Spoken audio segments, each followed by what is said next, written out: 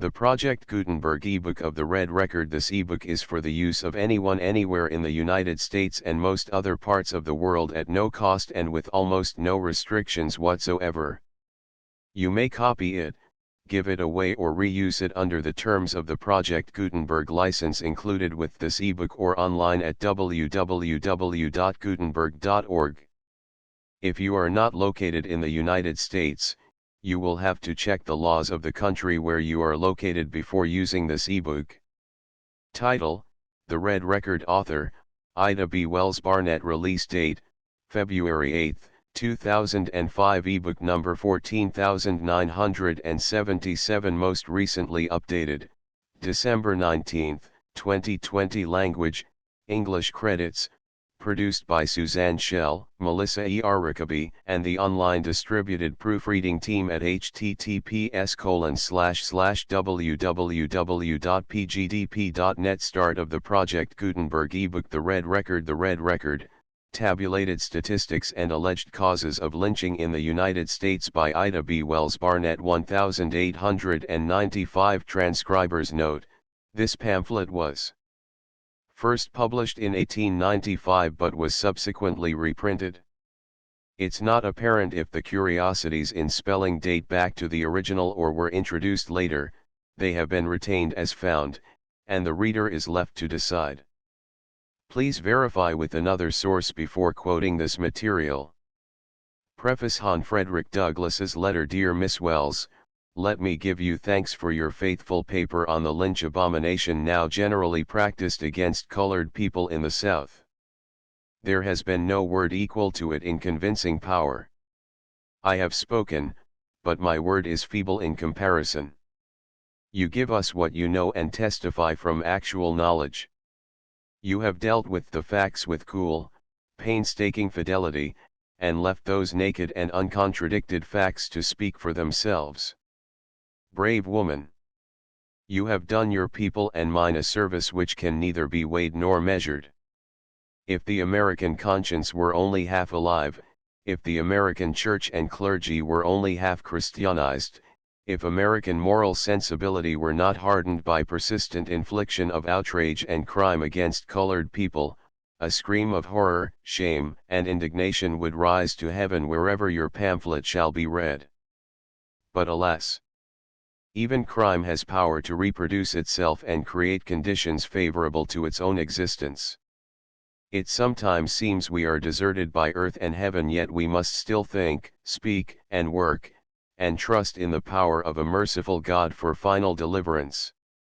Very truly and gratefully yours, Frederick Douglass. Cedar Hill, Anacostia, D.C. Contents: Chapter 1 The Case Stated, Chapter 2 Lynch Law Statistics, Chapter 3 Lynching Imbeciles, Chapter 4 Lynching of Innocent Men, Chapter 5 Lynched for Anything or Nothing, Chapter 6 History of Some Cases of Rape, Chapter 7 The Crusade Justified, Chapter 8 Miss Willard's Attitude, Chapter 9 Lynching Record for 1894, Chapter 10 The Remedy 1 The Case Stated, the student of American sociology will find the year 1894 marked by a pronounced awakening of the public conscience to a system of anarchy and outlawry which had grown during a series of 10 years to be so common, that scenes of unusual brutality failed to have any visible effect upon the humane sentiments of the people of our land.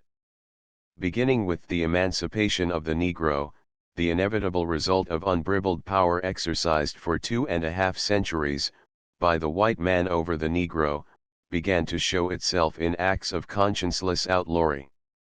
During the slave regime, the Southern white man owned the Negro body and soul. It was to his interest to dwarf the soul and preserve the body.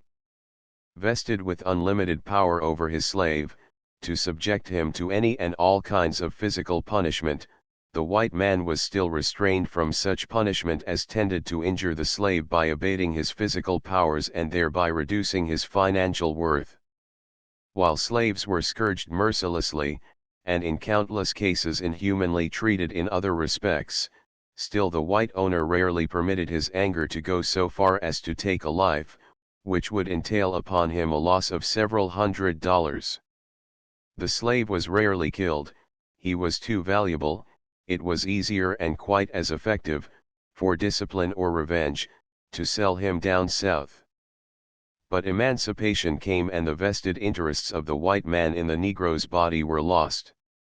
The white man had no right to scourge the emancipated Negro, still less has he a right to kill him. But the Southern white people had been educated so long in that school of practice, in which might makes right, that they disdained to draw strict lines of action in dealing with the Negro. In slave times the Negro was kept subservient and submissive by the frequency and severity of the scourging, but, with freedom, a new system of intimidation came into vogue. The Negro was not only whipped and scourged, he was killed.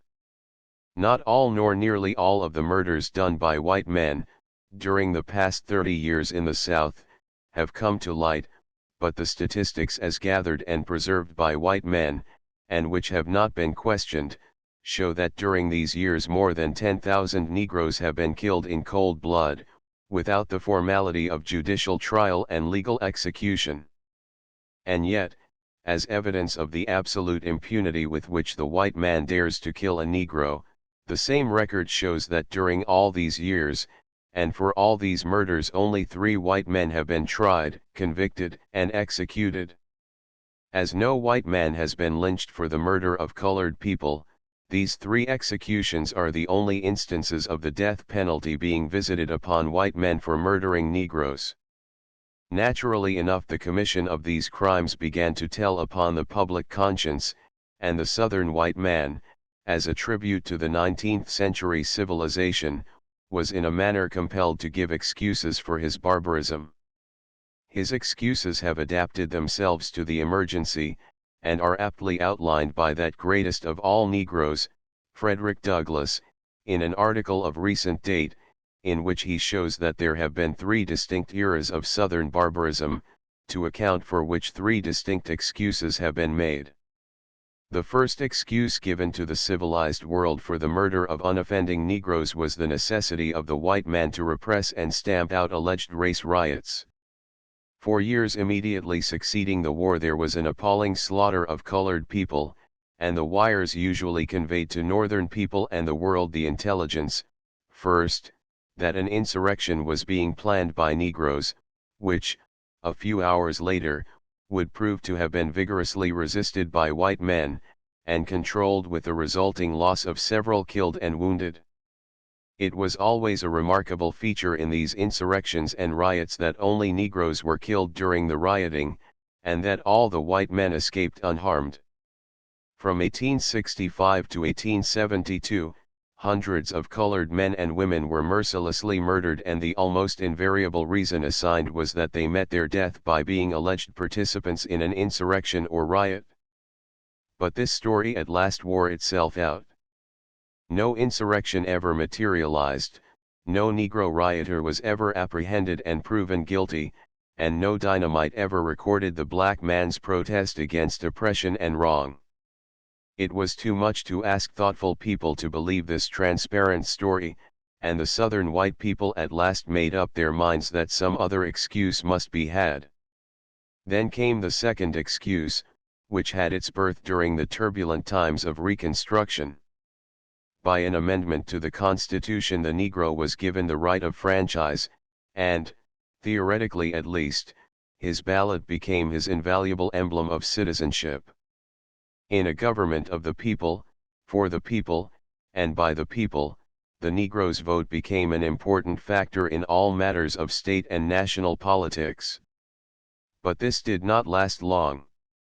The Southern white man would not consider that the Negro had any right which a white man was bound to respect, and the idea of a republican form of government in the Southern states grew into general contempt. It was maintained that this is a white man's government, and regardless of numbers the white man should rule. No Negro domination became the new legend on the sanguinary banner of the sunny South, and under it rode the Ku Klux Klan, the regulators, and the lawless mobs, which for any cause chose to murder one man or a dozen as suited their purpose best. It was a long, gory campaign, the blood chills and the heart almost loses faith in Christianity when one thinks of Yazoo, Hamburg, Edgefield, Copiah, and the countless massacres of defenseless Negroes, whose only crime was the attempt to exercise their right to vote. But it was a bootless strife for colored people. The government which had made the Negro a citizen found itself unable to protect him. It gave him the right to vote, but denied him the protection which should have maintained that right. Scourged from his home, hunted through the swamps, hung by midnight raiders, and openly murdered in the light of day, the Negro clung to his right of franchise with a heroism which would have wrung admiration from the hearts of savages.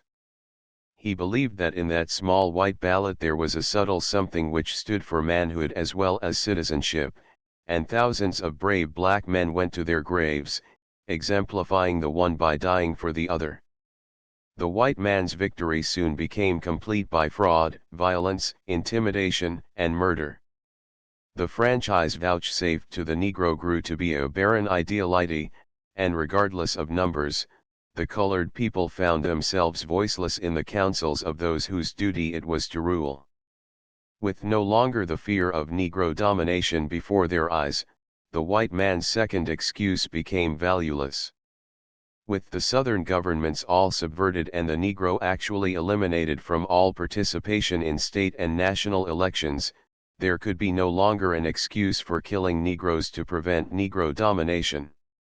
Brutality still continued, Negroes were whipped, scourged, exiled, shot and hung whenever and wherever it pleased the white man so to treat them, and as the civilized world with increasing persistency held the white people of the South to account for its outlawry, the murderers invented the third excuse that Negroes had to be killed to avenge their assaults upon women. There could be framed no possible excuse more harmful to the Negro and more unanswerable if true in its sufficiency for the white man. Humanity abhors the assailant of womanhood, and this charge upon the Negro at once placed him beyond the pale of human sympathy. With such unanimity, earnestness, and apparent candor was this charge made and reiterated that the world has accepted the story that the Negro is a monster which the Southern white man has painted him. And today, the Christian world feels, that while lynching is a crime, and lawlessness and anarchy the certain precursors of a nation's fall, it cannot by word or deed extend sympathy or help to a race of outlaws, who might mistake their plea for justice and deem it an excuse for their continued wrongs. The Negro has suffered much and is willing to suffer more. He recognizes that the wrongs of 2 centuries cannot be righted in a day, and he tries to bear his burden with patience for today and be hopeful for tomorrow. But there comes a time when the veriest worm will turn, and the Negro feels today that after all the work he has done, all the sacrifices he has made, and all the suffering he has endured, if he did not, now, defend his name and manhood from this vile accusation, he would be unworthy even of the contempt of mankind.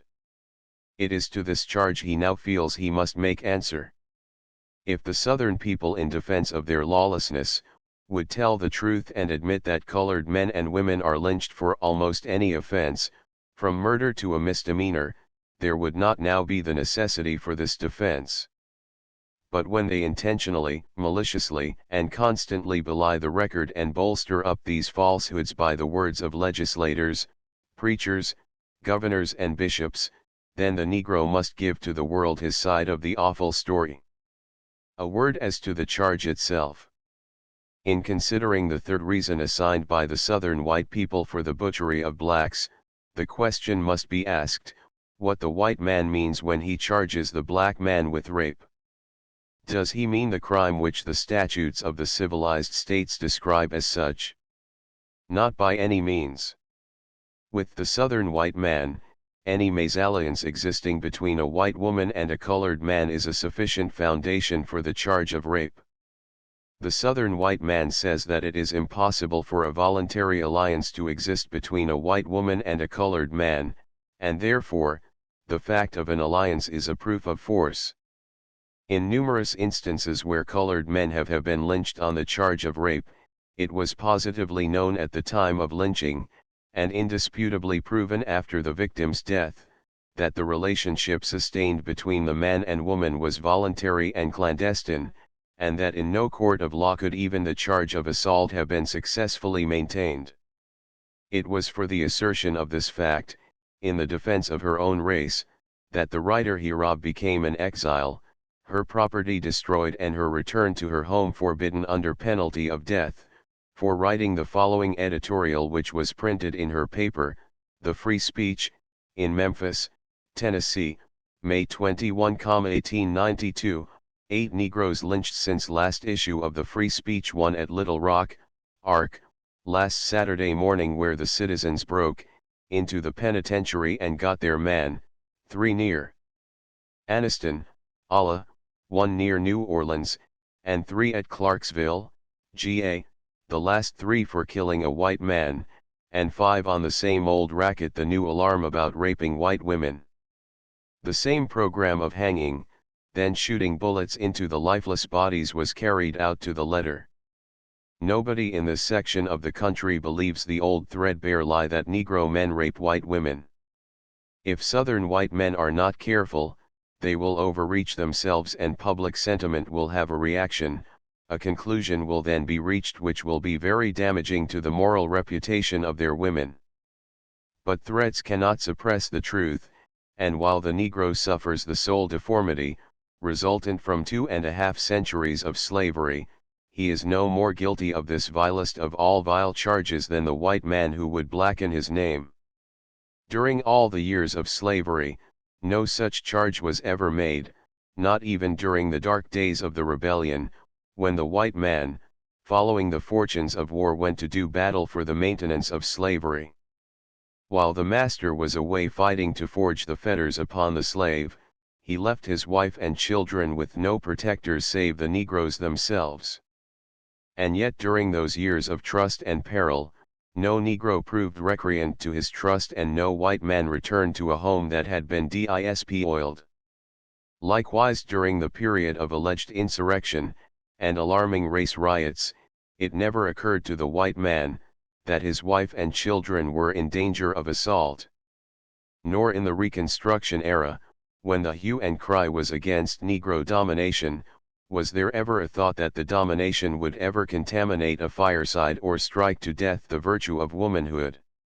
It must appear strange indeed, to every thoughtful and candid man, that more than a quarter of a century elapsed before the Negro began to show signs of such infamous degeneration. In his remarkable apology for lynching, Bishop Haygood, of Georgia, says, "No race, not the most savage, tolerates the rape of woman, but it may be said without reflection upon any other people that the Southern people are now and always have been most sensitive concerning the honor of their women, their mothers, wives, sisters, and daughters." It is not the purpose of this defense to say one word against the white women of the South. Such need not be said, but it is their misfortune that the chivalrous white men of that section, in order to escape the deserved execration of the civilized world, should shield themselves by their cowardly and infamously false excuse, and call into question that very honor about which their distinguished priestly apologist claims they are most sensitive. To justify their own barbarism they assume a chivalry which they do not possess. True chivalry respects all womanhood, and no one who reads the record, as it is written in the faces of the million mulattoes in the South, will for a minute conceive that the Southern white man had a very chivalrous regard for the honor due the women of his own race, or respect for the womanhood which circumstances placed in his power. That chivalry which is most sensitive concerning the honor of women can hope for but little respect from the civilized world, when it confines itself entirely to the women who happen to be white. Virtue knows no color line, and the chivalry which depends upon complexion of skin and texture of hair can command no honest respect. When emancipation came to the Negroes, there arose in the northern part of the United States an almost divine sentiment among the noblest, purest, and best white women of the North, who felt called to a mission to educate and Christianize the millions of Southern ex-slaves. From every nook and corner of the North, brave young white women answered that call and left their cultured homes, their happy associations and their lives of ease, and with heroic determination went to the South to carry light and truth to the benighted blacks. It was a heroism no less than that which calls for volunteers for India, Africa, and the Isles of the Sea. To educate their unfortunate charges, to teach them the Christian virtues and to inspire in them the moral sentiments manifest in their own lives, these young women braved dangers whose record reads more like fiction than fact. They became social outlaws in the South. The peculiar sensitiveness of the Southern white men for women, never shed its protecting influence about them. No friendly word from their own race cheered them in their work, no hospitable doors gave them the companionship like that from which they had come. No chivalrous white man doffed his hat in honor or respect. They were nigger teachers, unpardonable offenders in the social ethics of the South, and were insulted, persecuted, and ostracized, not by Negroes, but by the white manhood which boasts of its chivalry toward women. And yet these Northern women worked on, year after year, unselfishly, with a heroism which amounted almost to martyrdom.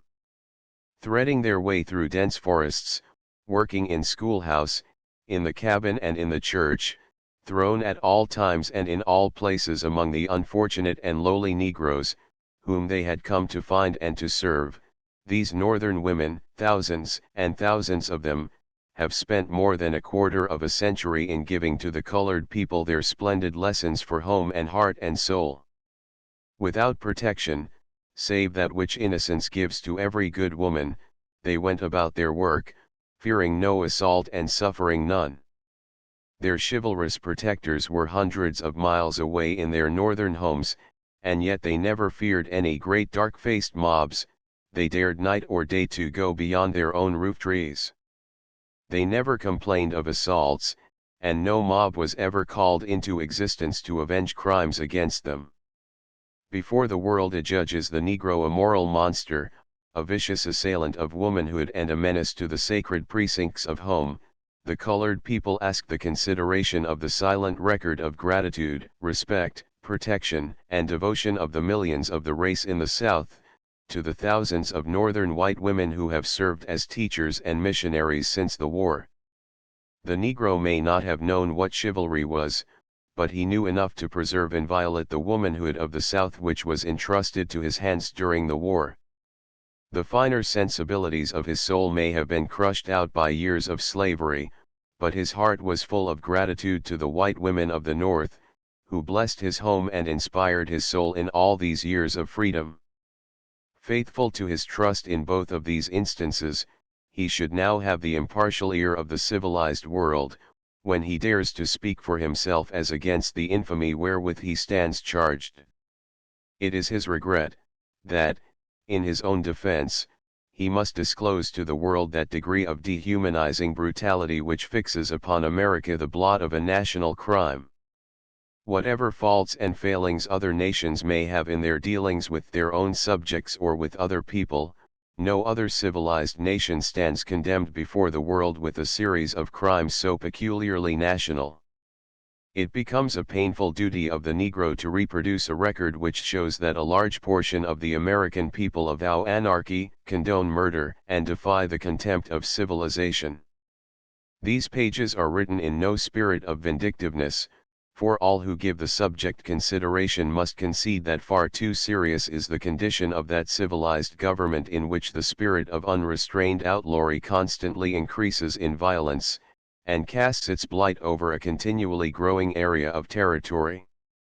We plead not for the colored people alone, but for all victims of the terrible injustice which puts men and women to death without form of law. During the year 1894, there were 132 persons executed in the United States by due form of law, while in the same year, 197 persons were put to death by mobs who gave the victims no opportunity to make a lawful defense. No comment need be made upon a condition of public sentiment responsible for such alarming results. The purpose of the pages which follow shall be to give the record which has been made, not by colored men, but that which is the result of compilations made by white men, of reports sent over the civilized world by white men in the South. Out of their own mouths shall the murderers be condemned. For a number of years the Chicago Tribune, admittedly one of the leading journals of America, has made a specialty of the compilation of statistics touching upon lynching. The data compiled by that journal and published to the world January 1, 1894, up to the present time has not been disputed. In order to be safe from the charge of exaggeration, the incidents hereinafter reported have been confined to those vouched for by the Tribune. Two lynch law statistics from the record published in the Chicago Tribune, January 1, 1894, the following computation of lynching statistics is made referring only to the colored victims of lynch law during the year 1893, arson September 15, Paul Hill, Carrollton, Allah, September 15, Paul Archer, Carrollton, Allah, September 15, William Archer, Carrollton, Allah, September 15, Emma Fair, Carrollton, Allah suspected robbery December 23, unknown Negro, Fannin, Miss assault December 25, Calvin Thomas, near Brainbridge, GA.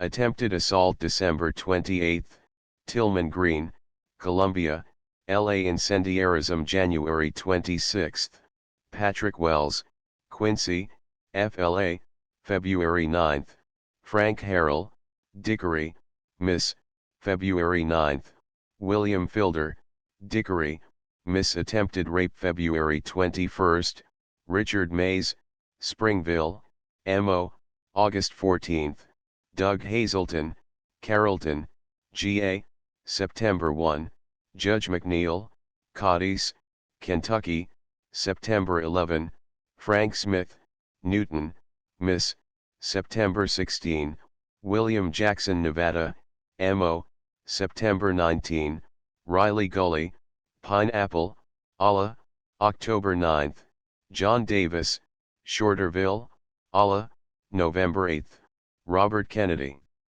Spartansburg, SC burglary February 16, Richard Foreman, Grenada, Miss wife beating October 14, David Jackson, Covington, LA attempted murder September 21, Thomas Smith, Roanoke, Virginia attempted robbery December 12, 4 unknown Negroes, near Selma, Allah race prejudice January 30, Thomas Carr, Kosciuszko, Miss, February 7, William Butler, Hickory Creek, Texas, August 27, Charles Tart, Lyon Station, Miss, December 7, Robert Greenwood, Cross County, Ark, July 14, Alan Butler, Lawrenceville, Ill Thieves October 24, 2.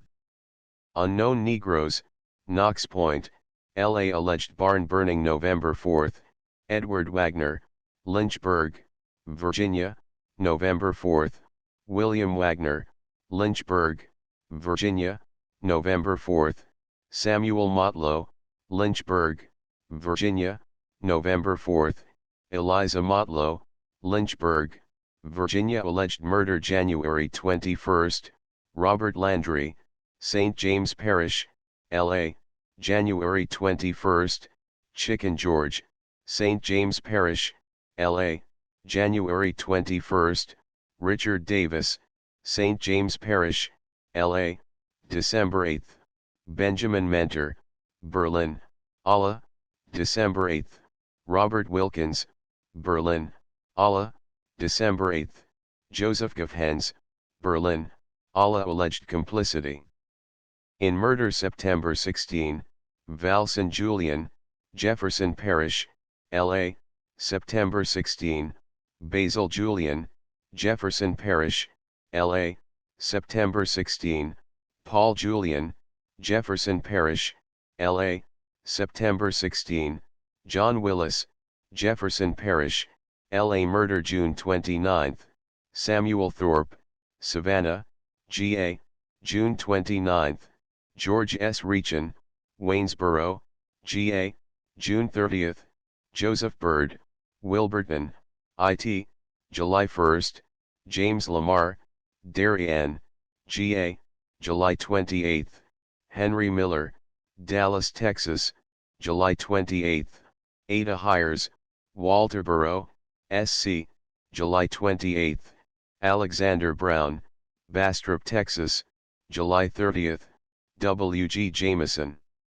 Quincy, Ill, September 1, John Ferguson, Lawrence, SC, September 1, Oscar Johnston, Berkeley, SC, September 1, Henry Ewing, Berkeley, SC, September 8, William Smith, Camden, Arc, September 15, Staples Green, Livingston, Allah, September 29, Hiram Jacobs, Mount Vernon, GA, September 29, Lucien Manette, Mount Vernon, GA, September 29, Higher Bevington, Mount Vernon, GA, September 29, Weldon Gordon, Mount Vernon, GA, September 29, Pars Strickland, Mount Vernon, GA, October 20, William Dalton, Cartersville, GA, October 27, MB. Taylor, Wise Courthouse, Virginia, October 27, Isaac Williams, Madison, GA, November 10, Miller Davis, Center Point, Arc, November 14, John Johnston, Auburn, NY September 27, Calvin Stewart, Langley, SC, September 29, Henry Coleman, Denton, LA, October 18, William Richards, Summerfield, GA, October 18, James Dixon, Summerfield, GA, October 27, Edward Jenkins, Clayton County, GA, November 9, Henry Boggs, Fort White, FLA, November 14, 3 Unknown Negroes, Lake City Junction, FLA, November 14, D.T. Nelson, Varney, Arc, November 29, Newton Jones, Baxley, GA, December 2, Lucius Holt, Concord, GA, December 10, 2 Unknown Negroes, Richmond, Allah, July 12, Henry Fleming, Columbus, Miss, July 17, Unknown Negro, Briarfield, Allah, July 18, Meredith Lewis, Roseland, LA July 29, Edward Bill, Dresden, Tennessee, August 1, Henry Reynolds, Montgomery, Tennessee, August 9, Unknown Negro, McCreary, Arc, August 12, Unknown Negro, Brantford, FLA, August 18, Charles Walton, Morganfield, KY, August 21, Charles Tate, near Memphis, Tennessee, August 28, Leonard Taylor, Newcastle, KY, September 8, Benjamin Jackson, Quincy, Miss, September 14, John Williams, Jackson, Tennessee Self-Defense July 30, Unknown Negro, Wingo, Kentucky Poisoning Wells August 18, 2 Unknown Negroes, Franklin Parish, LA Alleged well poisoning September 15, Benjamin Jackson, Jackson, Miss, September 15, Mahala Jackson, Jackson, Miss, September 15, Louisa Carter, Jackson, Miss, September 15, W.A. Haley, Jackson, Miss, September 16, Rufus Bigley, Jackson, Miss Insulting Whites February 18, John Hughes, Moberly, M.O. June 2, Isaac Lincoln, Fort Madison, S.C. Murderous Assault April 20, Daniel Adams, Salina, Kansas No Offense July 21, Charles Martin, Shelbyco, Tennessee, July 30, William Steen, Paris, Miss, August 31, Unknown Negro, Yarborough, Texas, September 30, unknown Negro, Houston, Texas, December 28, Maxigars, Brantley, Allah alleged rape July 7, Charles T. Miller, Bardwell, Kentucky, August 10, Daniel Lewis, Waycross, GA, August 10, James Taylor, Waycross, GA, August 10, John Chambers, Waycross, GA alleged stock poisoning December 16, Henry G. Givens, Nabro, Kentucky suspected murder December 23, Sloan Allen, West Mississippi.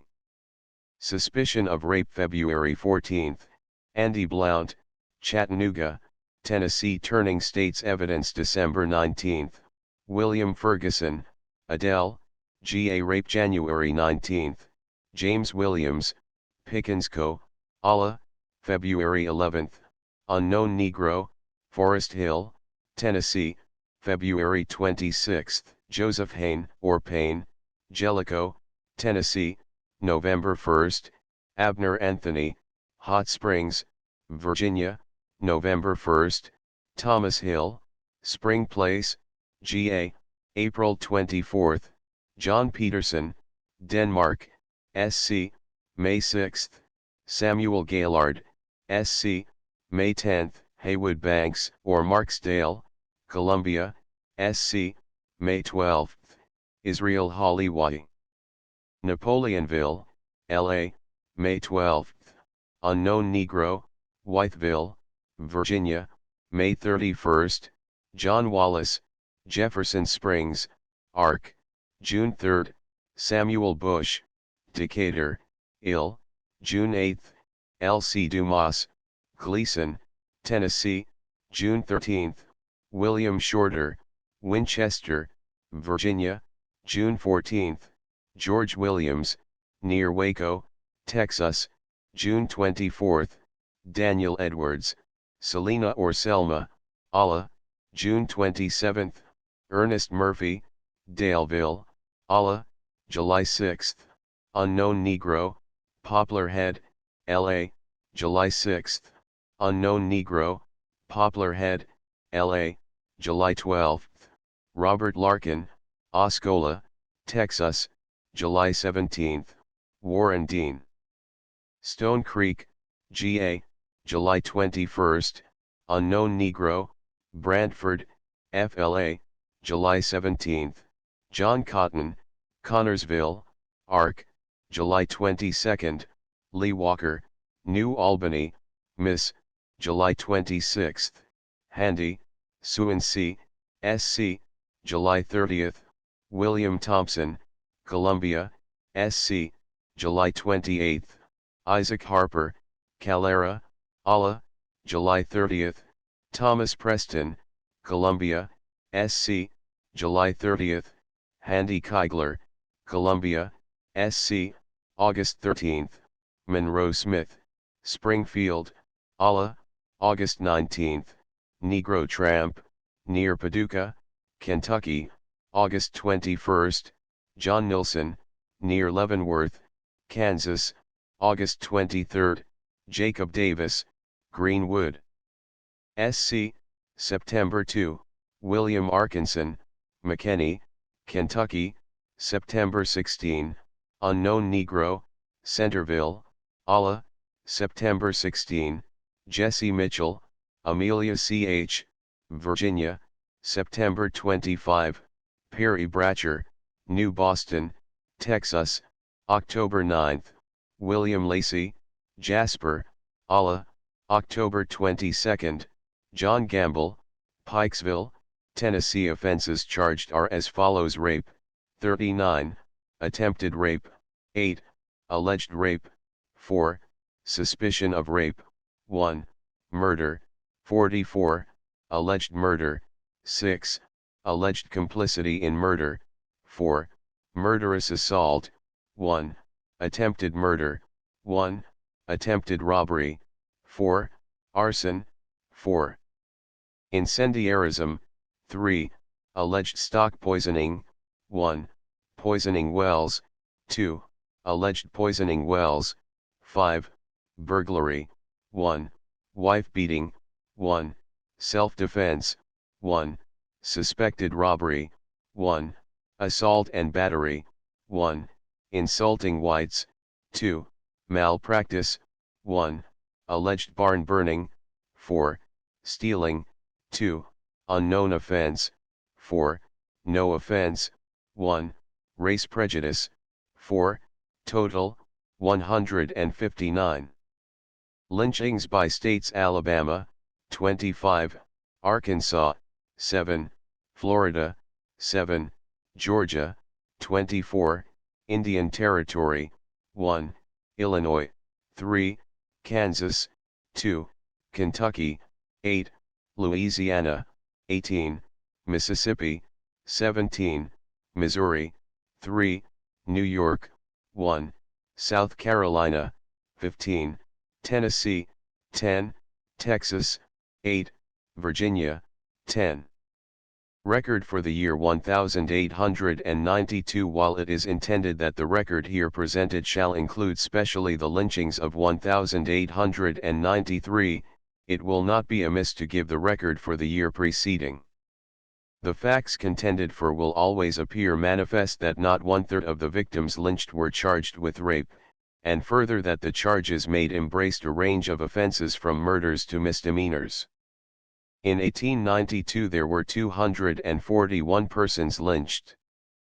The entire number is divided among the following states: Alabama, 22, Arkansas, 25, California, 3, Florida, 11, Georgia, 17, Idaho, 8, Illinois, 1, Kansas, 3, Kentucky, 9, Louisiana, 29, Maryland, 1, Mississippi, 16, Missouri, 6, Montana, 4, New York, 1, North Carolina, 5, North Dakota, 1, Ohio, 3, South Carolina, 5, Tennessee, 28, Texas, 15, Virginia, 7, West Virginia, 5, Wyoming, 9, Arizona Territory, 3, Oklahoma.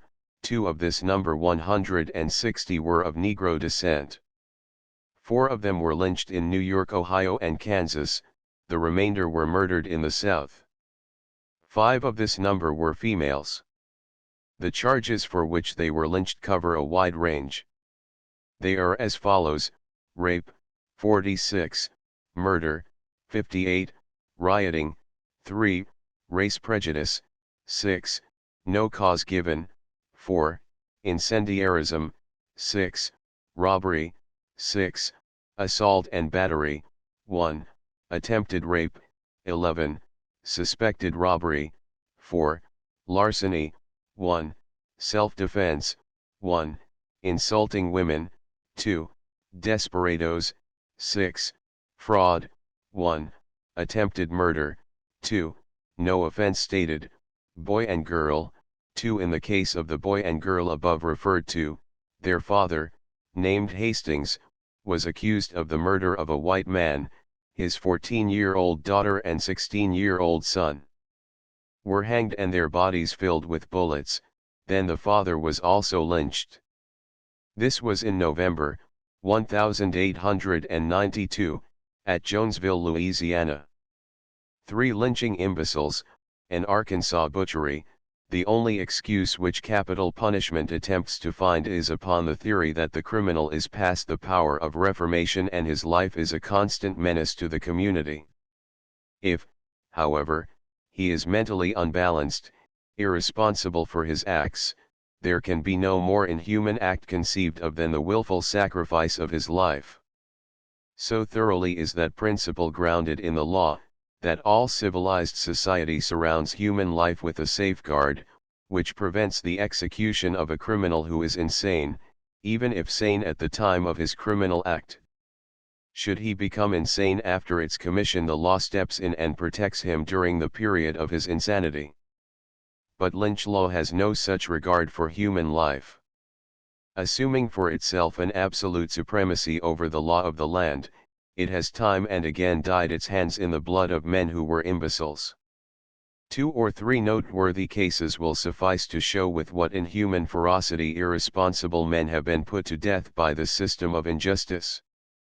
An instance occurred during the year 1892 in Arkansas, a report of which is given in full in the Arkansas Democrat, published at Little Rock, in that state, on the 11th day of February of that year.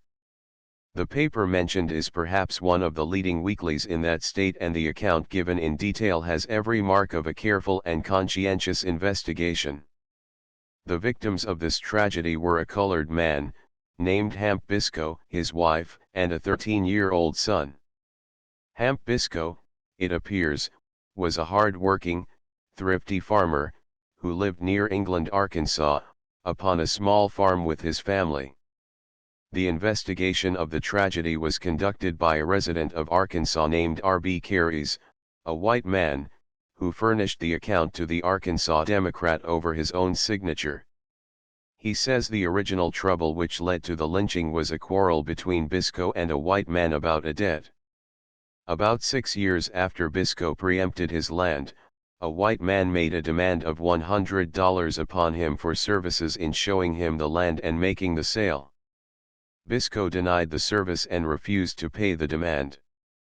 The white man, however, brought suit, obtained judgment for the $100, and Biscoe's farm was sold to pay the judgment.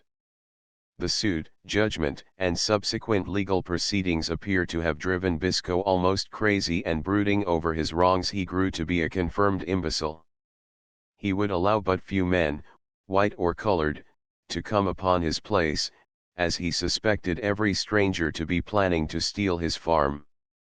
A week preceding the tragedy, a white man named Venable, whose farm adjoined Biscoe's, let down the fence and proceeded to drive through Biscoe's field. The latter saw him, grew very excited, cursed him and drove him from his farm with bitter oaths and violent threats. Venable went away and secured a warrant for Biscoe's arrest. This warrant was placed in the hands of a constable named John Ford, who took a colored deputy and 2 white men out to Biscoe's farm to make the arrest. When they arrived at the house, Biscoe refused to be arrested and warned them he would shoot if they persisted in their attempt to arrest him.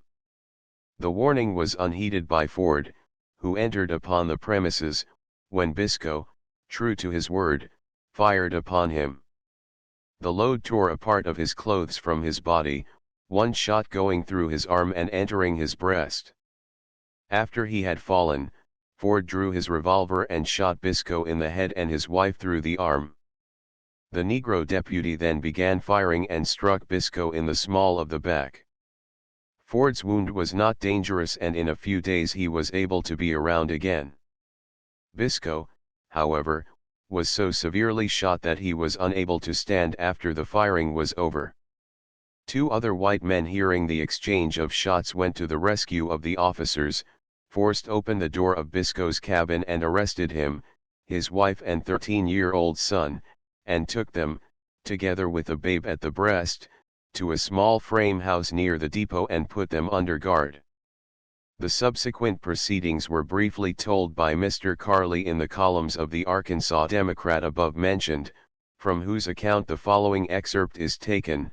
It was rumored here that the Negroes were to be lynched that night, but I do not think it was generally credited, as it was not believed that Ford was greatly hurt and the Negro was held to be fatally injured and crazy at that.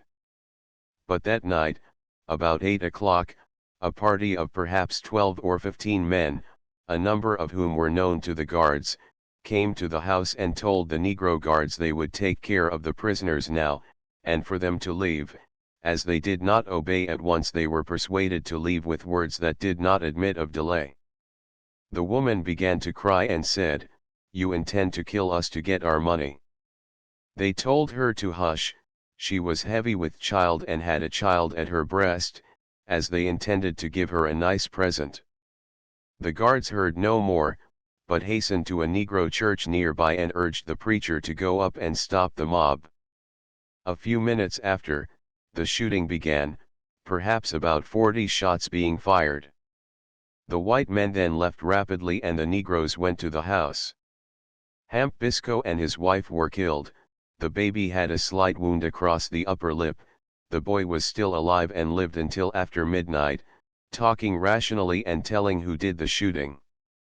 He said when they came in and shot his father, he attempted to run out of doors and a young man shot him in the bowels and that he fell. He saw another man shoot his mother and a taller young man, whom he did not know, shoot his father. After they had killed them, the young man who had shot his mother pulled off her stockings and took $220 in currency that she had hid there. The men then came to the door where the boy was lying and one of them turned him over and put his pistol to his breast and shot him again. This is the story the dying boy told as near as I can get it. It is quite singular that the guards and those who had conversed with him were not required to testify. The woman was known to have the money as she had exposed it that day. She also had $36 in silver, which the plunderer of the body did not get. The Negro was undoubtedly insane and had been for several years. The citizens of this community condemn the murder and have no sympathy with it. The Negro was a well-to-do farmer, but had become crazed because he was convinced some plot had been made to steal his land and only a few days ago declared that he expected to die in defense of his home in a short time and he did not care how soon. The killing of a woman with the child at her breast and in her condition, and also a young boy, was extremely brutal. As for Hamp Biscoe, he was dangerous and should long have been confined in the insane asylum. Such were the facts as near as I can get them and you can use them as you see fit, but I would prefer you would suppress the names charged by the Negroes with the killing. Perhaps the civilized world will think, that with all these facts laid before the public, by a writer who signs his name to his communication, in a land where grand juries are sworn to investigate, where judges and juries are sworn to administer the law and sheriffs are paid to execute the decrees of the courts, and where, in fact, every instrument of civilization is supposed to work for the common good of all citizens, that this matter was duly investigated, the criminals apprehended and the punishment meted out to the murderers. But this is a mistake, nothing of the kind was done or attempted. 6 months after the publication, above referred to, an investigator, writing to find out what had been done in the matter, received the following reply: Office of S.S. Glover, Sheriff and Collector, Lonoke County. Lonoke, Ark, September 12, 1892. Geo Washington, ESQ, Chicago. Dear Sir, the parties who killed Hamp Biscoe February the 9th, have never been arrested. The parties are still in the county. It was done by some of the citizens, and those who know will not tell. S.S. Glover, Sheriff, thus acts the mob with the victim of its fury, conscious that it will never be called to an account. Not only is this true, but the moral support of those who are chosen by the people to execute the law, is frequently given to the support of lawlessness and mob violence. The press and even the pulpit, in the main either by silence or open apology, have condoned and encouraged this state of anarchy. Tortured and burned in Texas, never in the history of civilization has any Christian people stooped to such shocking brutality and indescribable barbarism as that which characterized the people of Paris, Texas, and adjacent communities on the 1st of February, 1893. The cause of this awful outbreak of human passion was the murder of a 4-year-old child, daughter of a man named Vance. This man, Vance, had been a police officer in Paris for years, and was known to be a man of bad temper, overbearing manner, and given to harshly treating the prisoners under his care. He had arrested Smith and, it is said, cruelly mistreated him. Whether or not the murder of his child was an art of fiendish revenge, it has not been shown, but many persons who know of the incident have suggested that the secret of the attack on the child lay in a desire for revenge against its father. In the same town there lived a Negro, named Henry Smith, a well-known character, a kind of roustabout, who was generally considered a harmless, weak-minded fellow, not capable of doing any important work, but sufficiently able to do chores and odd jobs around the houses of the white people who cared to employ him. A few days before the final tragedy, this man, Smith, was accused of murdering Myrtle Vance. The crime of murder was of itself bad enough, and to prove that against Smith would have been amply sufficient in Texas to have committed him to the gallows, but the finding of the child so exasperated the father and his friends, that they at once shamefully exaggerated the facts and declared that the babe had been ruthlessly assaulted and then killed. The truth was bad enough, but the white people of the community made it a point to exaggerate every detail of the awful affair, and to inflame the public mind so that nothing less than immediate and violent death would satisfy the populace. As a matter of fact, the child was not brutally assaulted as the world has been told in excuse for the awful barbarism of that day. Persons who saw the child after its death, have stated, under the most solemn pledge to truth, that there was no evidence of such an assault as was published at that time, only a slight abrasion and discoloration was noticeable and that mostly about the neck.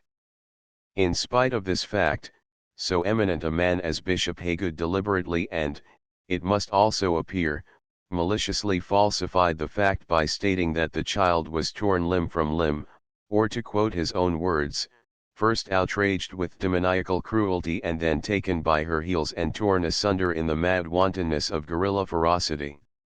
Nothing is farther from the truth than that statement. It is a cold-blooded, deliberate, brutal falsehood which this Christian bishop uses to bolster up the infamous plea that the people of Paris were driven to insanity by learning that the little child had been viciously assaulted, choked to death, and then torn to pieces by a demon in human form.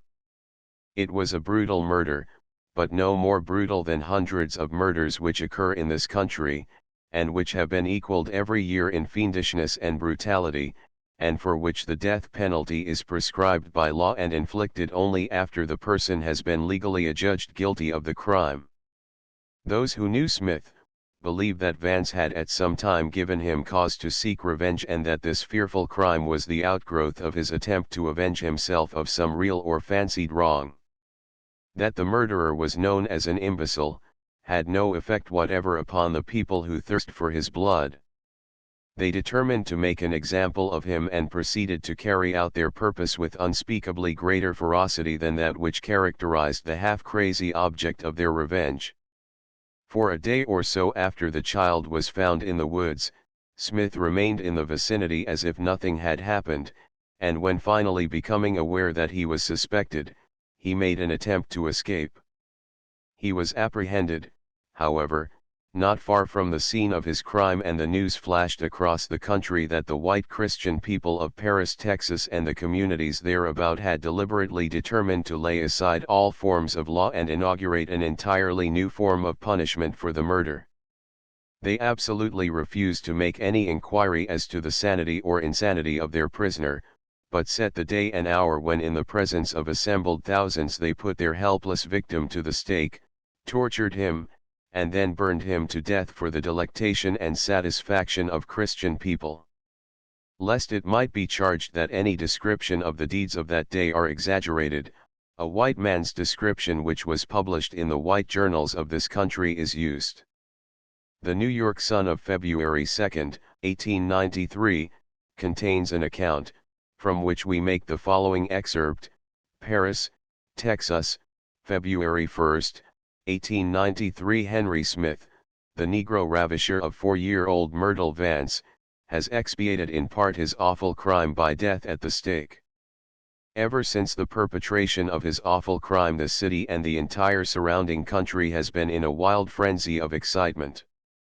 When the news came last night that he had been captured at Hope, Ark, that he had been identified by B.B. Sturgeon, James T. Hicks, and many other of the Paris searching party, the city was wild with joy over the apprehension of the brute. Hundreds of people poured into the city from the adjoining country, and the word passed from lip to lip that the punishment of the fiend should fit the crime, that death by fire was the penalty Smith should pay for the most atrocious murder and terrible outrage in Texas history. Curious and sympathizing alike, they came on train and wagons, on horse and on foot, to see if the frail mind of a man could think of a way to sufficiently punish the perpetrator of so terrible a crime. Whiskey shops were closed, unruly mobs were dispersed, schools were dismissed by a proclamation from the mayor, and everything was done in a business-like manner. Meeting of citizens. About 2 o'clock Friday, a mass meeting was called at the courthouse and captains appointed to search for the child. She was found mangled beyond recognition, covered with leaves and brush as above mentioned. As soon as it was learned upon the recovery of the body that the crime was so atrocious, the whole town turned out in the chase. The railroads put up bulletins offering free transportation to all who would join in the search. Posses went in every direction, and not a stone was left unturned. Smith was tracked to Detroit on foot, where he jumped on a freight train and left for his old home in Hempstead County, Arkansas. To this county he was tracked and yesterday captured at Clough, a flag station on the Arkansas and Louisiana Railway about 20 miles north of Hope. Upon being questioned, the fiend denied everything, but upon being stripped for examination his undergarments were seen to be spattered with blood and a part of his shirt was torn off. He was kept under heavy guard at Hope last night, and later on confessed the crime. This morning he was brought through Texarkana, where 5,000 people awaited the train, anxious to see a man who had received the fate of Ed Coit. At that place speeches were made by prominent Paris citizens, who asked that the prisoner be not molested by Texarkana people, but that the guard be allowed to deliver him up to the outraged and indignant citizens of Paris. Along the road the train gathered strength from the various towns. The people crowded upon the platforms and tops of coaches, anxious to see the lynching and the Negro who was soon to be delivered to an infuriated mob. Burned at the stake. Arriving here at 12 o'clock, the train was met by a surging mass of humanity 10,000 strong. The Negro was placed upon a carnival float in mockery of a king upon his throne, and, followed by an immense crowd, was escorted through the city so that all might see the most inhuman monster known in current history. The line of march was up Main Street to the square, around the square down Clarksville Street to Church Street, thence to the open prairies about 300 yards from the Texas and Pacific Depot. Here Smith was placed upon a scaffold, 6 feet square and 10 feet high, securely bound, within the view of all beholders. Here the victim was tortured for 50 minutes by red-hot iron brands thrust against his quivering body. Commencing at the feet, the brands were placed against him inch by inch until they were thrust against the face. Then, being apparently dead, kerosene was poured upon him, cottonseed hulls placed beneath him and set on fire. In less time than it takes to relate it, the tortured man was wafted beyond the grave to another fire, hotter and more terrible than the one just experienced. Curiosity seekers have carried away already all that was left of the memorable event, even to pieces of charcoal.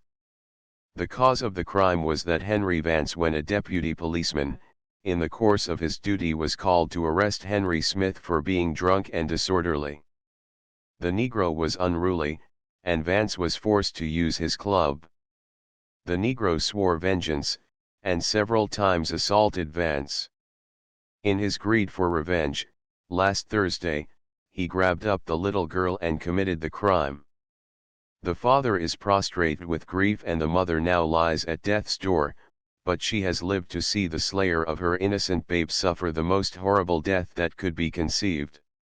Torture beyond description. Words to describe the awful torture inflicted upon Smith cannot be found. The Negro, for a long time after starting on the journey to Paris, did not realize his plight. At last, when he was told that he must die by slow torture, he begged for protection. His agony was awful. He pleaded and writhed in bodily and mental pain. Scarcely had the train reached Paris than this torture commenced. His clothes were torn off piecemeal and scattered in the crowd, people catching the shreds and putting them away as mementos. The child's father, her brother, and two uncles then gathered about the Negro as he lay fastened to the torture platform and thrust hot irons into his quivering flesh. It was horrible, the man dying by slow torture in the midst of smoke from his own burning flesh. Every groan from the fiend, every contortion of his body was cheered by the thickly packed crowd of 10,000 persons. The mass of being 600 yards in diameter, the scaffold being the center. After burning the feet and legs, the hot irons, plenty of fresh ones being at hand, were rolled up and down Smith's stomach, back, and arms. Then the eyes were burned out and irons were thrust down his throat. The men of the Vance family having wreaked vengeance, the crowd piled all kinds of combustible stuff around the scaffold, poured oil on it and set it afire. The Negro rolled and tossed out of the mass, only to be pushed back by the people nearest him. He tossed out again, and was roped and pulled back. Hundreds of people turned away, but the vast crowd still looked calmly on. People were here from every part of this section. They came from Dallas, Fort Worth, Sherman, Denison, Bonham, Texarkana, Fort Smith, Ark, and a party of 15 came from Hempstead County, Arkansas, where he was captured. Every train that came in was loaded to its utmost capacity, and there were demands at many points for special trains to bring the people here to see the unparalleled punishment for an unparalleled crime.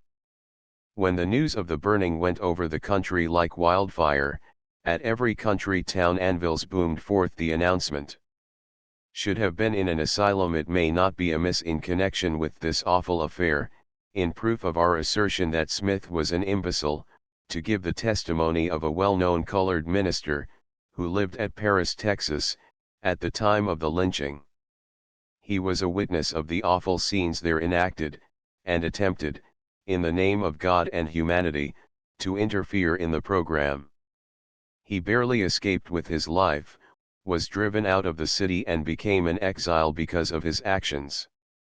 Reverend King was in New York about the middle of February, and he was there interviewed for a daily paper for that city, and we quote his account as an eyewitness of the affair. Said he, "I was ridden out of Paris on a rail because I was the only man in Lamar County to raise my voice against the lynching of Smith. I opposed the illegal measures before the arrival of Henry Smith as a prisoner, and I was warned that I might meet his fate if I was not careful, but the sense of justice made me bold, and when I saw the poor wretch trembling with fear, and got so near him that I could hear his teeth chatter, I determined to stand by him to the last. I hated him for his crime, but two crimes do not make a virtue, and in the brief conversation I had with Smith I was more firmly convinced than ever that he was irresponsible. I had known Smith for years, and there were times when Smith was out of his head for weeks. 2 years ago I made an effort to have him put in an asylum, but the white people were trying to fasten the murder of a young colored girl upon him, and would not listen. 4 days before the murder of the little Vance girl, Smith was out of his head and dangerous. He had just undergone an attack of delirium tremens and was in no condition to be allowed at large. He realized his condition, for I spoke with him not 3 weeks ago, and in answer to my exhortations, he promised to reform. The next time I saw him was on the day of his execution. Drink did it. Drink did it, he sobbed. Then bowing his face in his hands, he asked, "Is it true, did I kill her? Oh, my God, my God." For a moment he seemed to forget the awful fate that awaited him, and his body swayed to and fro with grief. Someone seized me by the shoulder and hurled me back, and Smith fell writhing to the ground in terror as 4 men seized his arms to drag him to the float on which he was to be exhibited before he was finally burned at the stake. I followed the procession and wept aloud as I saw little children of my own race follow the unfortunate man and taunt him with jeers. Even at the stake, children of both sexes and colors gathered in groups, and when the father of the murdered child raised the hissing iron with which he was about to torture the helpless victim, the children became as frantic as the grown people and struggled forward to obtain places of advantage. It was terrible. One little tot scarcely older than little Myrtle Vance clapped her baby hands as her father held her on his shoulders above the heads of the people. "For God's sake," I shouted, "send the children home." "No, no," shouted 100 maddened voices, "let them learn a lesson." I love children, but as I looked about the little faces distorted with passion and the bloodshot eyes of the cruel parents who held them high in their arms, I thanked God that I have none of my own. As the hot iron sank deep into poor Henry's flesh, a hideous yell rent the air, and, with a sound as terrible as the cry of lost souls on Judgment Day, 20,000 maddened people took up the victim's cry of agony, and a prolonged howl of maddened glee rent the air. No one was himself now. Every man, woman, and child in that awful crowd was worked up to a greater frenzy than that which actuated Smith's horrible crime. The people were capable of any new atrocity now, and as Smith's yells became more and more frequent, it was difficult to hold the crowd back, so anxious were the savages to participate in the sickening tortures. For half an hour I tried to pray as the beads of agony rolled down my forehead and bathed my face. For an instant a hush spread over the people. I could stand no more, and with a superhuman effort dashed through the compact mass of humanity and stood at the foot of the burning scaffold. "In the name of God," I cried, "I command you to cease this torture." The heavy butt of a Winchester rifle descended on my head and I fell to the ground. Rough hands seized me and angry men bore me away, and I was thankful. At the outskirts of the crowd I was attacked again, and then several men, no doubt glad to get away from the fearful place, escorted me to my home, where I was allowed to take a small amount of clothing. A jeering crowd gathered without, and when I appeared at the door ready hands seized me and I was placed upon a rail, and, with curses and oaths, taken to the railway station and placed upon a train. As the train moved out, someone thrust a roll of bills into my hand and said, "God bless you," but it was no use. When asked if he should ever return to Paris, Mr. King said, "I shall never go south again." The impressions of that awful day will stay with me forever. For lynching of innocent men, lynched on account of relationship, if no other reason appealed to the sober sense of the American people to check the growth of lynch law, the absolute unreliability and recklessness of the mob in inflicting punishment for crimes done, should do so. Several instances of this spirit have occurred in the year past. In Louisiana, near New Orleans, in July, 1893, Roseleus Julian, a colored man, shot and killed a white judge, named Victor Estopanal. The cause of the shooting has never been definitely ascertained. It is claimed that the Negro resented an insult to his wife, and the killing of the white man was an act of a Negro, who dared to defend his home. The judge was killed in the courthouse, and Julian, heavily armed, made his escape to the swamps near the city. He has never been apprehended, nor has any information ever been gleaned as to his whereabouts. A mob determined to secure the fugitive murderer and burn him alive. The swamps were hunted through and through in vain, when, being unable to wreak their revenge upon the murderer, the mob turned its attention to his unfortunate relatives. Dispatches from New Orleans, dated September 19, 1893, described the affair as follows: posses were immediately organized and the surrounding country was scoured, but the search was fruitless so far as the real criminal was concerned. The mother, 3 brothers, and 2 sisters of the Negro were arrested yesterday at the Black Ridge in the rear of the city by the police and taken to the little jail on Judge Estopanal's place about Southport, because of the belief that they were succoring the fugitive. About 11 o'clock 25 men, some armed with rifles and shotguns, came up to the jail. They unlocked the door and held a conference among themselves as to what they should do. Some were in favor of hanging the five, while others insisted that only two of the brothers should be strung up. This was finally agreed to, and the two doomed Negroes were hurried to a pasture 100 yards distant, and there asked to take their last chance of saving their lives by making a confession, but the Negroes made no reply. They were then told to kneel down and pray. One did so, the other remained standing, but both prayed fervently. The taller Negro was then hoisted up. The shorter Negro stood gazing at the horrible death of his brother without flinching. 5 minutes later he was also hanged. The mob decided to take the remaining brother out to Camp Parapet and hang him there. The other two were to be taken out and flogged, with an order to get out of the parish in less than half an hour. The third brother, Paul, was taken out to the camp, which is about a mile distant in the interior, and there he was hanged to a tree.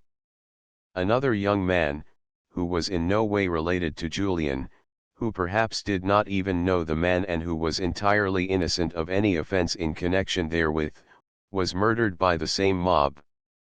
The same paper says, during the search for Julian on Saturday, one branch of the posse visited the house of a Negro family in the neighborhood of Camp Parapet, and failing to find the object of their search, tried to induce John Willis, a young Negro, to disclose the whereabouts of Julian. He refused to do so, or could not do so, and was kicked to death by the gang.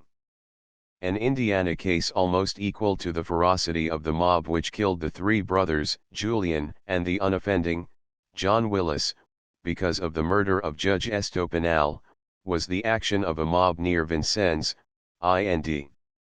In this case a wealthy colored man, named Allen Butler, who was well known in the community, and enjoyed the confidence and respect of the entire country, was made the victim of a mob and hung because his son had become unduly intimate with a white girl who was a servant around his house. There was no pretense that the facts were otherwise than as here stated.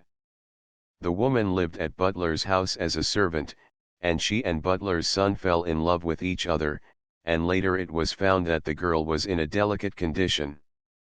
It was claimed, but with how much truth no one has ever been able to tell, that the father had procured an abortion, or himself had operated on the girl, and that she had left the house to go back to her home. It was never claimed that the father was in any way responsible for the action of his son, but the authorities procured the arrest of both father and son, and at the preliminary examination the father gave bail to appear before the grand jury when it should convene. On the same night, however, the mob took the matter in hand and with the intention of hanging the son. It assembled near Sumner, while the boy, who had been unable to give bail, was lodged in jail at Lawrenceville. As it was impossible to reach Lawrenceville and hang the son, the leaders of the mob concluded they would go to Butler's house and hang him. Butler was found at his home, taken out by the mob and hung to a tree. This was in the law-abiding state of Indiana, which furnished the United States its last president and which claims all the honor, pride, and glory of Northern civilization. None of the leaders of the mob were apprehended, and no steps whatever were taken to bring the murderers to justice. Killed for his stepfather's crime, an account has been given of the cremation of Henry Smith, at Paris, Texas, for the murder of the infant child of a man named Vance. It would appear that human ferocity was not sated when it vented itself upon a human being by burning his eyes out, by thrusting a red-hot iron down his throat, and then by burning his body to ashes. Henry Smith, the victim of these savage orgies, was beyond all the power of torture, but a few miles outside of Paris, some members of the community concluded that it would be proper to kill a stepson named William Butler as a partial penalty for the original crime.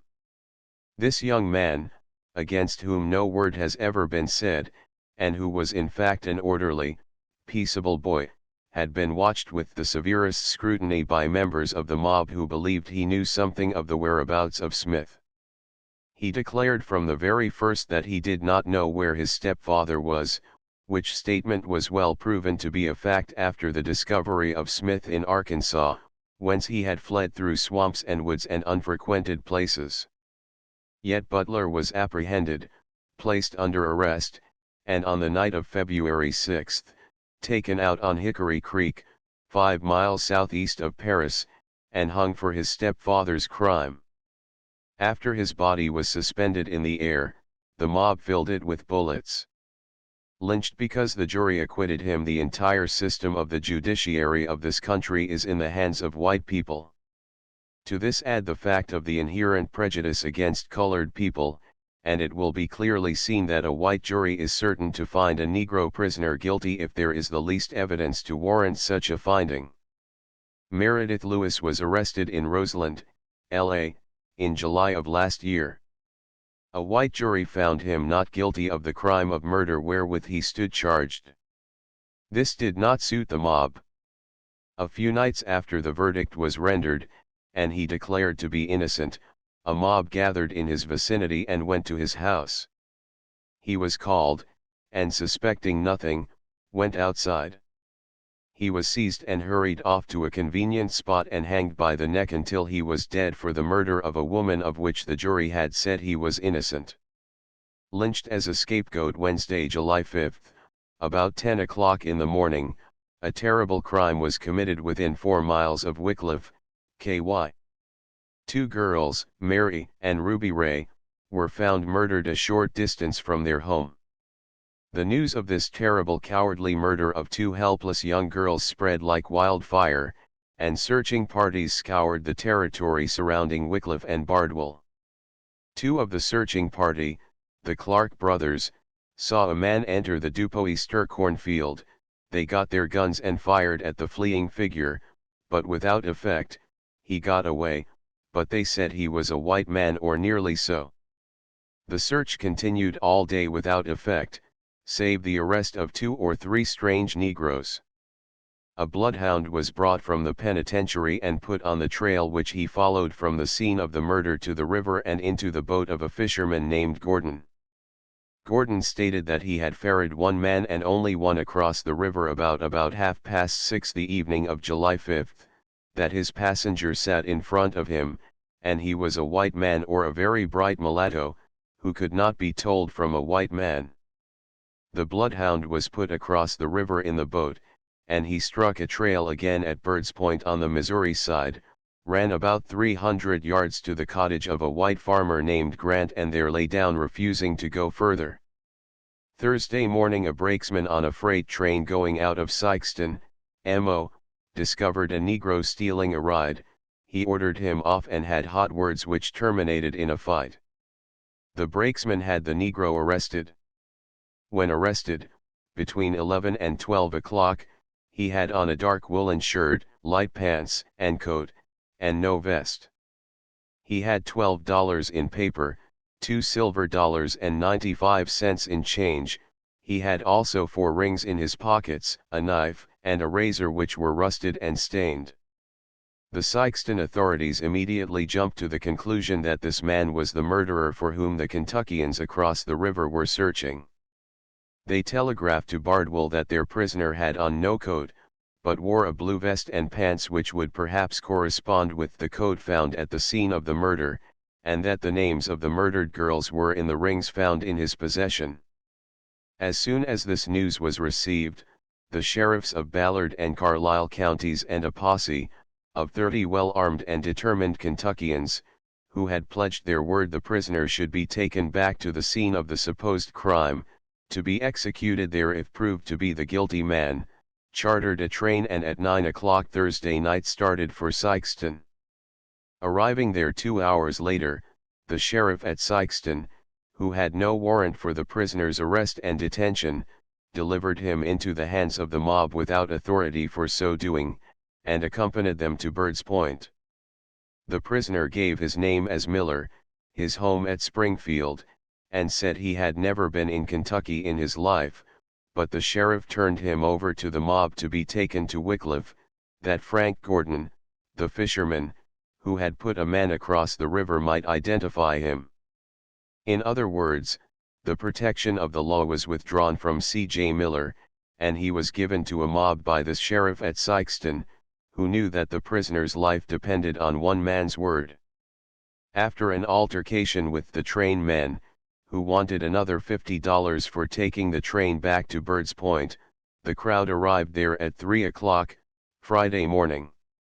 Here was anchored the Three States, a ferry boat plying between Wycliffe, KY, Cairo, and Bird's Point, MO. This boat left Cairo at 12 o'clock, Thursday, with nearly 300 of Cairo's best citizens and 30 kegs of beer on board. This was consumed while the crowd and the bloodhound waited for the prisoner. When the prisoner was on board the Three States, the dog was turned loose, and after moving aimlessly around, followed the crowd to where Miller sat handcuffed and there stopped. The crowd closed in on the pair and insisted that the brute had identified him because of that action.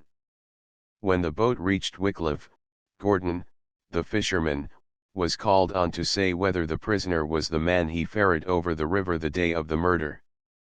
Lynching of C.J. Miller, at Bardwell, Kentucky, July 7, 1893.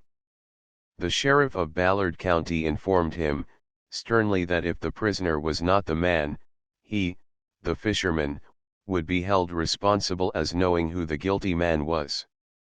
Gordon stated before, that the man he ferried across was a white man or a bright-colored man. Miller was a dark brown-skinned man, with kinky hair, neither yellow nor black, says the Cairo Evening Telegram of Friday, July 7. The fisherman went up to Miller from behind, looked at him without speaking for fully 5 minutes, then slowly said, "Yes, that's the man I crossed over." This was about 6 o'clock, Friday morning, and the crowd wished to hang Miller then and there.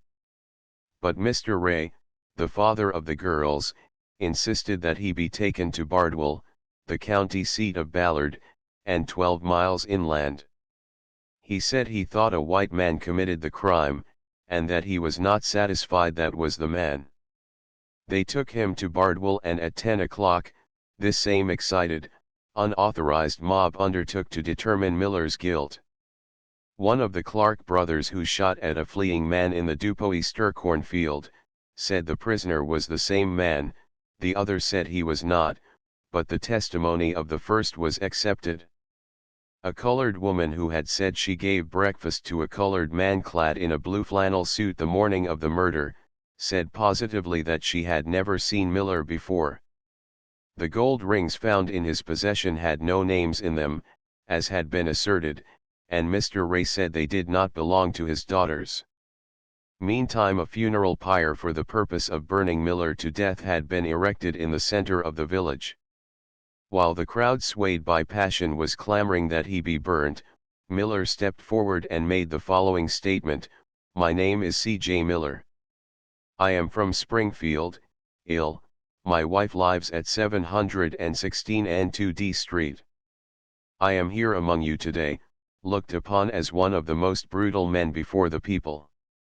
I stand here surrounded by men who are excited, men who are not willing to let the law take its course, and as far as the crime is concerned, I have committed no crime, and certainly no crime gross enough to deprive me of my life and liberty to walk upon the green earth." A telegram was sent to the chief of the police at Springfield, Ill., asking if one C.J. Miller lived there. An answer in the negative was returned. A few hours after, it was ascertained that a man named Miller, and his wife, did live at the number the prisoner gave in his speech, but the information came to Bardwell too late to do the prisoner any good. Miller was taken to jail, every stitch of clothing literally torn from his body and examined again. On the lower left side of the bosom of his shirt was found a dark reddish spot about the size of a dime. Miller said it was paint which he had gotten on him at Jefferson Barracks. This spot was only on the right side, and could not be seen from the underside at all. thus showing it had not gone through the cloth as blood or any liquid substance would do. Chief of Police Mani, of Cairo, was with the prisoner, and he took his knife and scraped at the spot, particles of which came off in his hand. Miller told them to take his clothes to any expert, and if the spot was shown to be blood, they might do anything they wished with him. They took his clothes away and were gone some time. After a while they were brought back and thrown into the cell without a word. It is needless to say that if the spot had been found to be blood, that fact would have been announced, and the shirt retained as evidence. Meanwhile numbers of rough, drunken men crowded into the cell and tried to force a confession of the deed from the prisoner's lips. He refused to talk save to reiterate his innocence.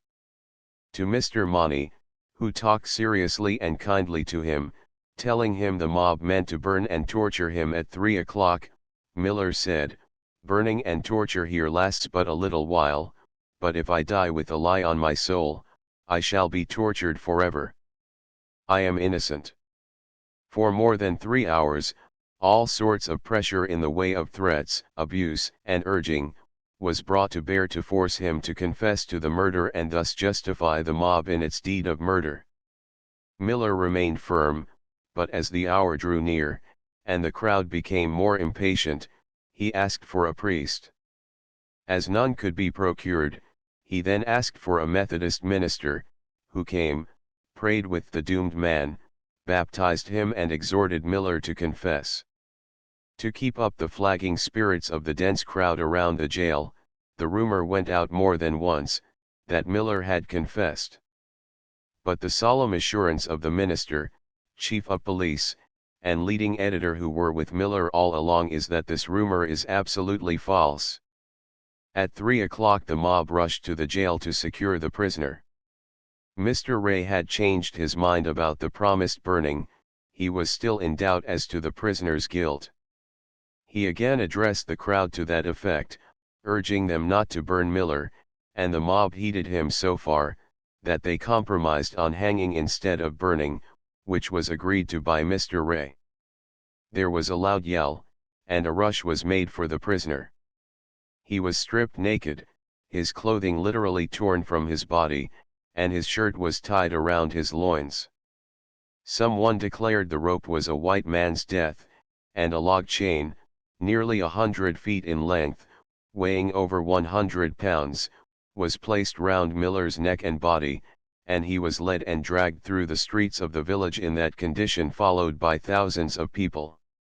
He fainted from exhaustion several times, but was supported to the platform where they first intended burning him. The chain was hooked around his neck, a man climbed the telegraph pole and the other end of the chain was passed up to him and made fast to the cross arm. Others brought a long forked stick which Miller was made to straddle. By this means he was raised several feet from the ground and then let fall. The first fall broke his neck, but he was raised in this way and let fall a second time. Numberless shots were fired into the dangling body, for most of that crowd were heavily armed, and had been drinking all day.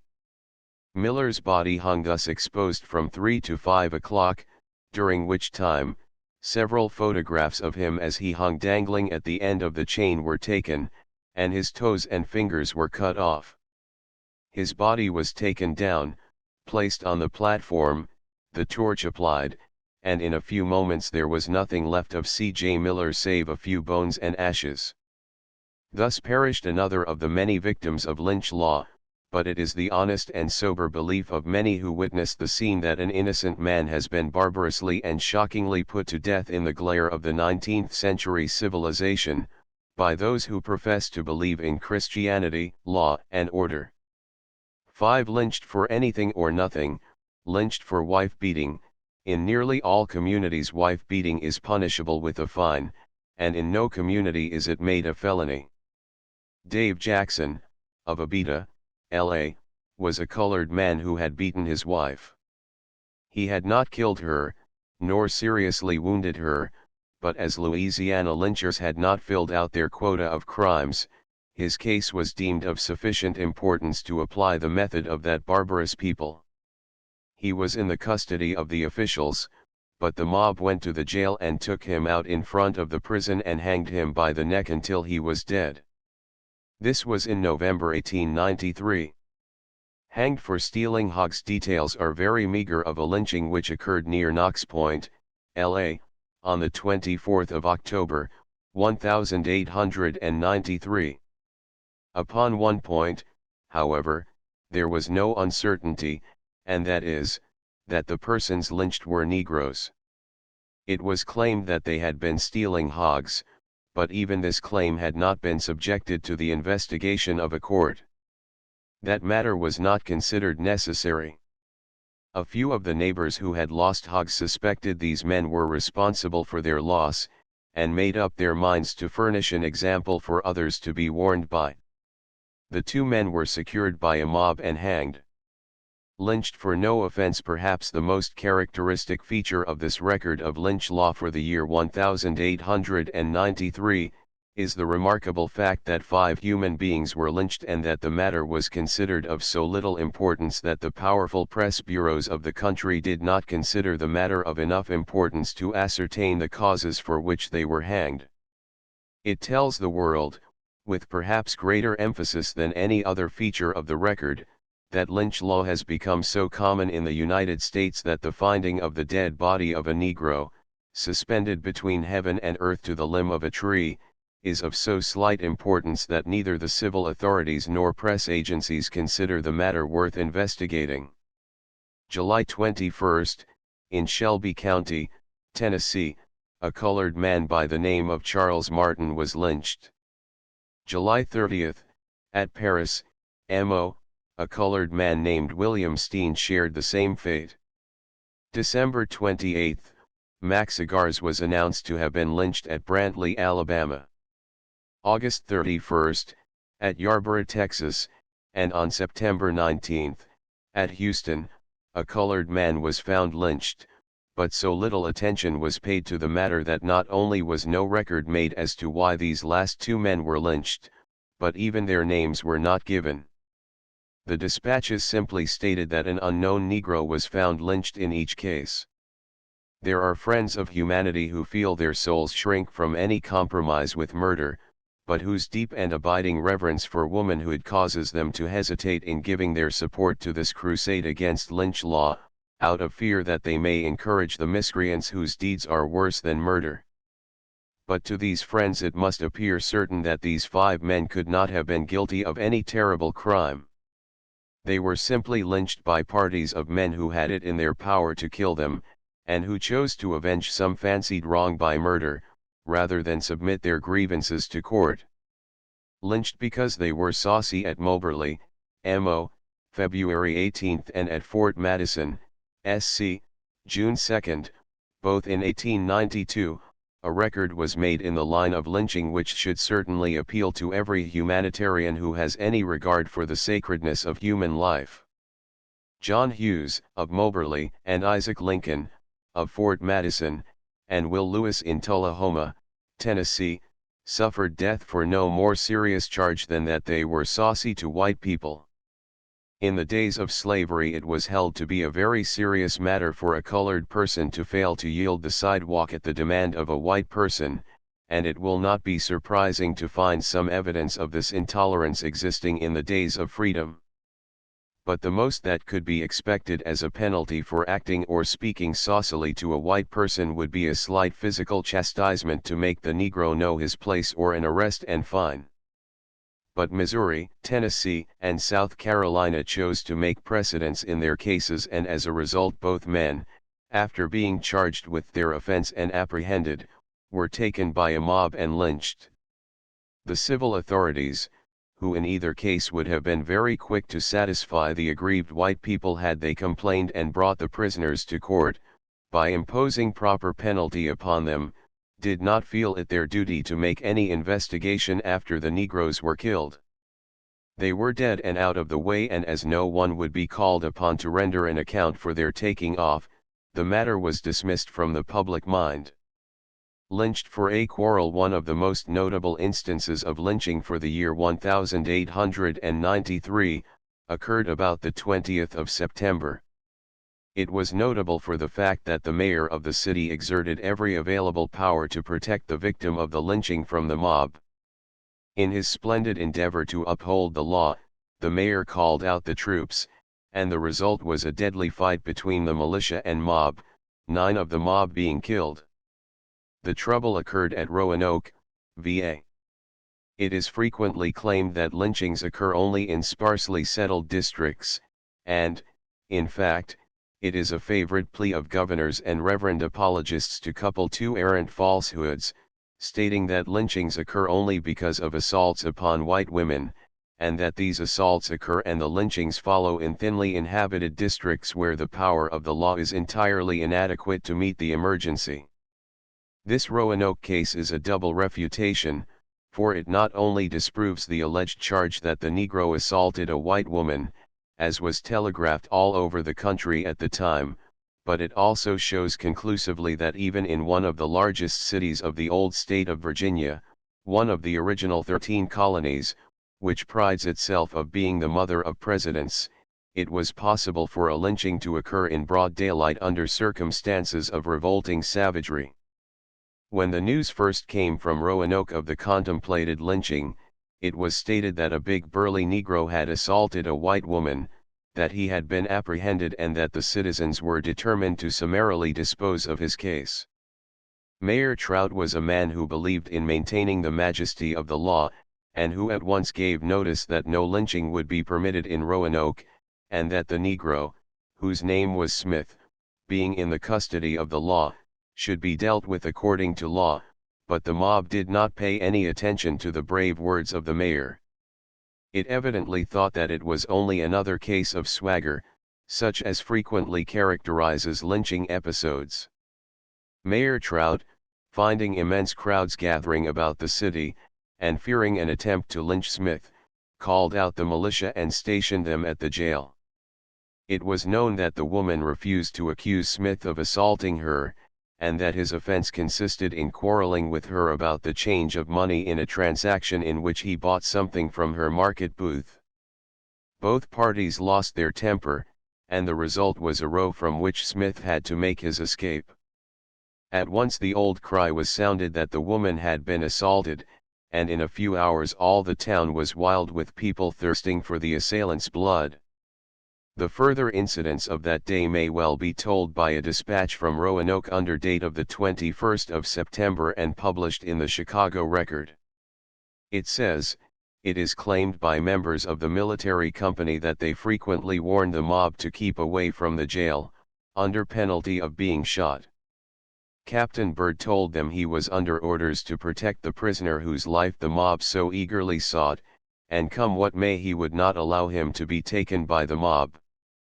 To this the crowd replied with hoots and derisive jeers.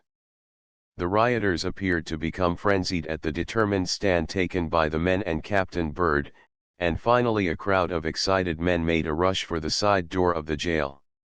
The captain directed his men to drive the would-be lynchers back. At this moment the mob opened fire on the soldiers. This appeared for a moment to startle the captain and his men. But it was only for a moment. Then he coolly gave the command, "Ready. Aim. Fire." The company obeyed to the instant, and poured a volley of bullets into that part of the mob which was trying to batter down the side door of the jail. The rioters fell back before the fire of the militia, leaving one man writhing in the agonies of death at the doorstep. There was a lull for a moment. Then the word was quickly passed through the throng in front of the jail and down the street that a man was killed. Then there was an awful rush toward the little band of soldiers. Excited men were yelling like demons. The fight became general, and ere it was ended 9 men were dead and more than 40 wounded. This stubborn stand on behalf of law and order disconcerted the crowd and it fell back in disorder. It did not long remain inactive but assembled again for a second assault. Having only a small band of militia, and knowing they would be absolutely at the mercy of the thousands who were gathering to wreak vengeance upon them, the mayor ordered them to disperse and go to their homes, and he himself, having been wounded, was quietly conveyed out of the city. The next day the mob grew in numbers and its rage increased in its intensity. There was no longer any doubt that Smith, innocent as he was of any crime, would be killed, for with the mayor out of the city and the governor of the state using no effort to control the mob, it was only a question of a few hours when the assault would be repeated and its victim put to death. All this happened as per program. The description of that morning's carnival appeared in the paper above quoted and reads as follows: a squad of 20 men took the Negro Smith from 3 policemen just before 5 o'clock this morning and hanged him to a hickory limb on 9th Avenue, in the residence section of the city. They riddled his body with bullets and put a placard on it saying, "This is Mayor Trout's friend." A coroner's jury of Besmell was summoned and viewed the body and rendered a verdict of death at the hands of unknown men. Thousands of persons visited the scene of the lynching between daylight and 8 o'clock when the body was cut down. After the jury had completed its work, the body was placed in the hands of officers, who were unable to keep back the mob. 300 men tried to drag the body through the streets of the town, but the Reverend Dr. Campbell of the First Presbyterian Church and Captain R.B. Mormon, with pleas and by force, prevented them. Captain Mormon hired a wagon and the body was put in it. It was then conveyed to the bank of the Roanoke, about 2 miles from the scene of the lynching. Here the body was dragged from the wagon by ropes for about 200 yards and burned. Piles of dry brushwood were brought, and the body was placed upon it, and more brushwood piled on the body, leaving only the head bare. The whole pile was then saturated with coal oil and a match was applied. The body was consumed within an hour. The cremation was witnessed by several thousand people. At one time the mob threatened to burn the Negro in Mayor Trout's yard. Thus did the people of Roanoke, Virginia, add this measure of proof to maintain our contention that it is only necessary to charge a Negro with a crime in order to secure his certain death. It was well known in the city before he was killed that he had not assaulted the woman with whom he had had the trouble, but he dared to have an altercation with a white woman, and he must pay the penalty. For an offense which would not in any civilized community have brought upon him a punishment greater than a fine of a few dollars, this unfortunate Negro was hung, shot and burned. Suspected, innocent and lynched 5 persons: Benjamin Jackson, his wife, Mahala Jackson, his mother-in-law, Lou Carter, Rufus Bigley, were lynched near Quincy, Miss, the charge against them being suspicion of well poisoning. It appears from the newspaper dispatches at that time that a family by the name of Woodruff was taken ill in September of 1892. As a result of their illness, one or more of the family are said to have died, though that matter is not stated definitely. It was suspected that the cause of their illness was the existence of poison in the water, some miscreant having placed poison in the well. Suspicion pointed to a colored man named Benjamin Jackson, who was at once arrested. With him also were arrested his wife and mother-in-law, and all were held on the same charge. The matter came up for judicial investigation, but as might have been expected, the white people concluded it was unnecessary to wait the result of the investigation, that it was preferable to hang the accused first and try him afterward. By this method of procedure, the desired result was always obtained: the accused was hanged. Accordingly, Benjamin Jackson was taken from the officers by a crowd of about 200 people, while the inquest was being held, and hanged. After the killing of Jackson, the inquest was continued to ascertain the possible connection of the other persons charged with the crime. Against the wife and mother-in-law of the unfortunate man there was not the slightest evidence, and the coroner's jury was fair enough to give them their liberty. They were declared innocent and returned to their homes. But this did not protect the women from the demands of the Christian white people of that section of the country. In any other land and with any other people, the fact that these two accused persons were women would have pleaded in their favor for protection and fair play, but that had no weight with the Mississippi Christians, nor the further fact that a jury of white men had declared them innocent. The hanging of one victim on an unproven charge did not begin to satisfy the mob in its bloodthirsty demands, and the result was that even after the women had been discharged, they were at once taken in charge by a mob, which hung them by the neck until they were dead. Still the mob was not satisfied. During the coroner's investigation, the name of a fourth person, Rufus Bigley, was mentioned. He was acquainted with the Jacksons, and that fact, together with some testimony adduced at the inquest, prompted the mob to decide that he should die also. Search was at once made for him, and the next day he was apprehended. He was not given over into the hands of the civil authorities for trial, nor did the coroner's inquest find that he was guilty, but the mob was quite sufficient in itself. After finding Bigley, he was strung up to a tree and his body left hanging, where it was found next day. It may be remarked here in passing that this instance of the moral degradation of the people of Mississippi did not excite any interest in the public at large. American Christianity heard of this awful affair and read of its details, and neither press nor pulpit gave the matter more than a passing comment. Had it occurred in the wilds of interior Africa, there would have been an outcry from the humane people of this country against the savagery which would so mercilessly put men and women to death. But it was an evidence of American civilization to be passed by unnoticed, to be denied or condoned as the requirements of any future emergency might determine.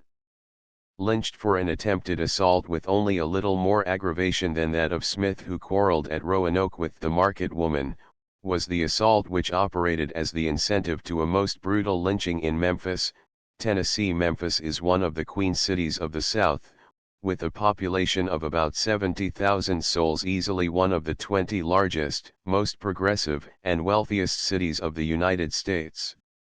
And yet in its streets there occurred a scene of shocking savagery which would have disgraced the Congo. No woman was harmed, no serious indignity suffered. Two women driving to town in a wagon, were suddenly accosted by Lee Walker.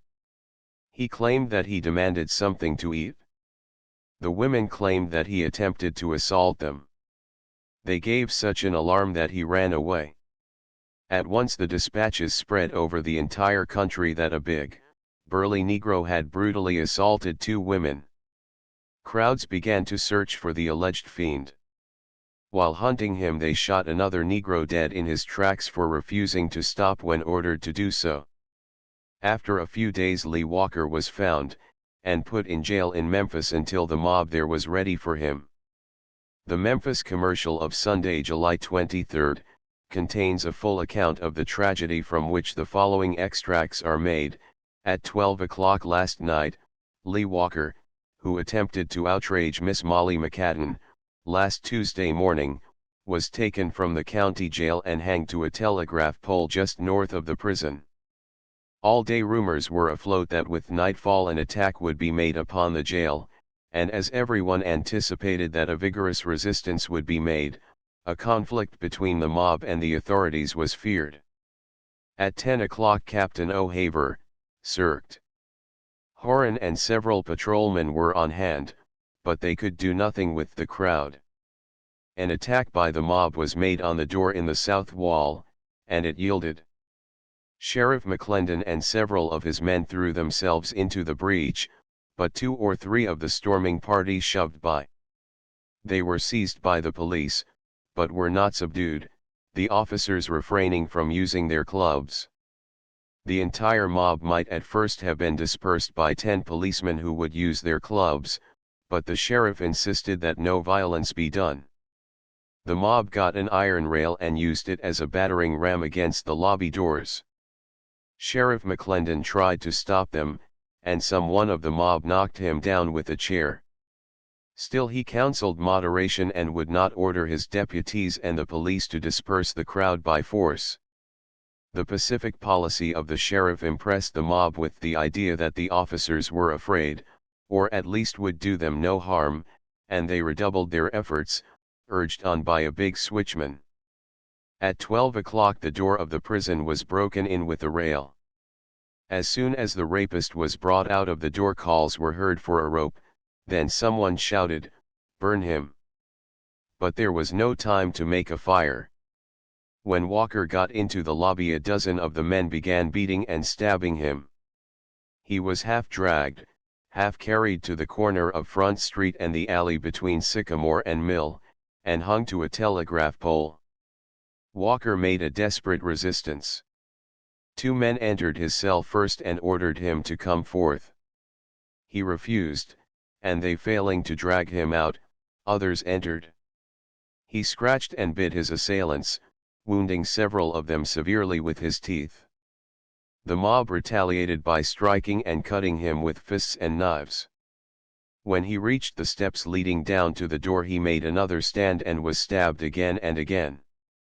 By the time he reached the lobby, his power to resist was gone, and he was shoved along through the mob of yelling, cursing men and boys, who beat, spat upon and slashed the wretch like demon. One of the leaders of the mob fell, and the crowd walked ruthlessly over him. He was badly hurt, a jawbone fractured and internal injuries inflicted. After the lynching, friends took charge of him.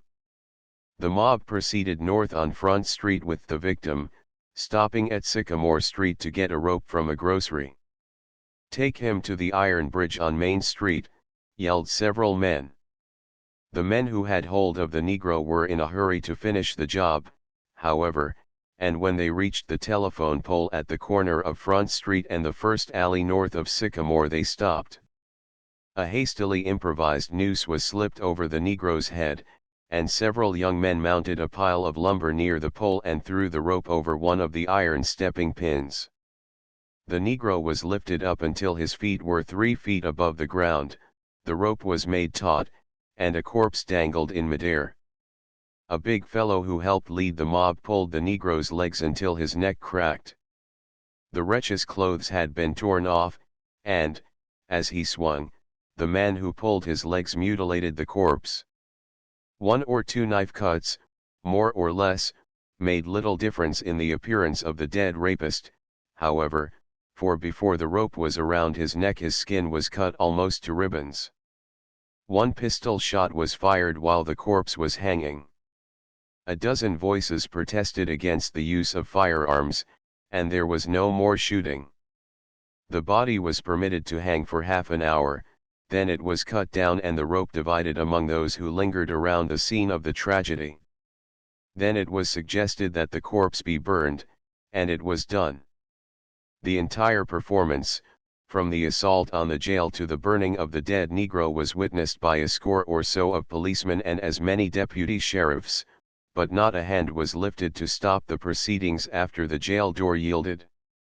As the body hung to the telegraph pole, blood streaming down from the knife wounds in his neck, his hips, and lower part of his legs also slashed with knives, the crowd hurled expletives at him, swung the body so that it was dashed against the pole, and, so far from the ghastly sight proving trying to the nerves, the crowd looked on with complaisance, if not with real pleasure. The Negro died hard. The neck was not broken, as the body was drawn up without being given a fall, and death came by strangulation. For fully 10 minutes after he was strung up, the chest heaved occasionally, and there were convulsive movements of the limbs. Finally he was pronounced dead, and a few minutes later Detective Richardson climbed on a pile of staves and cut the rope. The body fell in a ghastly heap, and the crowd laughed at the sound and crowded around the prostrate body, a few kicking the inanimate carcass. Detective Richardson, who is also a deputy coroner, then proceeded to impanel the following jury of inquest: J. S. Moody, A. C. Waldron, B. J. Childs, J. N. House, Nelson Bills, T. L. Smith, and A. Newhouse. After viewing the body, the inquest was adjourned without any testimony being taken until 9 o'clock this morning. The jury will meet at the coroner's office, 51 Bale Street upstairs, and decide on a verdict. If no witnesses are forthcoming, the jury will be able to arrive at a verdict just the same, as all members of it saw the lynching. Then someone raised the cry of "Burn him!" It was quickly taken up and soon resounded from 100 throats. Detective Richardson, for a long time, single-handed, stood the crowd off. He talked and begged the men not to bring disgrace on the city by burning the body, arguing that all the vengeance possible had been wrought. While this was going on, a small crowd was busy starting a fire in the middle of the street. The material was handy. Some bundles of staves were taken from the adjoining lumber yard for kindling. Heavier wood was obtained from the same source, and coal oil from a neighboring grocery. Then the cries of "Burn him! Burn him!" were redoubled. Half a dozen men seized the naked body. The crowd cheered. They marched to the fire, and giving the body a swing, it was landed in the middle of the fire. There was a cry for more wood, as the fire had begun to die owing to the long delay.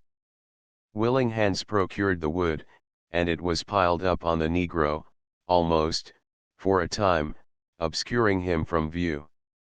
The head was in plain view, as also were the limbs, and one arm which stood out high above the body, the elbow crooked, held in that position by a stick of wood. In a few moments the hands began to swell, then came great blisters over all the exposed parts of the body, then in places the flesh was burned away and the bones began to show through. It was a horrible sight, one which, perhaps, none there had ever witnessed before. It proved too much for a large part of the crowd, and the majority of the mob left very shortly after the burning began. But a large number stayed, and were not a bit set back by the sight of a human body being burned to ashes. 2 or 3 white women, accompanied by their escorts, pushed to the front to obtain an unobstructed view, and looked on with astonishing coolness and nonchalance. One man and woman brought a little girl, not over 12 years old, apparently their daughter, to view a scene which was calculated to drive sleep from the child's eyes for many nights, if not to produce a permanent injury to her nervous system. The comments of the crowd were varied.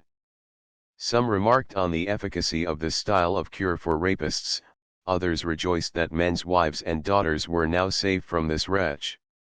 Some laughed as the flesh cracked and blistered, and while a large number pronounced the burning of a dead body as a useless episode, not in all that throng was a word of sympathy heard for the wretch himself. The rope that was used to hang the Negro, and also that which was used to lead him from the jail, were eagerly sought by relic hunters. They almost fought for a chance to cut off a piece of rope, and in an incredibly short time both ropes had disappeared and were scattered in the pockets of the crowd in sections of from an inch to 6 inches long. Others of the relic hunters remained until the ashes cooled to obtain such ghastly relics as the teeth, nails, and bits of charred skin of the immolated victim of his own lust.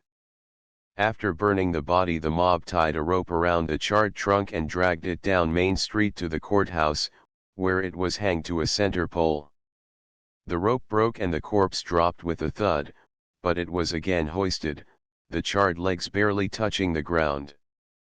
The teeth were knocked out and the fingernails cut off as souvenirs.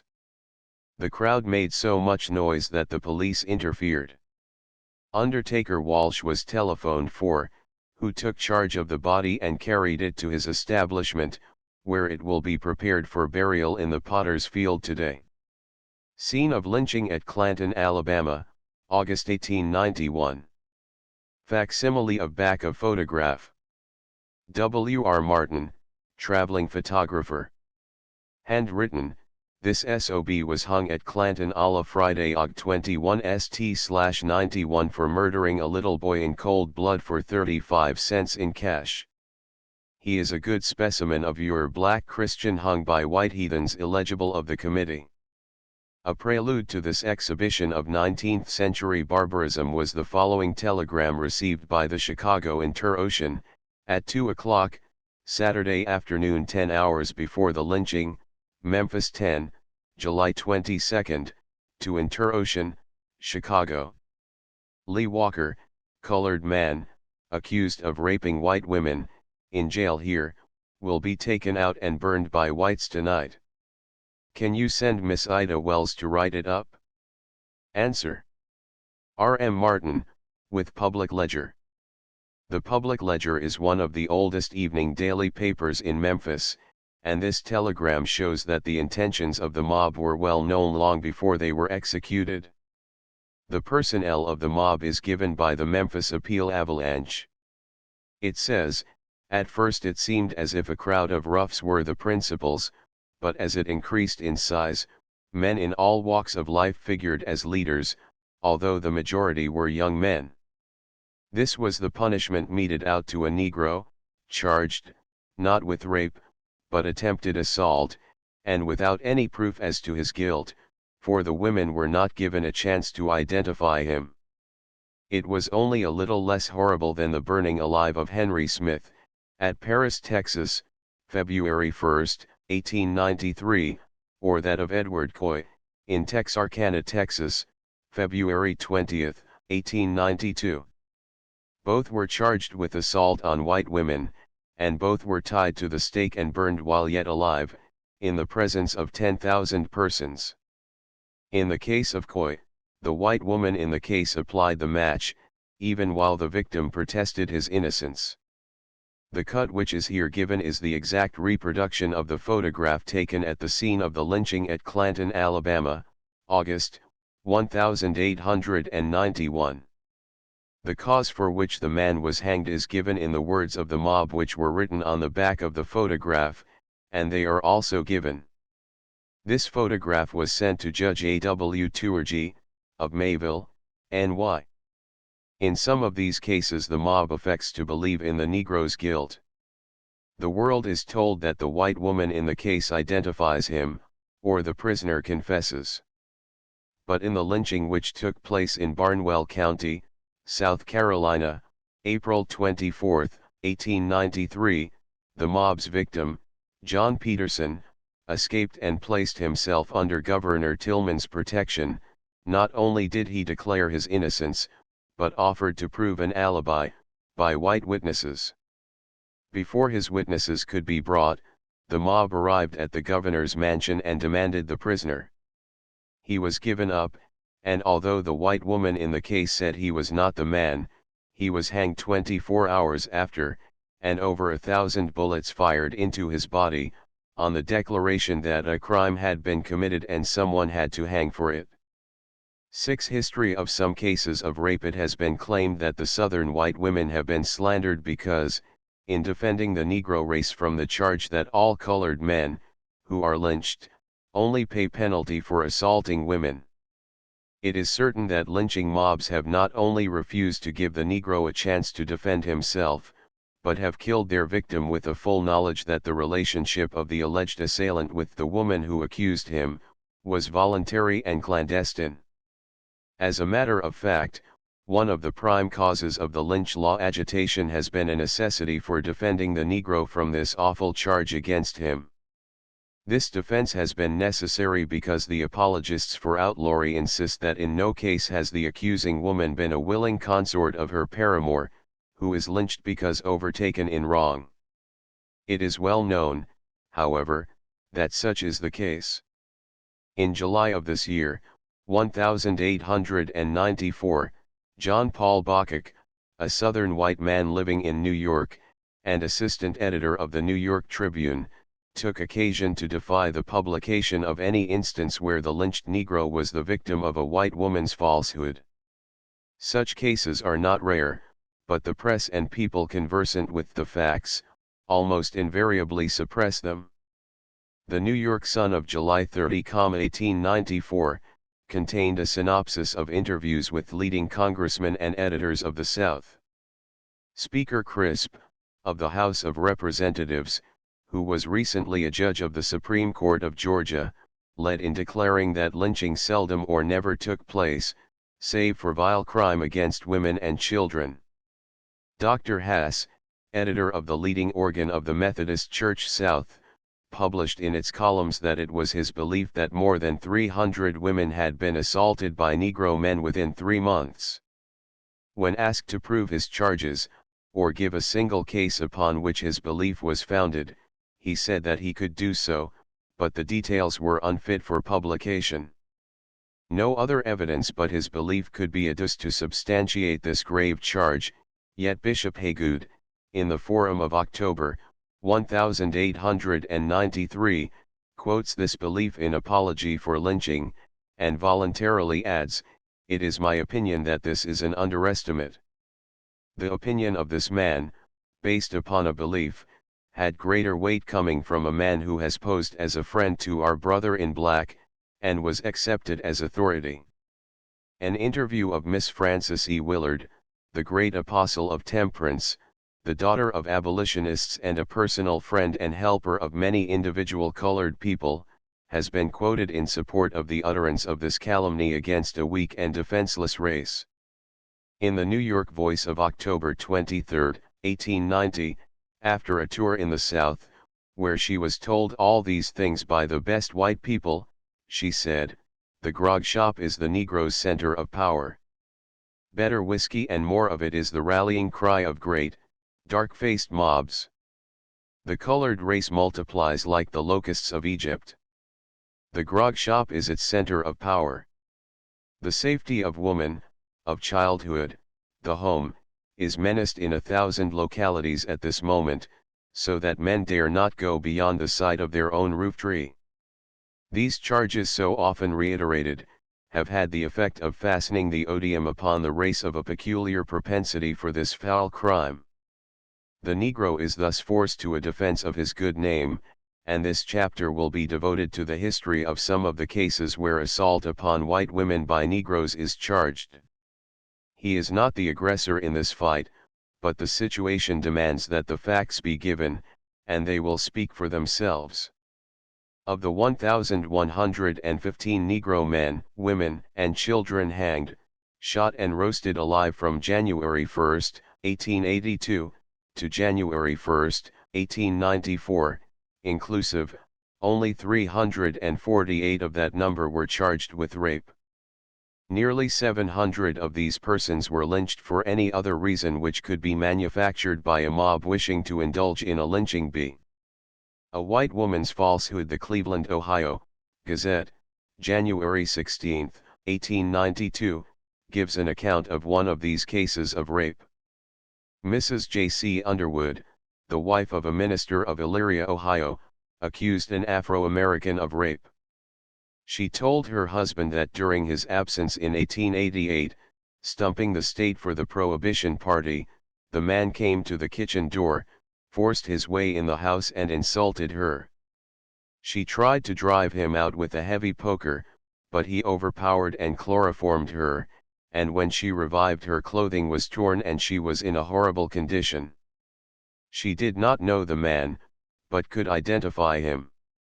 She subsequently pointed out William Affett, a married man, who was arrested, and, being in Ohio, was granted a trial. The prisoner vehemently denied the charge of rape, but confessed he went to Mrs. Underwood's residence at her invitation and was criminally intimate with her at her request.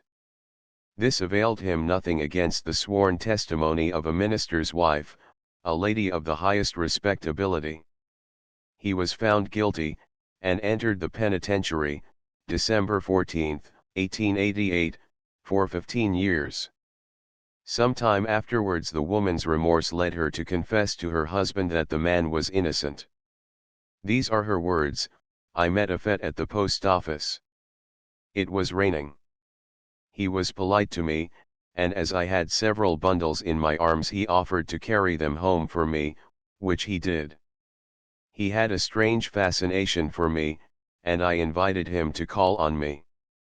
He called, bringing chestnuts and candy for the children. By this means we got them to leave us alone in the room. Then I sat on his lap. He made a proposal to me and I readily consented. Why I did so I do not know, but that I did is true. He visited me several times after that and each time I was indiscreet. I did not care after the first time. In fact I could not have resisted, and had no desire to resist. When asked by her husband why she told him she had been outraged, she said, "I had several reasons for telling you. One was the neighbors saw the fellow here, another was, I was afraid I had contracted a loathsome disease, and still another was that I feared I might give birth to a Negro baby. I hope to save my reputation by telling you a deliberate lie." Her husband, horrified by the confession, had a fet, who had already served 4 years, released and secured a divorce. There have been many such cases throughout the South, with the difference that the Southern white men in insensate fury wreak their vengeance without intervention of law upon the Negro who consorts with their women. Tried to manufacture and outrage. The Memphis, Tennessee, Ledger, of June 8, 1892, has the following: if Lily Bailey, a rather pretty white girl, 17 years of age, who is now at the city hospital, would be somewhat less reserved about her disgrace, there would be some very nauseating details in the story of her life. She is the mother of a little coon. The truth might reveal fearful depravity or the evidence of a rank outrage. She will not divulge the name of the man who has left such black evidence of her disgrace, and in fact says it is a matter in which there can be no interest to the outside world. She came to Memphis nearly 3 months ago, and was taken in at the Woman's Refuge in the southern part of the city. She remained there until a few weeks ago, when the child was born. The ladies in charge of the refuge were horrified. The girl was at once sent to the city hospital, where she has been since May 30th. She is a country girl. She came to Memphis from her father's farm, a short distance from Hernando, Miss. Just when she left there she would not say. In fact, she says she came to Memphis from Arkansas, and says her home is in that state. She is rather good looking, has blue eyes, a low forehead and dark red hair. The ladies at the Woman's Refuge do not know anything about the girl further than what they learned when she was an inmate of the institution, and she would not tell much. When the child was born, an attempt was made to get the girl to reveal the name of the Negro who had disgraced her. She obstinately refused, and it was impossible to elicit any information from her on the subject. Note the wording: the truth might reveal fearful depravity or rank outrage. If it had been a white child, or if Lily Bailey had told a pitiful story of Negro outrage, it would have been a case of woman's weakness or assault, and she could have remained at the Woman's Refuge. But a Negro child, and to withhold its father's name and thus prevent the killing of another Negro rapist, was a case of fearful depravity. Had she revealed the father's name, he would have been lynched and his taking off charged to an assault upon a white woman. Burned alive for adultery in Texarkana, Arkansas, Edward Coy was accused of assaulting a white woman. The press dispatches of February 18, 1892, told in detail how he was tied to a tree, the flesh cut from his body by men and boys, and after coal oil was poured over him, the woman he had assaulted gladly set fire to him, and 15,000 persons saw him burn to death. October 1, the Chicago Inter-Ocean contained the following account of that horror from the pen of the bystander Judge Albion W. Tourgy. As the result of his investigations, 1. The woman who was paraded as victim of violence was of bad character. Her husband was a drunkard and a gambler. 2. She was publicly reported and generally known to have been criminally intimate with Coy for more than a year previous. 3. She was compelled by threats, if not by violence, to make the charge against the victim.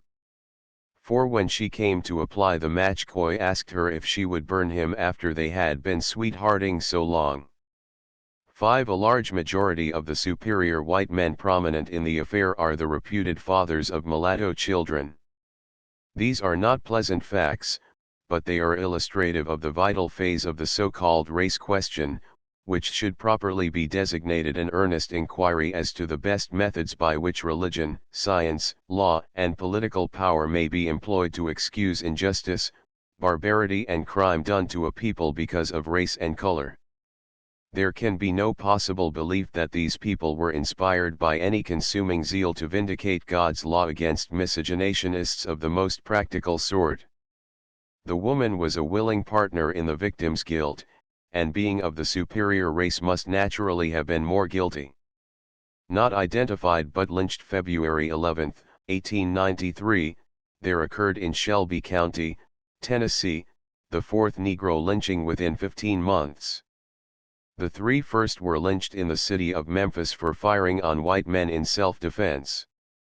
This Negro, Richard Neal, was lynched a few miles from the city limits, and the following is taken from the Memphis, Tennessee, Scimitar, as the Scimitar stated on Saturday. The Negro, Richard Neal, who raped Mrs. Jack White near Forest Hill, in this county, was lynched by a mob of about 200 white citizens of the neighborhood.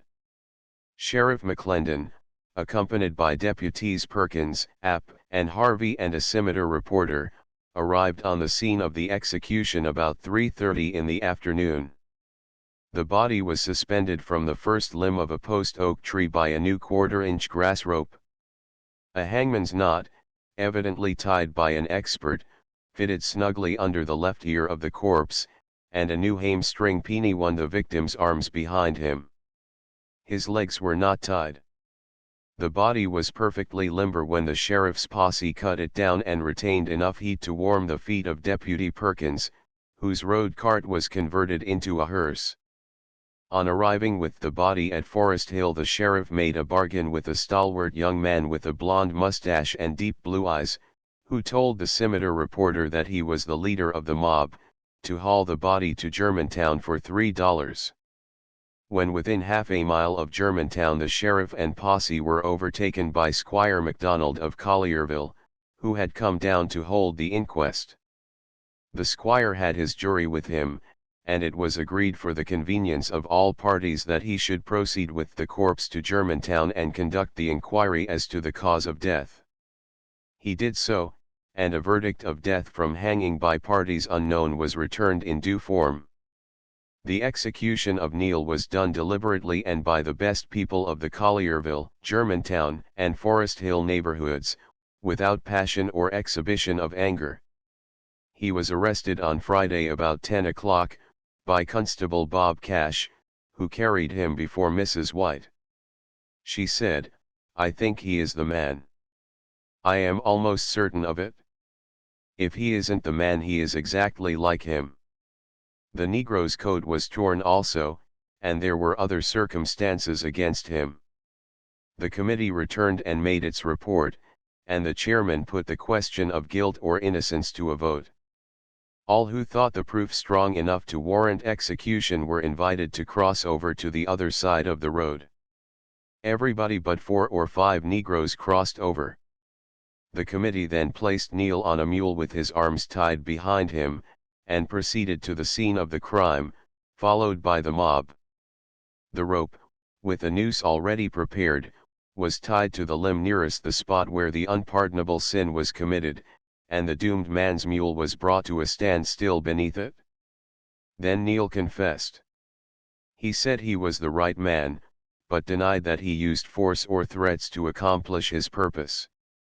It was a matter of purchase, he claimed, and said the price paid was 25 cents. He warned the colored men present to beware of white women and resist temptation, for to yield to their blandishments or to the passions of men, meant death. While he was speaking, Mrs. White came from her home and calling Constable Cash to one side, asked if he could not save the Negro's life. The reply was, no, and Mrs. White returned to the house. When all was in readiness, the husband of Neal's victim leaped upon the mule's back and adjusted the rope around the Negro's neck. No cap was used, and Neal showed no fear, nor did he beg for mercy. The mule was struck with a whip and bounded out from under Neal, leaving him suspended in the air with his feet about 3 feet from the ground. Delivered to the mob by the governor of the state, John Peterson, near Denmark, SC, was suspected of rape, but escaped, went to Columbia, and placed himself under Governor Tillman's protection, declaring he too could prove an alibi by white witnesses. A white reporter hearing his declaration volunteered to find these witnesses, and telegraphed the governor that he would be in Columbia with them on Monday. In the meantime, the mob at Denmark, learning Peterson's whereabouts, went to the governor and demanded the prisoner. Governor Tillman, who had during his canvass for re-election the year before, declared that he would lead a mob to lynch a Negro that assaulted a white woman, gave Peterson up to the mob.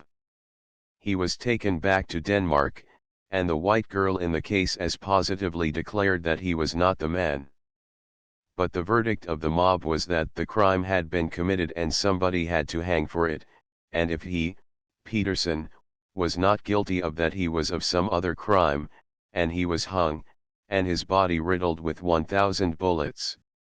Lynched as a warning, Alabama furnishes a case in point. A colored man named Daniel Edwards, lived near Selma, Alabama, and worked for a family of a farmer near that place. This resulted in an intimacy between the young man and a daughter of the householder, which finally developed in the disgrace of the girl.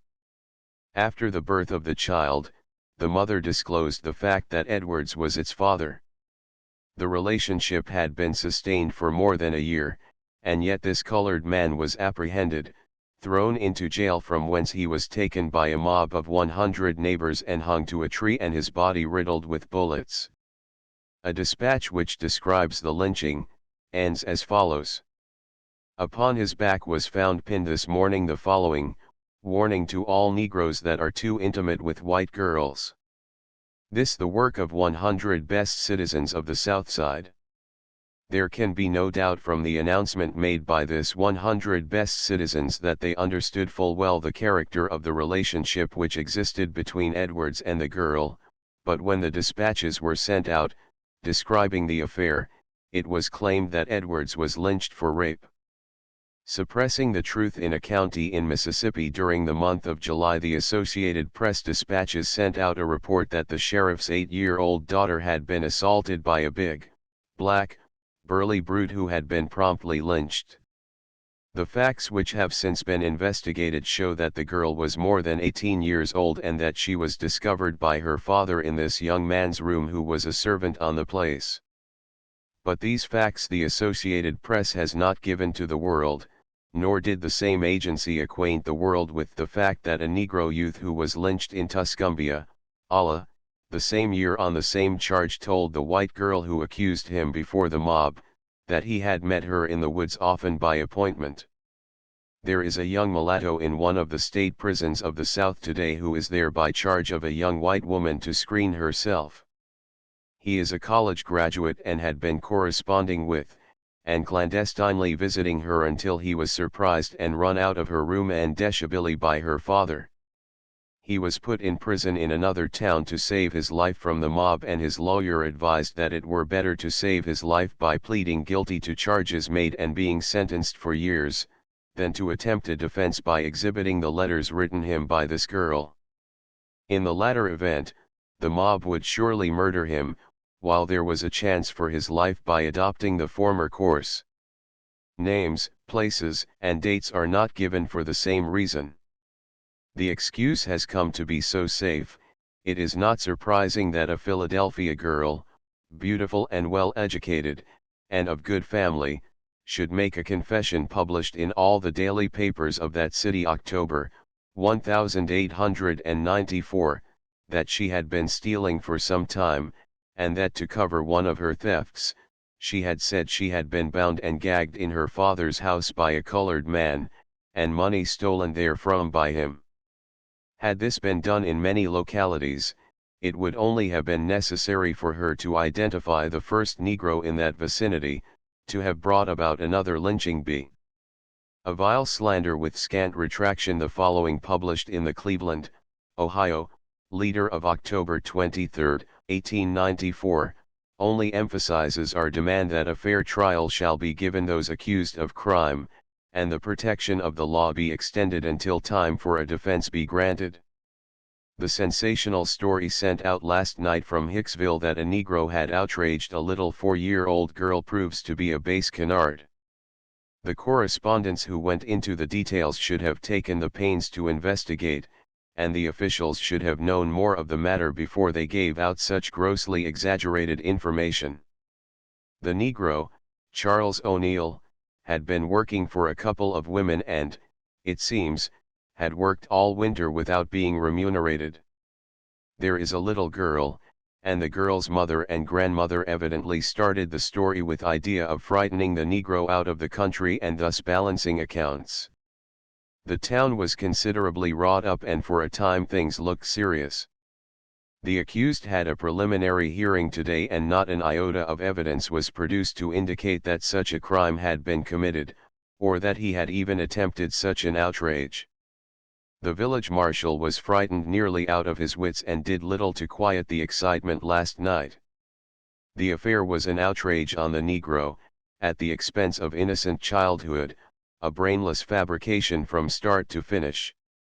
The original story was sent throughout this country and England, but the Cleveland Leader, so far as known, is the only journal which has published these facts in refutation of the slander so often published against the race.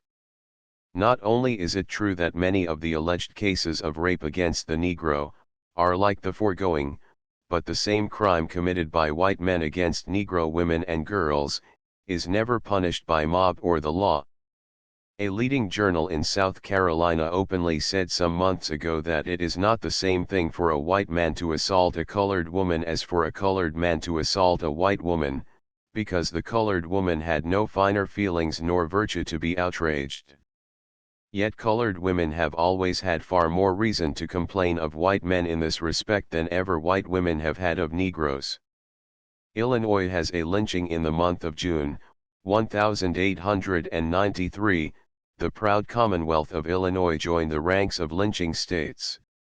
Illinois, which gave to the world the immortal heroes, Lincoln, Grant, and Logan, trailed its banner of justice in the dust, dyed its hands red in the blood of a man not proven guilty of crime. June 3, 1893, the country about Decatur, one of the largest cities of the state, was startled with the cry that a white woman had been assaulted by a colored tramp. 3 days later a colored man named Samuel Bush was arrested and put in jail. A white man testified that Bush, on the day of the assault, asked him where he could get a drink and he pointed to the house where the farmer's wife was subsequently said to have been assaulted. Bush said he went to the well but did not go near the house, and did not assault the woman. After he was arrested, the alleged victim did not see him to identify him. He was presumed to be guilty. The citizens determined to kill him. The mob gathered, went to the jail, met with no resistance, took the suspected man, dragged him out tearing every stitch of clothing from his body, then hanged him to a telegraph pole. The grand jury refused to indict the lynchers, though the names of over 20 persons who were leaders in the mob were well known.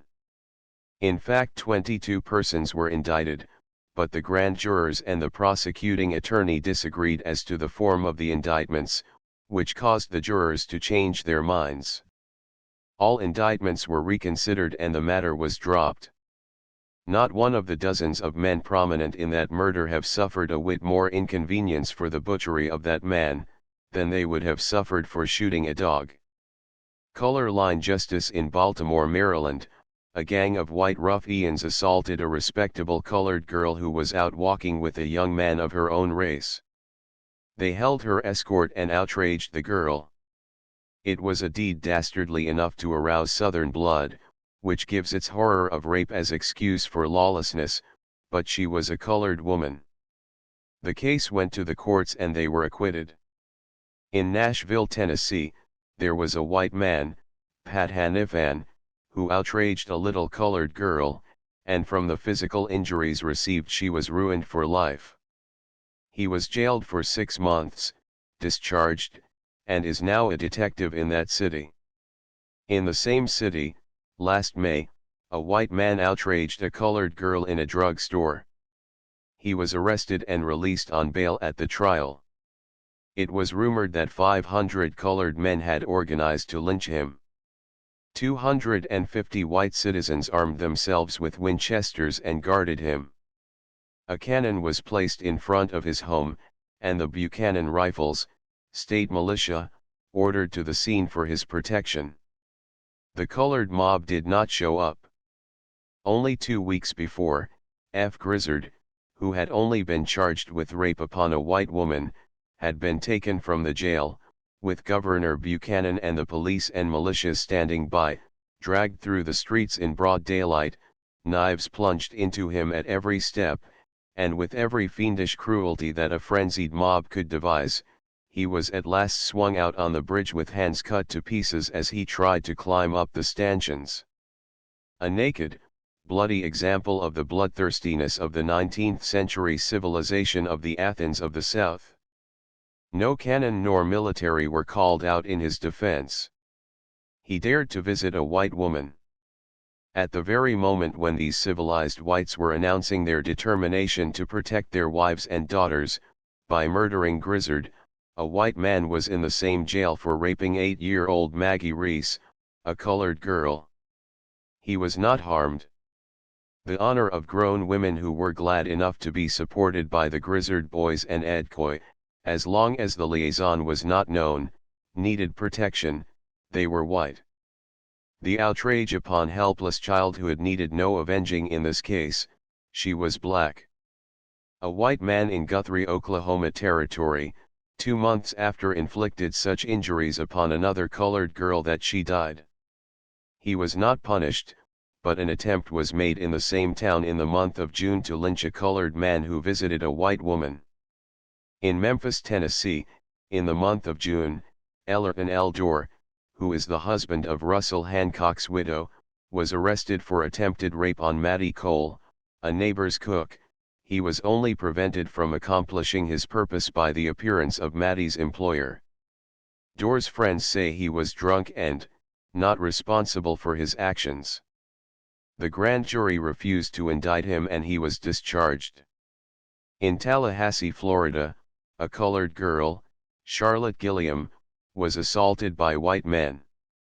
Her father went to have a warrant for their arrest issued, but the judge refused to issue it. In Bowling Green, Virginia, Moses Christopher, a colored lad, was charged with assault, September 10.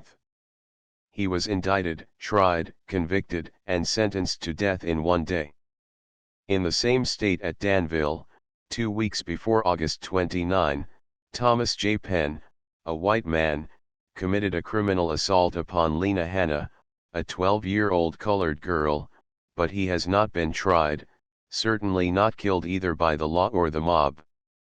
In Surry County, Virginia, C.L. Brock, a white man, criminally assaulted a 10-year-old colored girl, and threatened to kill her if she told. Notwithstanding, she confessed to her aunt, Mrs. Alice Bates, and the white brute added further crime by killing Mrs. Bates when she upbraided him about his crime upon her niece. He emptied the contents of his revolver into her body as she lay. Brock has never been apprehended, and no effort has been made to do so by the legal authorities.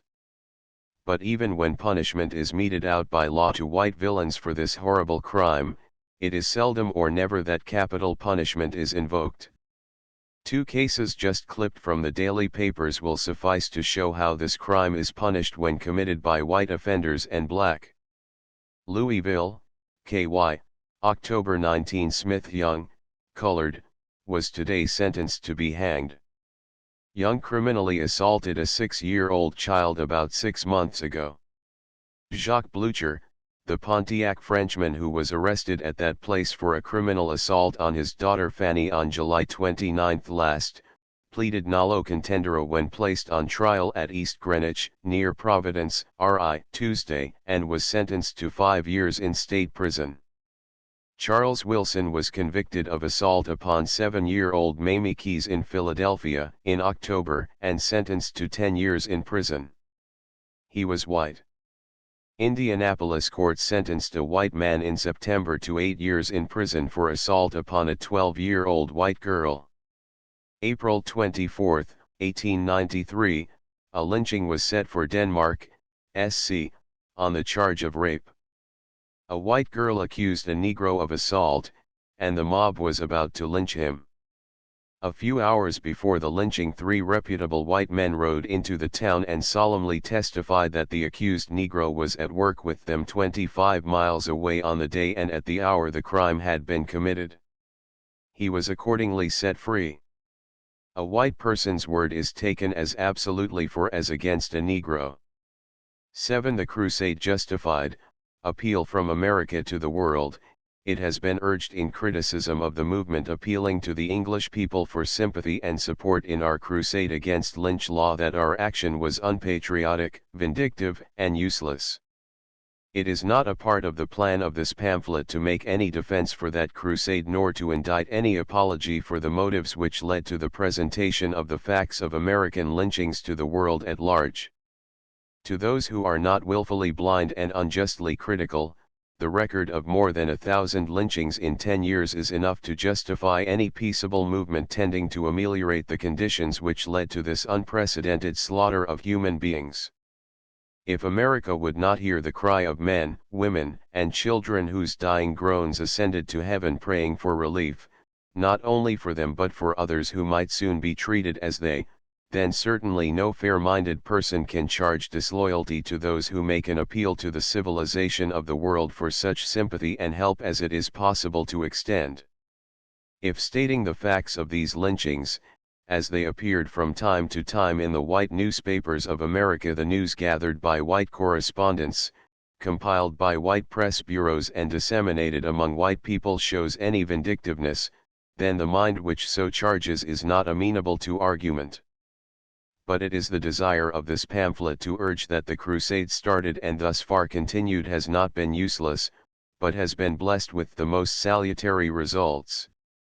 The many evidences of the good results cannot here be mentioned, but the thoughtful student of the situation can himself find ample proof. There need not here be mentioned the fact that for the first time since lynching began, has there been any occasion for the governors of the several states to speak out in reference to these crimes against law and order. No matter how heinous the act of the lynchers may have been, it was discussed only for a day or so and then dismissed from the attention of the public. In 1 or 2 instances the governor has called attention to the crime, but the civil processes entirely failed to bring the murderers to justice.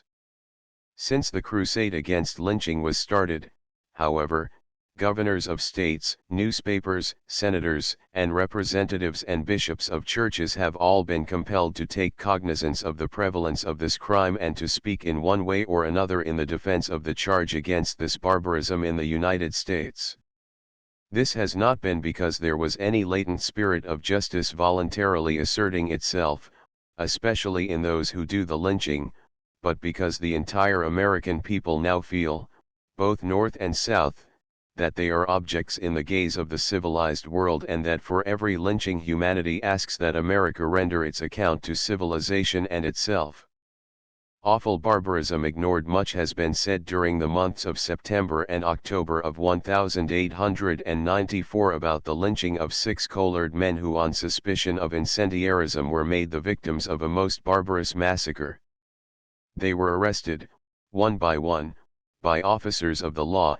They were handcuffed and chained together and by the officers of the law loaded in a wagon and deliberately driven into an ambush where a mob of lynchers awaited them. At the time and upon the chosen spot, in the darkness of the night and far removed from the habitation of any human soul, the wagon was halted and the mob fired upon the 6 manacled men, shooting them to death as no humane person would have shot dogs. Chained together as they were, in their awful struggles after the first volley, the victims tumbled out of the wagon upon the ground and there in the mud, struggling in their death throes, the victims were made the target of the murderous shotguns, which fired into the writhing, struggling, dying mass of humanity, until every spark of life was gone.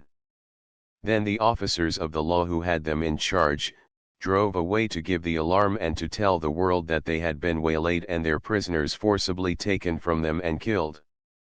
It has been claimed that the prompt, vigorous and highly commendable steps of the governor of the state of Tennessee and the judge having jurisdiction over the crime, and of the citizens of Memphis generally, was the natural revolt of the humane conscience in that section of the country, and the determination of honest and honorable men to rid the community of such men as those who were guilty of this terrible massacre. It has further been claimed that this vigorous uprising of the people and this most commendably prompt action of the civil authorities, is ample proof that the American people will not tolerate the lynching of innocent men, and that in cases where brutal lynchings have not been promptly dealt with, the crimes on the part of the victims were such as to put them outside the pale of humanity, and that the world considered their death a necessary sacrifice for the good of all. But this line of argument can in no possible way be truthfully sustained. The lynching of the 6 men in 1894, barbarous as it was in no way more barbarous than took nothing more than a passing notice. It was only the other lynchings which preceded it, and of which the public fact that the attention of the civilized world has been called to lynching in America which made the people of Tennessee feel the absolute necessity for a prompt, vigorous and just arraignment of all the murderers connected with that crime. Lynching is no longer our problem, it is the problem of the civilized world, and Tennessee could not afford to refuse the legal measures which Christianity demands shall be used for the punishment of crime. Memphis then and now only 2 years prior to the massacre of the 6 men near Memphis, that same city took part in a massacre in every way as bloody and brutal as that of September last. It was the murder of 3 young colored men and who were known to be among the most honorable, reliable, worthy, and peaceable colored citizens of the community. All of them were engaged in the mercantile business, being members of a corporation which conducted a large grocery store, and one of the 3 being a letter carrier in the employ of the government. These 3 men were arrested for resisting an attack of a mob upon their store, in which melee none of the assailants, who had armed themselves for their devilish deeds by securing court processes, were killed or even seriously injured. But these 3 men were put in jail, and on 3 or 4 nights after their incarceration a mob of less than a dozen men, by collusion with the civil authorities, entered the jail, took the 3 men from the custody of the law and shot them to death. Memphis knew of this awful crime, knew then and knows today who the men were who committed it, and yet not the first step was ever taken to apprehend the guilty wretches who walk the streets today with the brand of murder upon their foreheads, but as safe from harm as the most upright citizen of that community. Memphis would have been just as calm and complacent and self-satisfied over the murder of the 6 colored men in 1894 as it was over these 3 colored men in 1892, had it not recognized the fact that to escape the brand of barbarism it had not only to speak its denunciation but to act vigorously in vindication of its name.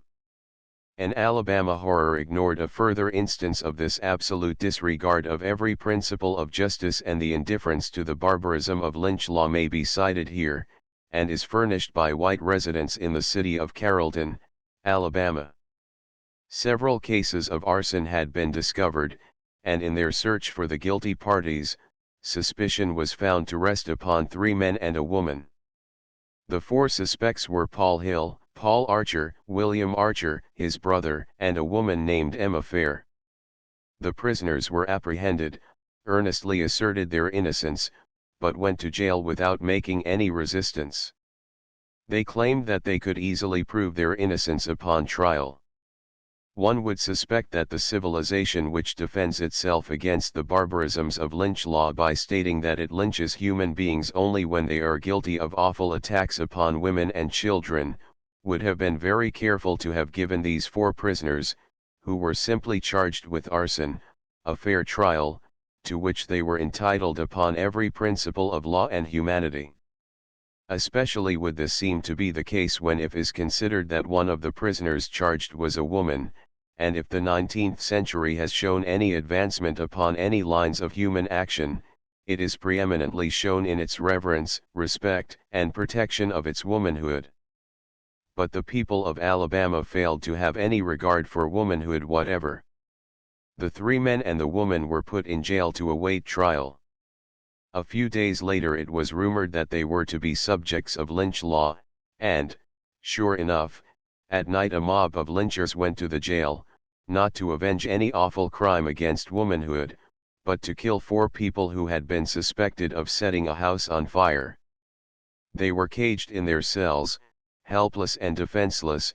They were at the mercy of civilized white Americans, who, armed with shotguns, were there to maintain the majesty of American law. And most effectively was their duty done by these splendid representatives of Governor Fishback's brave and honorable white Southerners, who resent outside interference. They lined themselves up in the most effective manner and poured volley after volley into the bodies of their helpless, pleading victims, who in their bolted prison cells could do nothing but suffer and die. Then these lynchers went quietly away and the bodies of the woman and 3 men were taken out and buried with as little ceremony as men would bury hogs. No one will say that the massacre near Memphis in 1894 was any worse than this bloody crime of Alabama in 1892. The details of this shocking affair were given to the public by the press, but public sentiment was not moved to action in the least. It was only a matter of a day's notice and then went to swell the list of murders which stand charged against the noble, Christian people of Alabama. America awakened, but there is now an awakened conscience throughout the land, and lynch law cannot flourish in the future as it has in the past. The close of the year 1894 witnessed an aroused interest, an assertive humane principle which must tend to the extirpation of that crime. The awful butchery last mentioned failed to excite more than a passing comment in 1894, but far different is it today. Governor Jones, of Alabama, in 1893 dared to speak out against the rule of the mob in no uncertain terms. His address indicated a most helpful result of the present agitation. In face of the many denials of the outrages on the one hand and apologies for lynchers on the other, Governor Jones admits the awful lawlessness charged and refuses to join in the infamous plea made to condone the crime. No stronger nor more effective words have been said than those following from Governor Jones. While the ability of the state to deal with open revolts against the supremacy of its laws has been ably demonstrated, I regret that deplorable acts of violence have been perpetrated, in at least 4 instances, within the past 2 years by mobs, whose sudden work and quick dispersions rendered it impossible to protect their victims. Within the past 2 years 9 prisoners, who were either in jail or in the custody of the officers, have been taken from them without resistance, and put to death. There was doubt of the guilt of the defendants in most of these cases, and few of them were charged with capital offenses. None of them involved the crime of rape. The largest rewards allowed by law were offered for the apprehension of the offenders, and officers were charged to a vigilant performance of their duties, and aided in some instances by the services of skilled detectives, but not a single arrest has been made and the grand juries in these counties have returned no bills of indictment. This would indicate either that local public sentiment approved these acts of violence or was too weak to punish them, or that the officers charged with that duty were in some way lacking in their performance. The evil cannot be cured or remedied by silence as to its existence. Unchecked, it will continue until it becomes a reproach to our good name, and a menace to our prosperity and peace, and it behooves you to exhaust all remedies within your power to find better preventives for such crimes. A friendly warning from England comes, a friendly voice which must give to every patriotic citizen food for earnest thought. Writing from London, to the Chicago Inter-Ocean, November 25, 1894, the distinguished compiler of our last census, Honorable Robert P. Porter, gives the American people a most interesting review of the anti-lynching crusade in England, submitting editorial opinions from all sections of England and Scotland, showing the consensus of British opinion on this subject.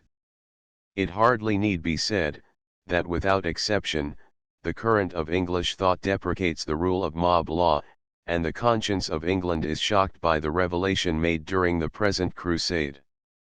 In his letter Mr. Porter says, while some English journals have joined certain American journals in ridiculing the well-meaning people who have formed the anti-lynching committee, there is a deep undercurrent on this subject which is injuring the southern states far more than those who have not been drawn into the question of English investment for the South, as I can surmise.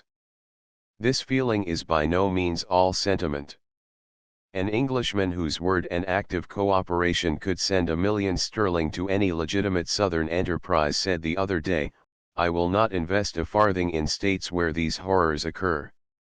I have no particular sympathy with the anti-lynching committee, but such outrages indicate to my mind that where life is held to be of such little value there is even less assurance that the laws will protect property. As I understand it, the states, not the national government, control in such matters, and where those laws are strongest there is the best field for British capital.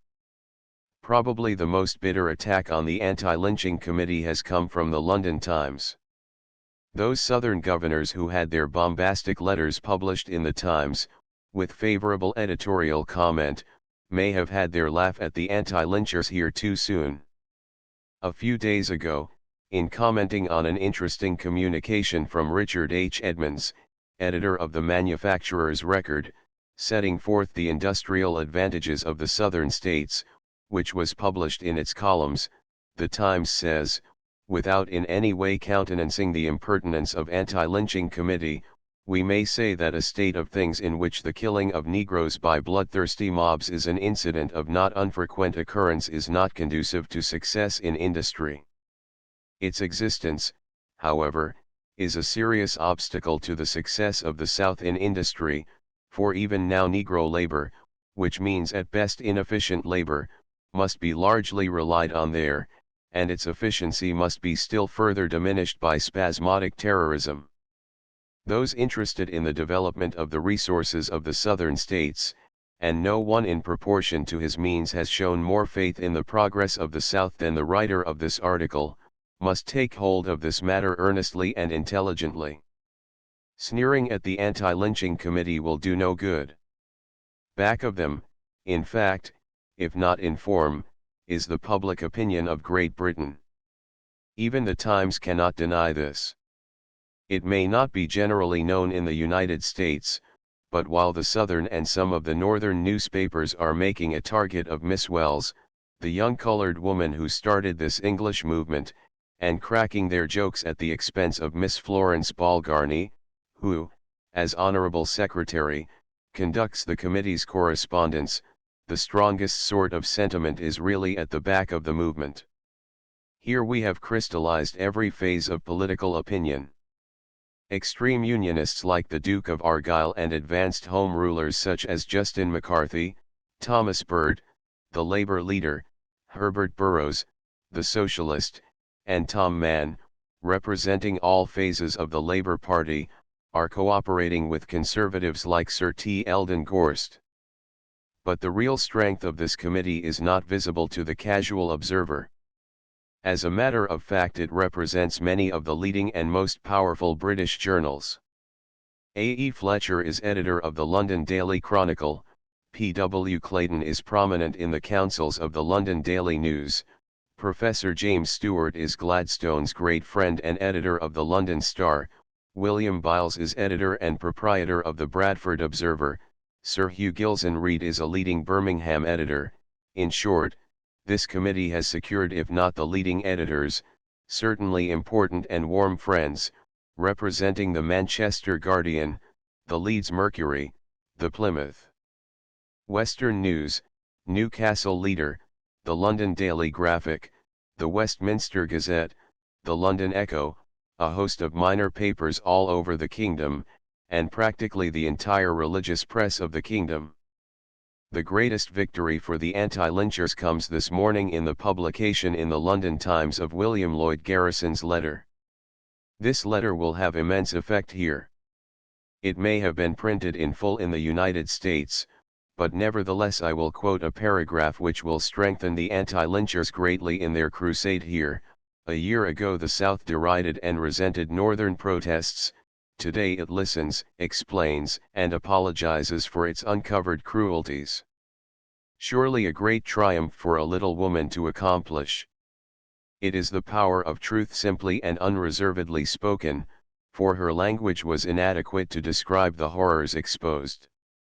If the Southern states are wise, and I say this with the earnestness of a friend and one who has built a home in the mountain regions of the South and thrown his lot in with them, they will not only listen, but stop lawlessness of all kinds. If they do, and thus secure the confidence of Englishmen, we may in the next decade realize some of the hopes for the New South we have so fondly cherished. 8. Miss Willard's attitude. No class of American citizens stands in greater need of the humane and thoughtful consideration of all sections of our country than do the colored people, nor does any class exceed us in the measure of grateful regard for acts of kindly interest in our behalf.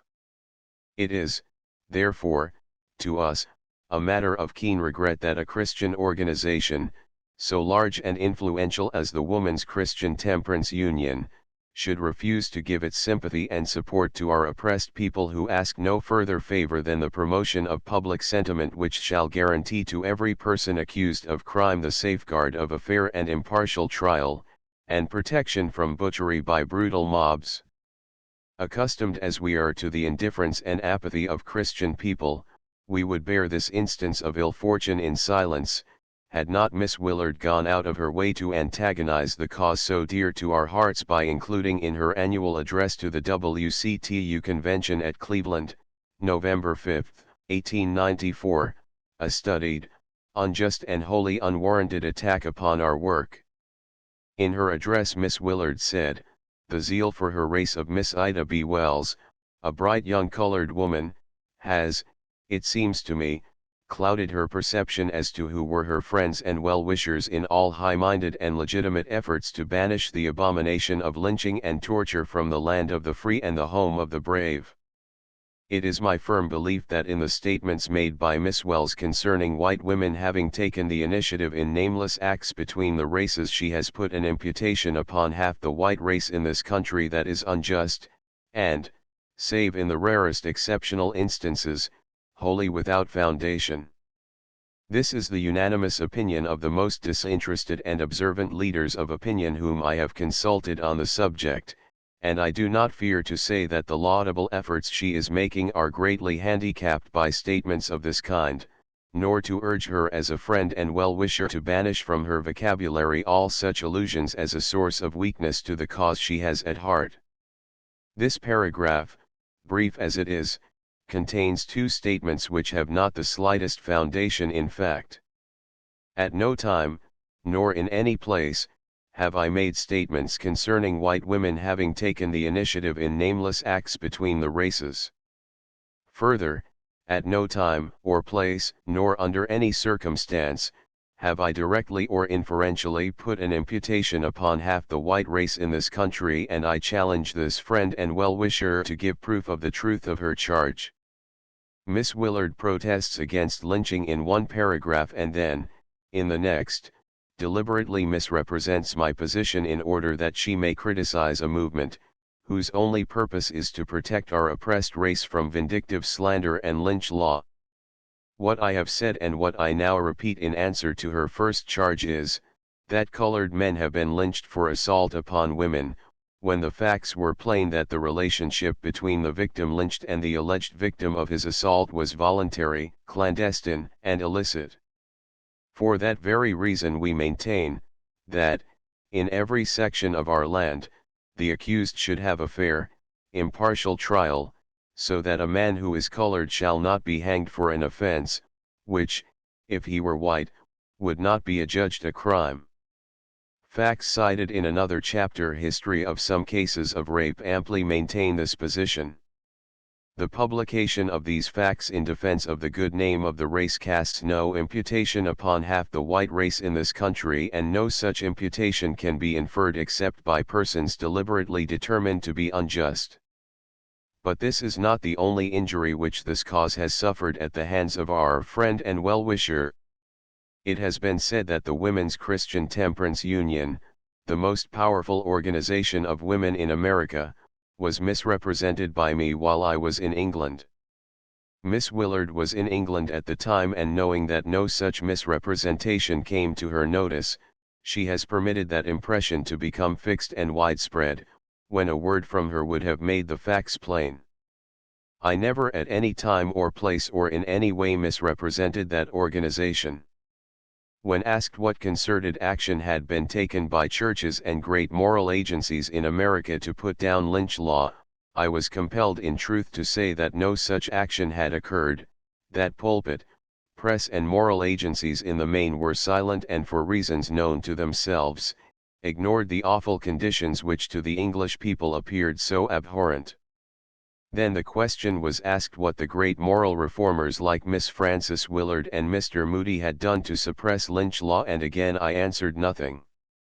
That Mr. Moody had never said a word against lynching in any of his trips to the South, or in the North either, so far as was known, and that Miss Willard's only public utterance on the situation had condoned lynching and other unjust practices of the South against the Negro. When proof of these statements was demanded, I sent a letter containing a copy of the New York Voice, October 23, 1890, in which appeared Miss Willard's own words of wholesale slander against the colored race and condonation of Southern white people's outrages against us. My letter in part reads as follows, but Miss Willard, the great temperance leader, went even further in putting the seal of her approval upon the Southerners' method of dealing with the Negro. In October 1890, the Women's Christian Temperance Union held its national meeting at Atlanta, Georgia. It was the first time in the history of the organization that it had gone south for a national meeting, and met the Southerners in their own homes. They were welcomed with open arms.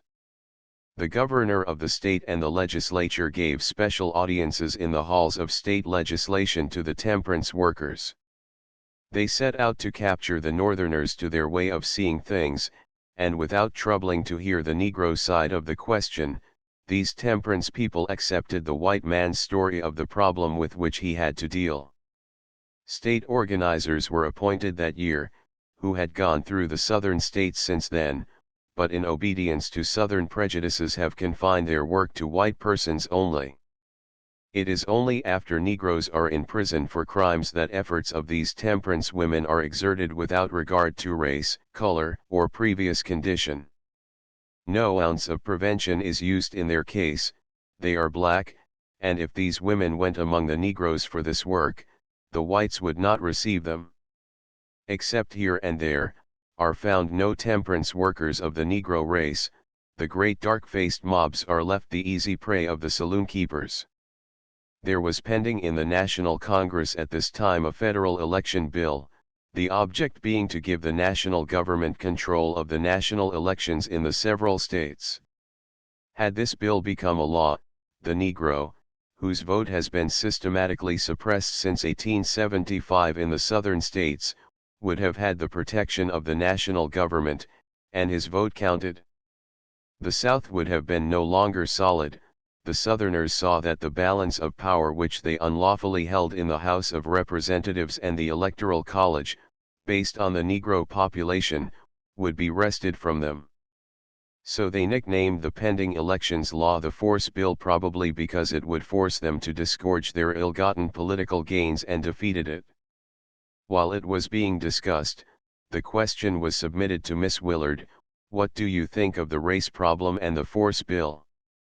Said Miss Willard, "Now, as to the race problem in its minified, current meaning, I am a true lover of the Southern people, have spoken and worked in, perhaps, 200 of their towns and cities, have been taken into their love and confidence at scores of hospitable firesides, have heard them pour out their hearts in the splendid frankness of their impetuous natures. And I have said to them at such times, when I go north there will be wafted to you no word from pen or voice that is not loyal to what we are saying here and now. Going south, a woman, a temperance woman, and a northern temperance woman, three great barriers to their goodwill yonder, I was received by them with a confidence that was one of the most delightful surprises of my life. I think we have wronged the South, though we did not mean to do so. The reason was, in part, that we had irreparably wronged ourselves by putting no safeguards on the ballot box at the North that would sift out alien illiterates. They rule our cities today, the saloon is their palace, and the toddy stick their scepter. It is not fair that they should vote, nor is it fair that a plantation Negro, who can neither read nor write, whose ideas are bounded by the fence of his own field and the price of his own mule, should be entrusted with the ballot. We ought to have put an educational test upon that ballot from the first. The Anglo-Saxon race will never submit to be dominated by the Negro so long as his altitude reaches no higher than the personal liberty of the saloon, and the power of appreciating the amount of liquor that a dollar will buy. New England would no more submit to this than South Carolina. Better whiskey and more of it has been the rallying cry of great dark-faced mobs in the southern localities where local option was snowed under by the colored vote. Temperance has no enemy like that, for it is unreasoning and unreasonable. Tonight it promises in a great congregation to vote for temperance at the polls tomorrow, but tomorrow 25 cents changes that vote in favor of the liquor seller. I pity the Southerners, and I believe the great mass of them are as conscientious and kindly intentioned toward the colored man as an equal number of white church members of the North. Would-be demagogues lead the colored people to destruction. Half-drunken white roughs murder them at the polls, or intimidate them so that they do not vote. But the better class of people must not be blamed for this, and a more thoroughly American population than the Christian people of the South does not exist. They have the traditions, the kindness, the probity, the courage of our forefathers. The problem on their hands is immeasurable. The colored race multiplies like the locusts of Egypt. The grog shop is its center of power. The safety of woman, of childhood, of the home, is menaced in 1,000 localities at this moment, so that the men dare not go beyond the sight of their own roof tree. How little we know of all this, seated in comfort and affluence here at the North, descanting upon the rights of every man to cast one vote and have it fairly counted, that well-worn shibboleth invoked once more to dodge a living issue. The fact is that illiterate colored men will not vote at the South until the white population chooses to have them do so, and under similar conditions they would not at the North. Here we have Miss Willard's words in full, condoning fraud, violence, murder, at the ballot box, rapine, shooting, hanging and burning, for all these things are done and being done now by the Southern white people. She does not stop there, but goes a step further to aid them in blackening the good name of an entire race, as shown by the sentences quoted in the paragraph above. These utterances, for which the colored people have never forgiven Miss Willard, and which Frederick Douglass has denounced as false, are to be found in full in the Voice of October 23, 1890, a temperance organ published at New York City. This letter appeared in the May number of Fraternity, the organ of the first Anti-Lynching Society of Great Britain. When Lady Henry Somerset learned through Miss Florence Balgarny that this letter had been published, she informed me that if the interview was published she would take steps to let the public know that my statements must be received with caution. As I had no money to pay the printer to suppress the edition which was already published and these ladies did not care to do so, the May number of Fraternity was sent to its subscribers as usual. 3 days later there appeared in the Daily Westminster Gazette an interview with Miss Willard, written by Lady Henry Somerset, which was so subtly unjust in its wording that I was forced to reply in my own defense. In that reply I made only statements which, like those concerning Miss Willard's voice interview, have not been and cannot be denied. It was as follows: Lady Henry Somerset's interview with Miss Willard to the editor of the Westminster Gazette. Sir, the interview published in your columns today hardly merits a reply, because of the indifference to suffering manifested. 2 ladies are represented sitting under a tree at Reigate, and, after some preliminary remarks on the terrible subject of lynching, Miss Willard laughingly replies by cracking a joke. and the concluding sentence of the interview shows the object is not to determine how best they may help the Negro who is being hanged, shot and burned, but to guard Miss Willard's reputation. With me it is not myself nor my reputation, but the life of my people, which is at stake, and I affirm that this is the first time to my knowledge that Miss Willard has said a single word in denunciation of lynching or demand for law. The year 1890, the one in which the interview appears, had a larger lynching record than any previous year, and the number and territory have increased, to say nothing of the human beings burnt alive. If so earnest as she would have the English public believe her to be, why was she silent when 5 minutes were given me to speak last June at Prince's Hall, and in Holborn Town Hall this May? I should say it was as president of the Women's Christian Temperance Union of America she is timid, because all these unions in the South emphasize the hatred of the Negro by excluding him. There is not a single colored woman admitted to the Southern WCTU, but still Miss Willard blames the Negro for the defeat of Prohibition in the South.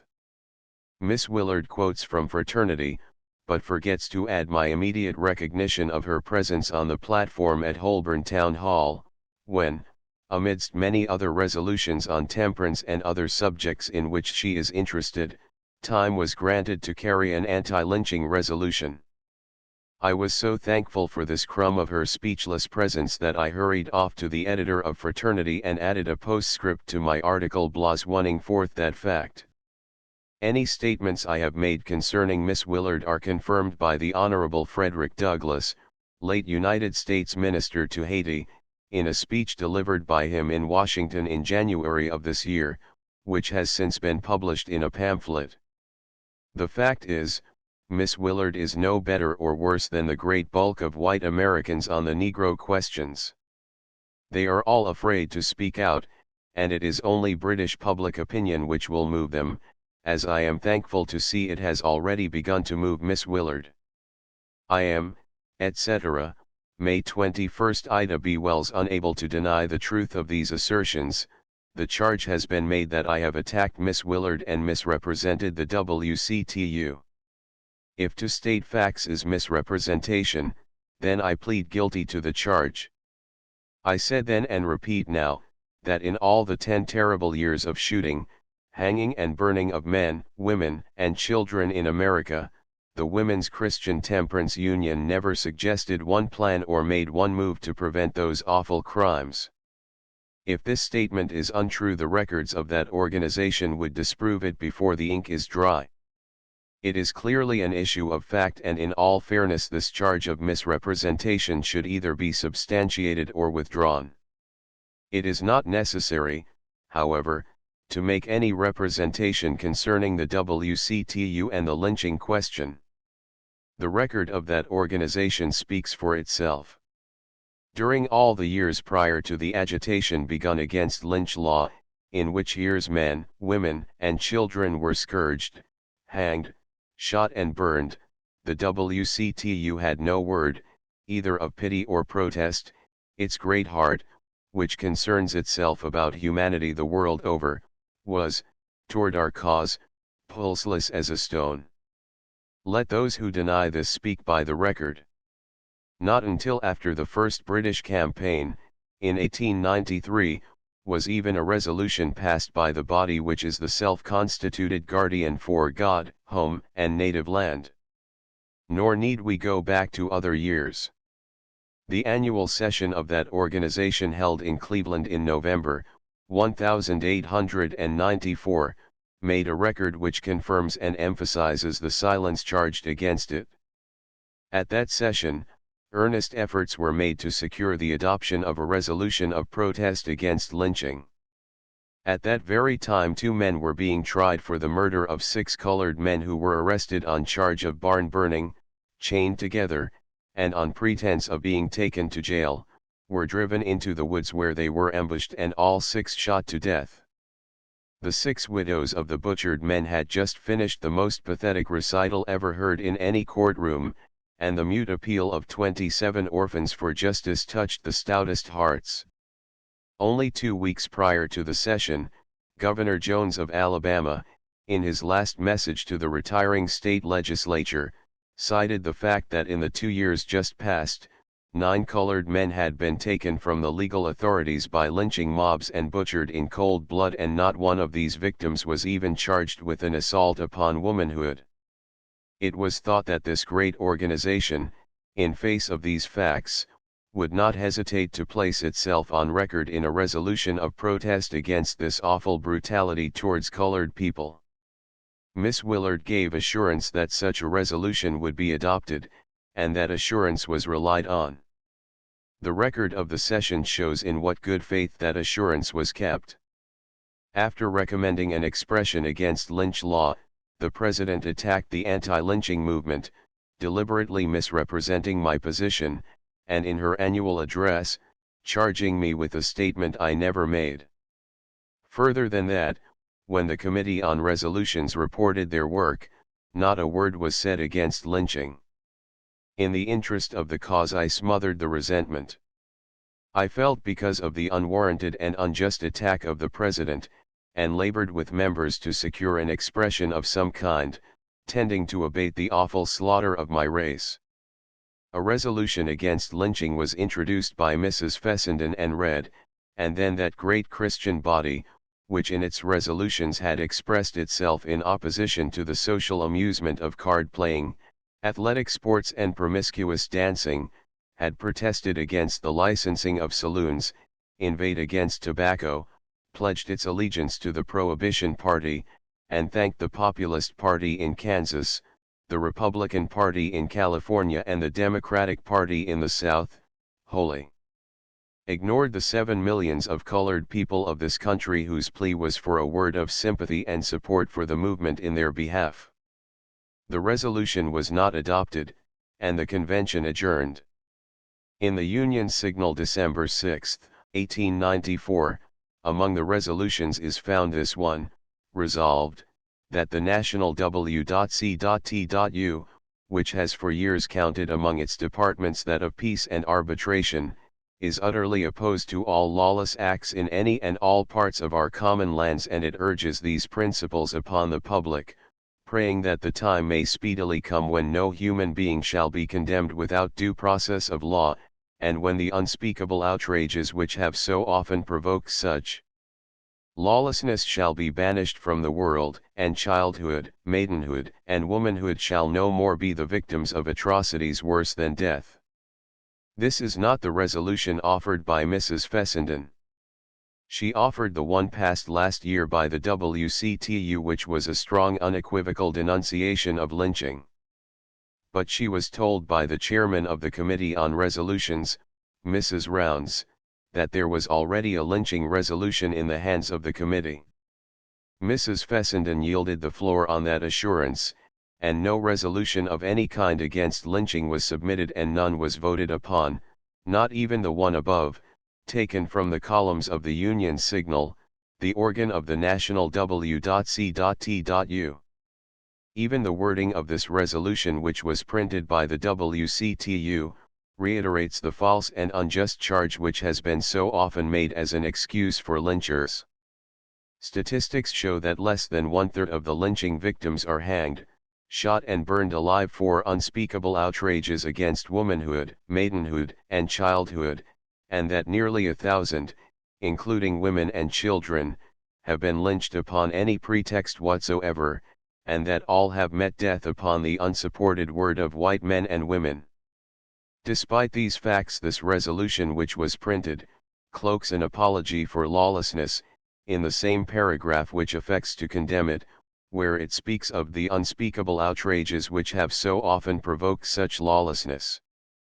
Miss Willard told me the day before the resolutions were offered that the Southern women present had held a caucus that day. This was after I, as fraternal delegate from the Woman's Might Missionary Society of the AME Church at Cleveland, had been introduced to tender its greetings. In so doing, I expressed the hope of the colored women that the WCTU would place itself on record as opposed to lynching, which robbed them of husbands, fathers, brothers, and sons, and in many cases of women as well. No note was made either in the daily papers or the Union Signal of that introduction and greeting, although every other incident of that morning was published. The failure to submit a lynching resolution and the wording of the one above appears to have been the result of that Southern caucus. On the same day I had a private talk with Miss Willard and told her she had been unjust to me and the cause in her annual address, and asked that she correct the statement that I had misrepresented the W.C.T.U, or that I had put an imputation on one half the white race in this country. She said that somebody in England told her it was a pity that I attacked the white women of America. "Oh," said I, "then you went out of your way to prejudice me and my cause in your annual address, not upon what you had heard me say, but what somebody had told you I said." Her reply was that I must not blame her for her rhetorical expressions, that I had my way of expressing things and she had hers. I told her I most assuredly did blame her when those expressions were calculated to do such harm. I waited for an honest and unequivocal retraction of her statements based on hearsay. Not a word of retraction or explanation was said in the convention, and I remained misrepresented before that body through her connivance and consent. The editorial notes in the Union Signal, December 6, 1894, however, contains the following: in her repudiation of the charges brought by Miss Ida Wells against white women as having taken the initiative in nameless crimes between the races, Miss Willard said in her annual address that the statement put an unjust imputation upon half the white race. But as this expression has been misunderstood, she desires to declare that she did not intend a literal interpretation to be given to the language used, but employed it to express a tendency that might ensue in public thought as a result of utterances so sweeping as some that have been made by Miss Wells. Because this explanation is as unjust as the original offense, I am forced in self-defense to submit this account of differences. I desire no quarrel with the WCTU, but my love for the truth is greater than my regard for an alleged friend who, through ignorance or design, misrepresents in the most harmful way the cause of a long-suffering race, and then, unable to maintain the truth of her attack, excuses herself as it were by the wave of the hand, declaring that she did not intend a literal interpretation to be given to the language used. When the lives of men, women, and children are at stake, when the inhuman butchers of innocence attempt to justify their barbarism by fastening upon a whole race the obloquy of the most infamous of crimes, it is little less than criminal to apologize for the butchers today and tomorrow to repudiate the apology by declaring it a figure of speech. 9. Lynching record for 1894. The following tables are based on statistics taken from the columns of the Chicago Tribune, January 1, 1895. They are a valuable appendix to the foregoing pages. They show, among other things, that in Louisiana, April 23 to 28, 8 Negroes were lynched because one white man was killed by the Negro, the latter acting in self-defense. Only 7 of them are given in the list. Near Memphis, Tennessee, 6 Negroes were lynched, this time charged with burning barns. A trial of the indicted resulted in an acquittal, although it was shown on trial that the lynching was prearranged for them. 6 widows and 27 orphans are indebted to this mob for their condition, and this lynching swells the number to 11 Negroes lynched in and about Memphis since March 9, 1892. In Brooks County, GA, December 23, while this Christian country was preparing for Christmas celebration, 7 Negroes were lynched in 24 hours because they refused, or were unable to tell the whereabouts of a colored man named Pike, who killed a white man. The wives and daughters of these lynched men were horribly and brutally outraged by the murderers of their husbands and fathers. But the mob has not been punished, and again women and children are robbed of their protectors whose blood cries unavenged to heaven and humanity. Georgia heads the list of lynching states.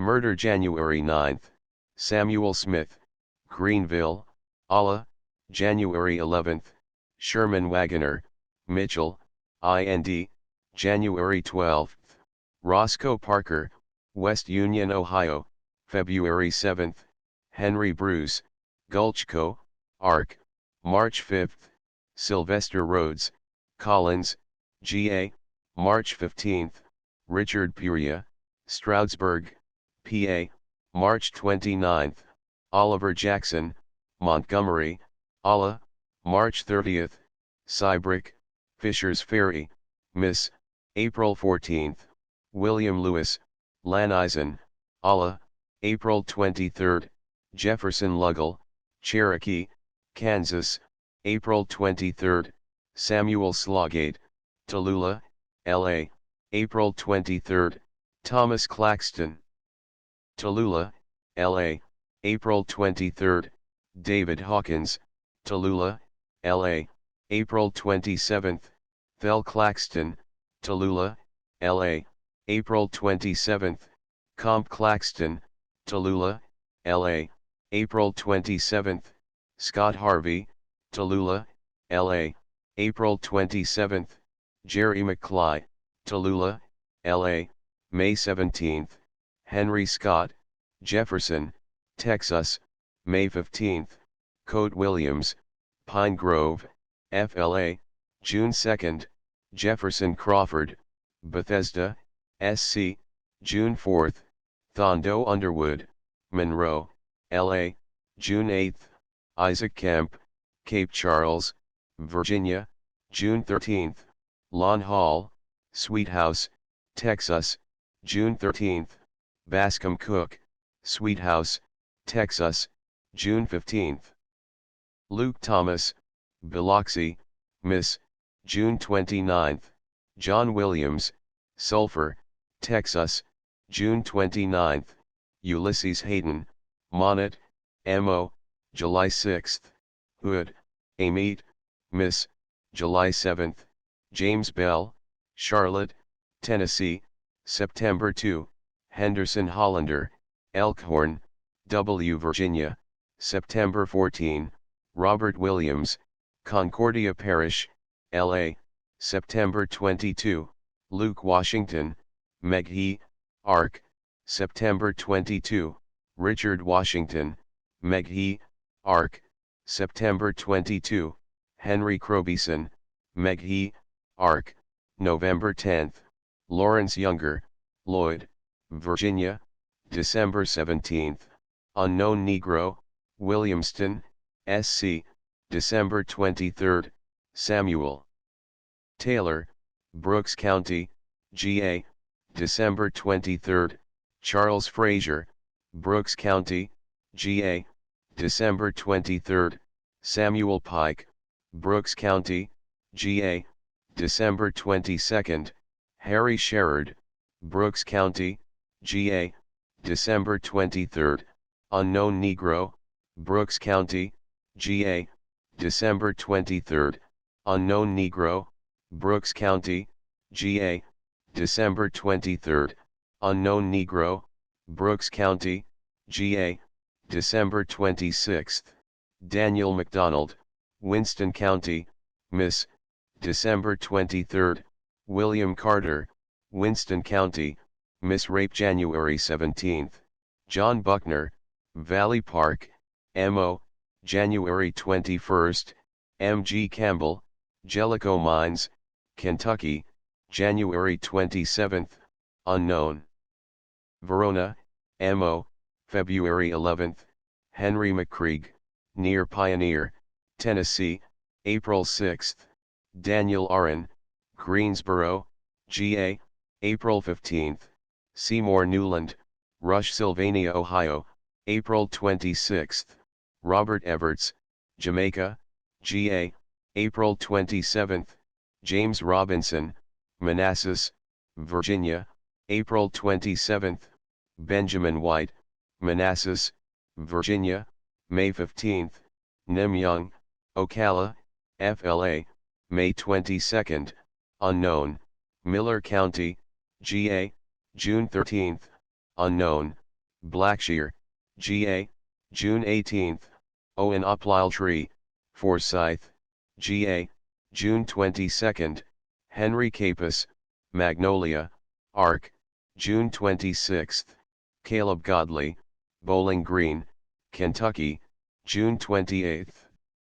Fayette Franklin, Mitchell, Ga, July 2, Joseph Johnson, Hillers Creek, Mo, July 6, Louis Bankhead, Cooper, Alla, July 16, Marion Howard, Scottsville, Kentucky, July 20, William Griffith, Woodville, Texas, August 12, William Nershbred, Rossville, Tennessee, August 14, Marshall Boston, Frankfort, KY, September 19, David Gosaby, Atlanta, GA, October 15, Willis Griffey, Princeton, KY, November 8, Lee Lawrence, Jasper County, GA, November 10, Needham Smith, Tipton County, Tennessee, November 14, Robert Mosley, Dolomite, Alla. December 4, William Jackson, Ocala, FLA, December 18, unknown, Marion County, FLA unknown offenses March 6, Lamson Gregory, Bells Depot, Tennessee, March 6, unknown woman, near March, Arc, April 14, Alfred Bren, Calhoun, GA, June 8, Harry Gill, West Lancaster, SC, November 23, unknown, Landrum, SC, December 5, Mrs. Teddy Arthur, Lincoln County, W. Virginia Desperado January 14, Charles Willis, Ocala, FLA suspected incendiarism January 18, unknown, Bayou Sara, LA suspected arson June 14, J.H. Dave, Monroe, Law.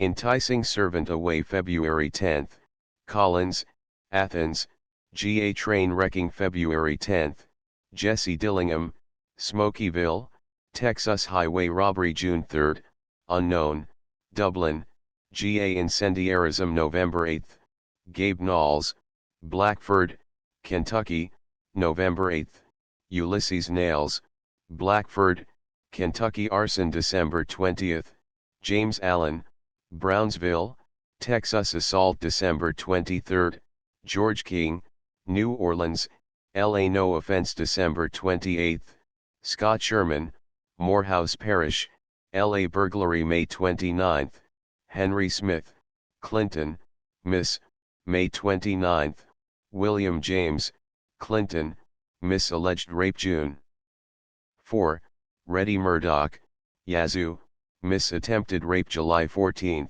unknown Negro, Biloxi, Miss, July 26, Vance McClure, New Iberia, LA, July 26, William Tyler, Carlisle, Kentucky, September 14, James Smith, Stark, FLA, October 8, Henry Gibson, Fairfield, Texas, October 20, Williams, Upper Marlboro, MD, June 9, Lewis Williams, Hewitt Springs, Miss, June 28, George Linton, Brookhaven, Miss, June 28, Edward White, Hudson, Alla, July 6, George Pond, Fulton, Miss, July 7, Augustus Pond, Tupelo, Miss Race Prejudice.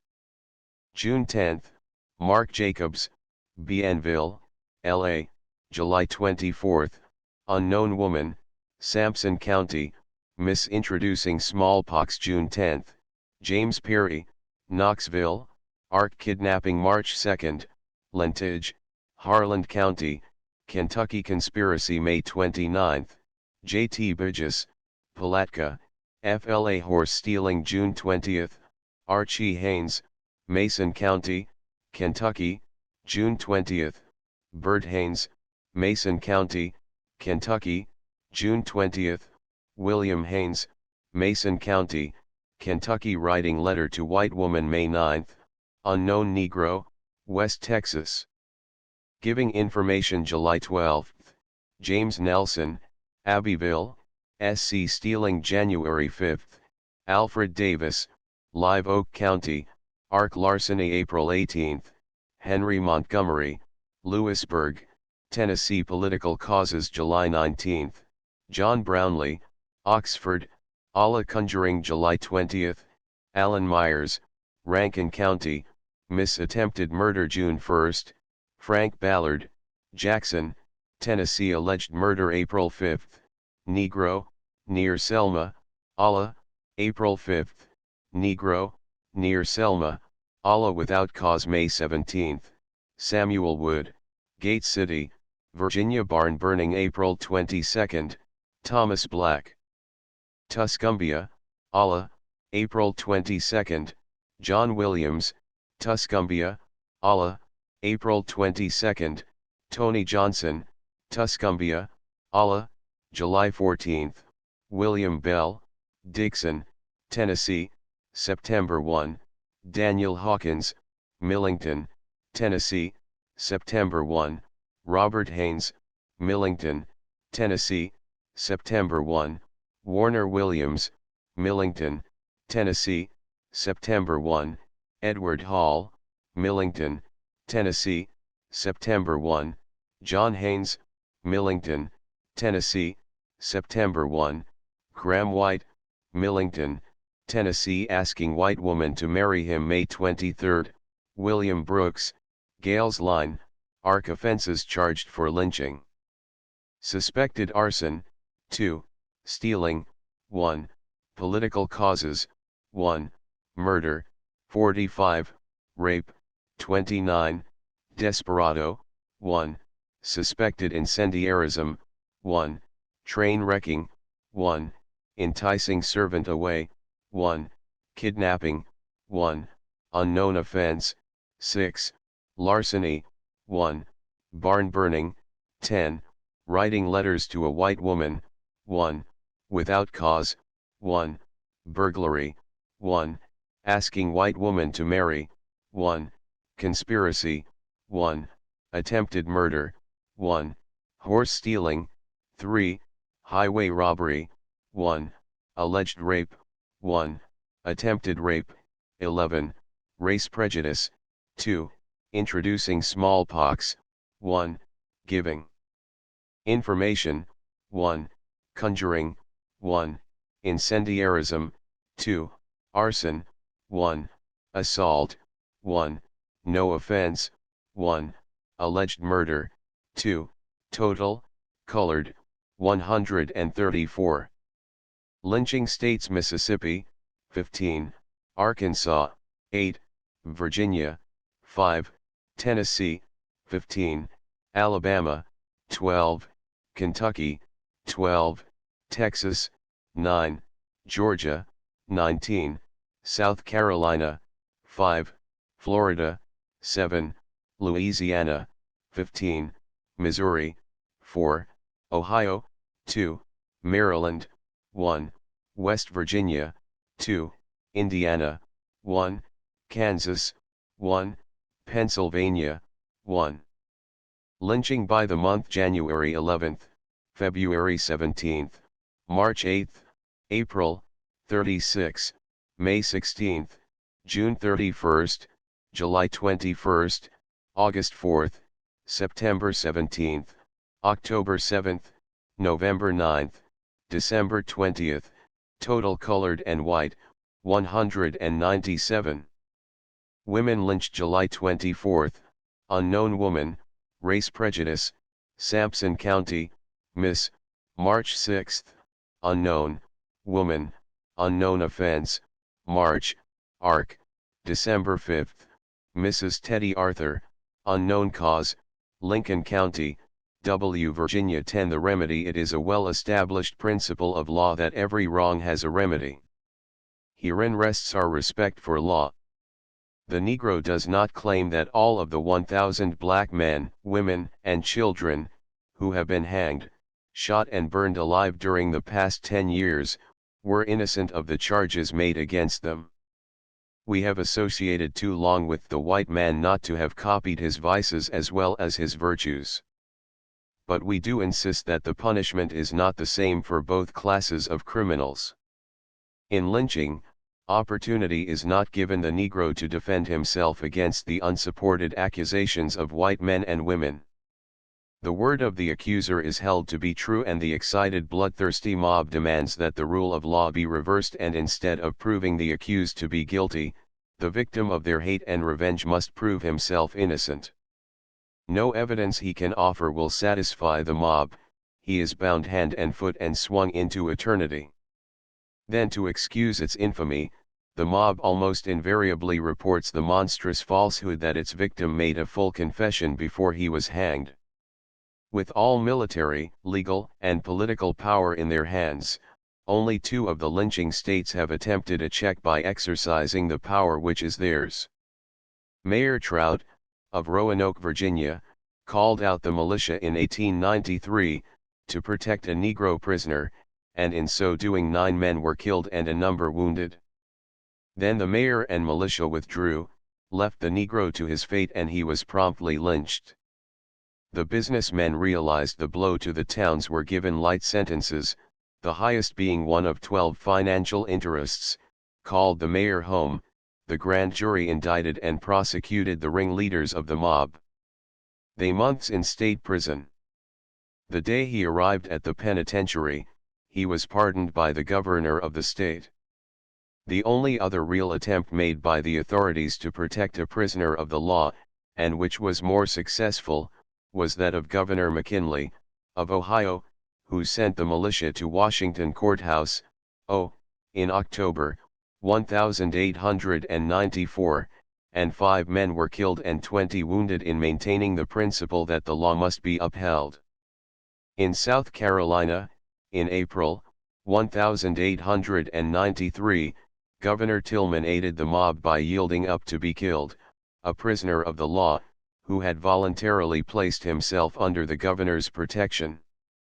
Public sentiment by its representatives has encouraged lynch law, and upon the revolution of this sentiment we must depend for its abolition. Therefore, we demand a fair trial by law for those accused of crime, and punishment by law after honest conviction. No maudlin sympathy for criminals is solicited, but we do ask that the law shall punish all alike. We earnestly desire those that control the forces which make public sentiment to join with us in the demand.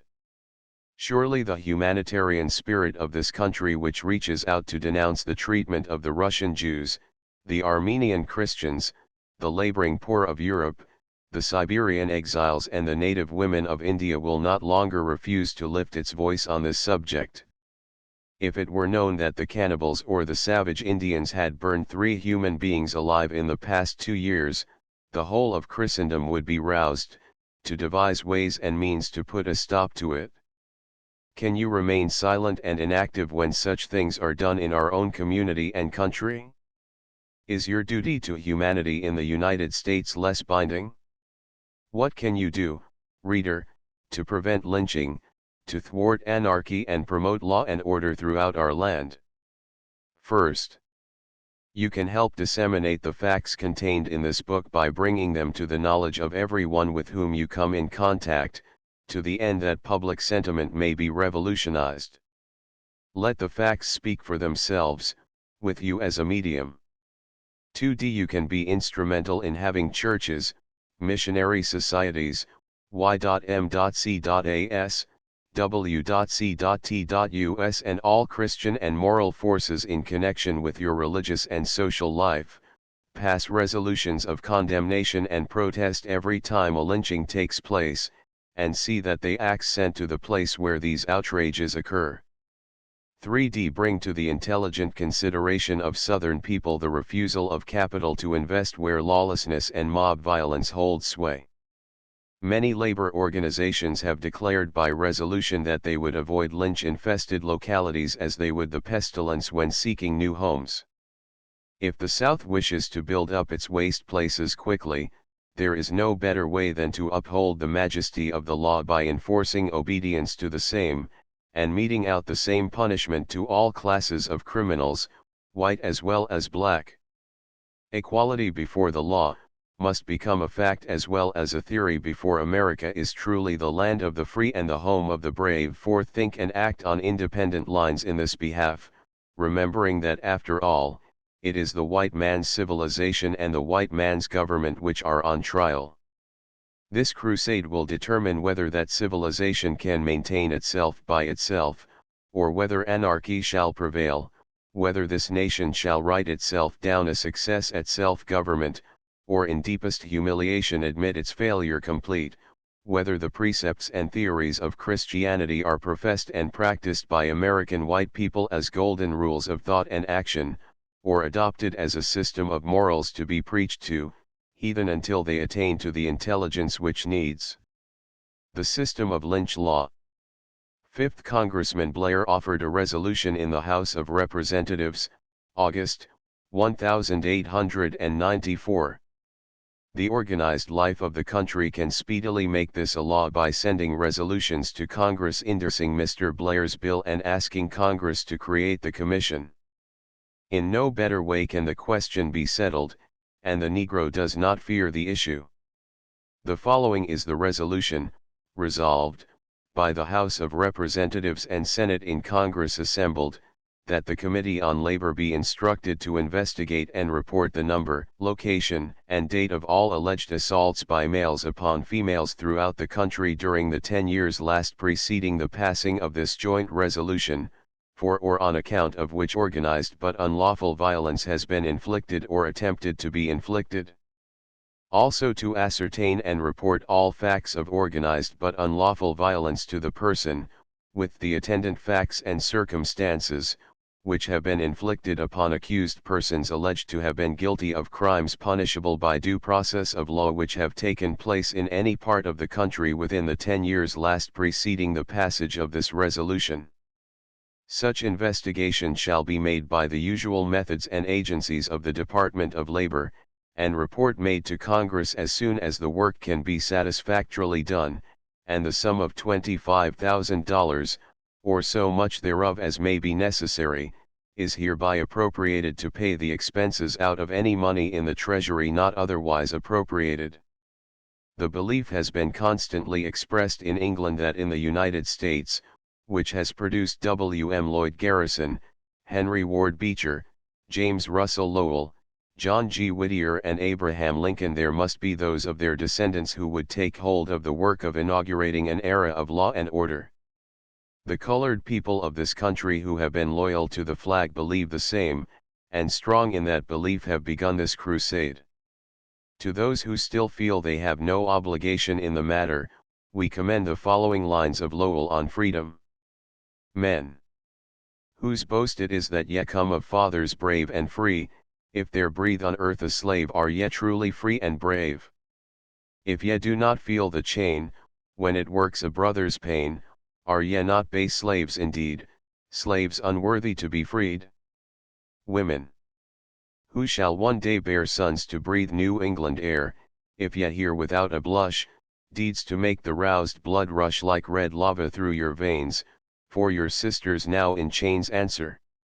Are ye fit to be mothers of the brave and free?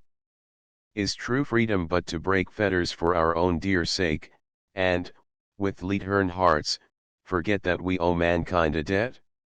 No.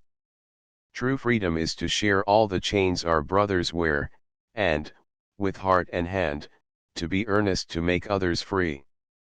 There are slaves who fear to speak for the fallen and the weak, they are slaves who will not choose hatred, scoffing, and abuse, rather than in silence shrink from the truth they needs must think, they are slaves who dare not be in the right with two or three. A field for practical work. The very frequent inquiry made after my lectures by interested friends is, what can I do to help the cause? The answer always is, tell the world the facts. When the Christian world knows the alarming growth and extent of outlawry in our land, some means will be found to stop it. The object of this publication is to tell the facts, and friends of the cause can lend a helping hand by aiding in the distribution of these books.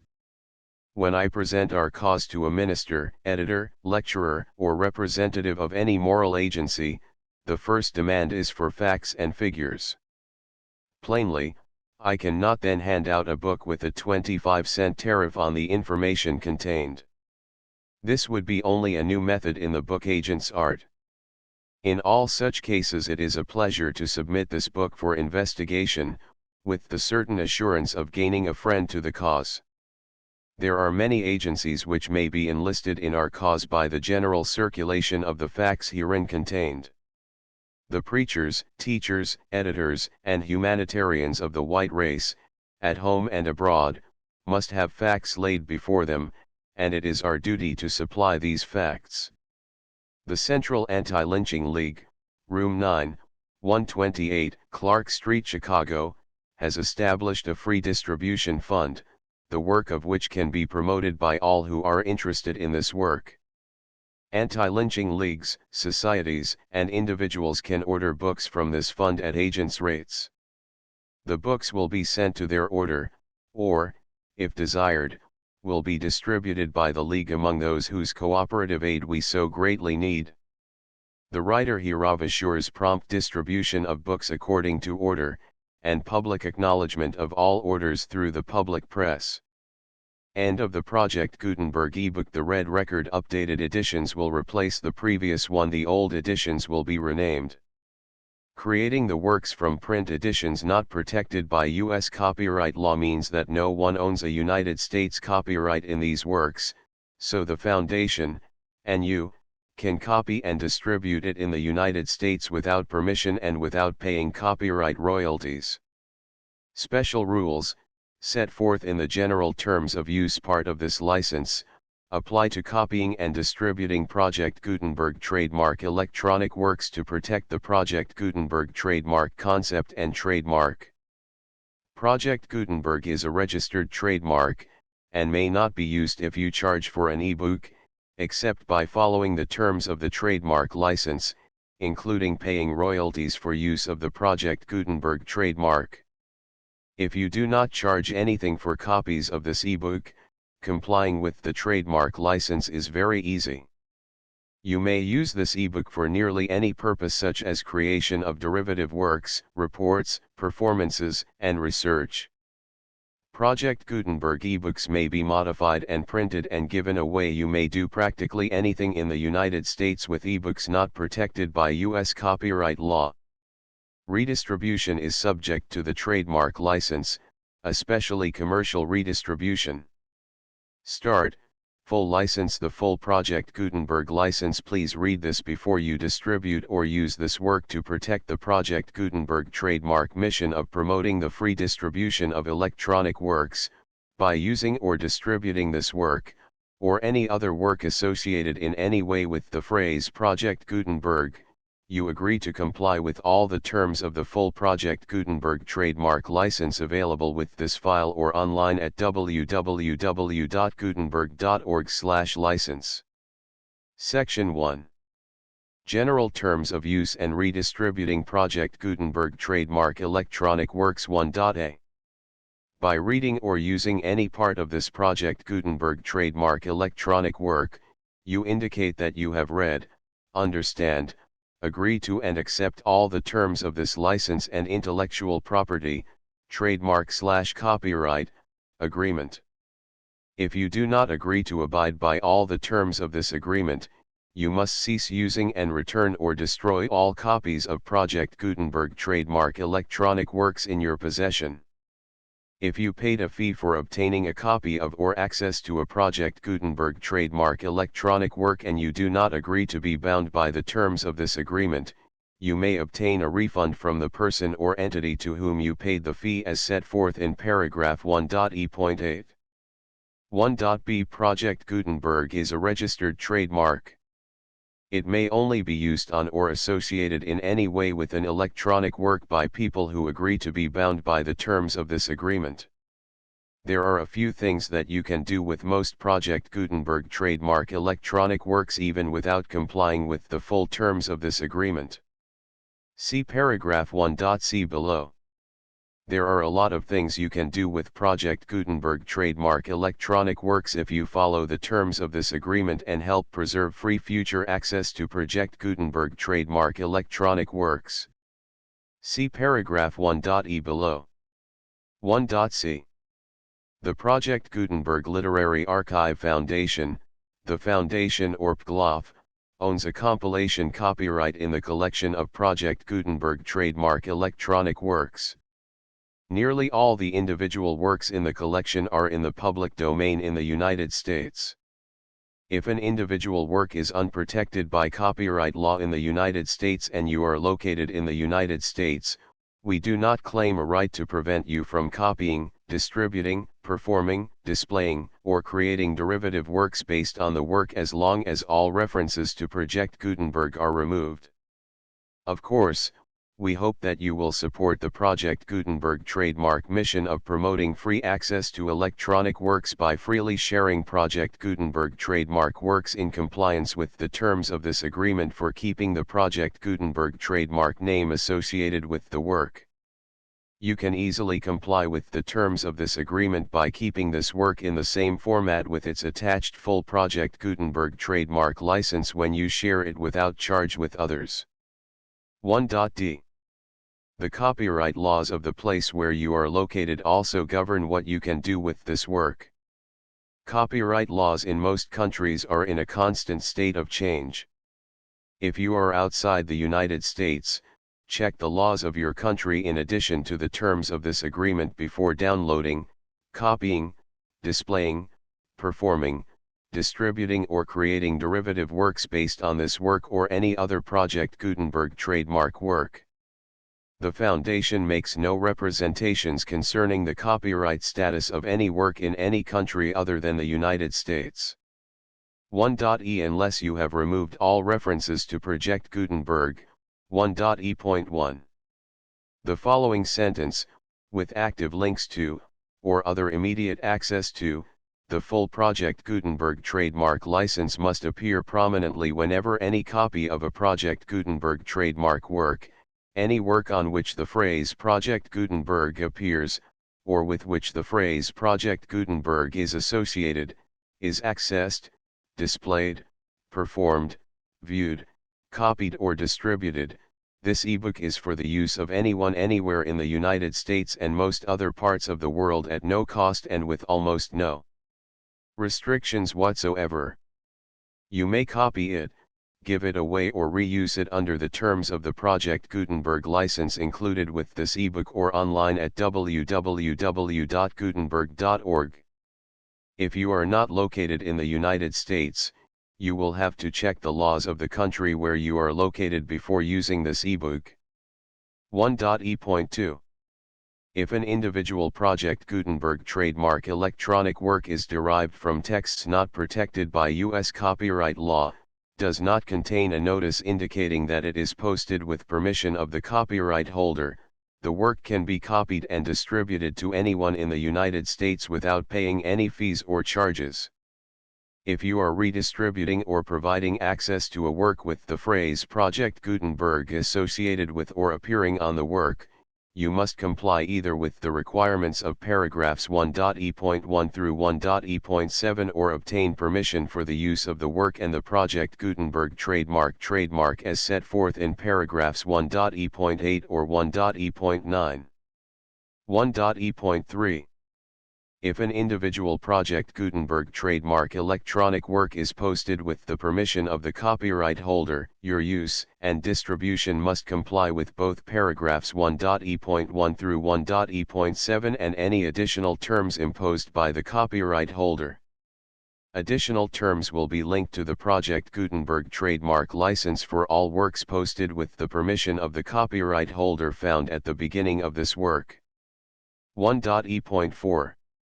Do not unlink or detach or remove the full Project Gutenberg trademark license terms from this work, or any files containing a part of this work or any other work associated with Project Gutenberg trademark.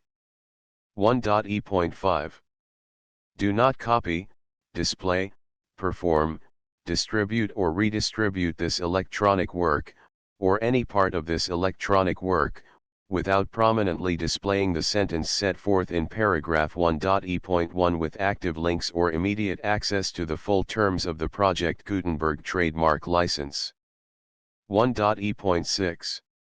You may convert to and distribute this work in any binary, compressed, marked up, non-proprietary or proprietary form, including any word processing or hypertext form.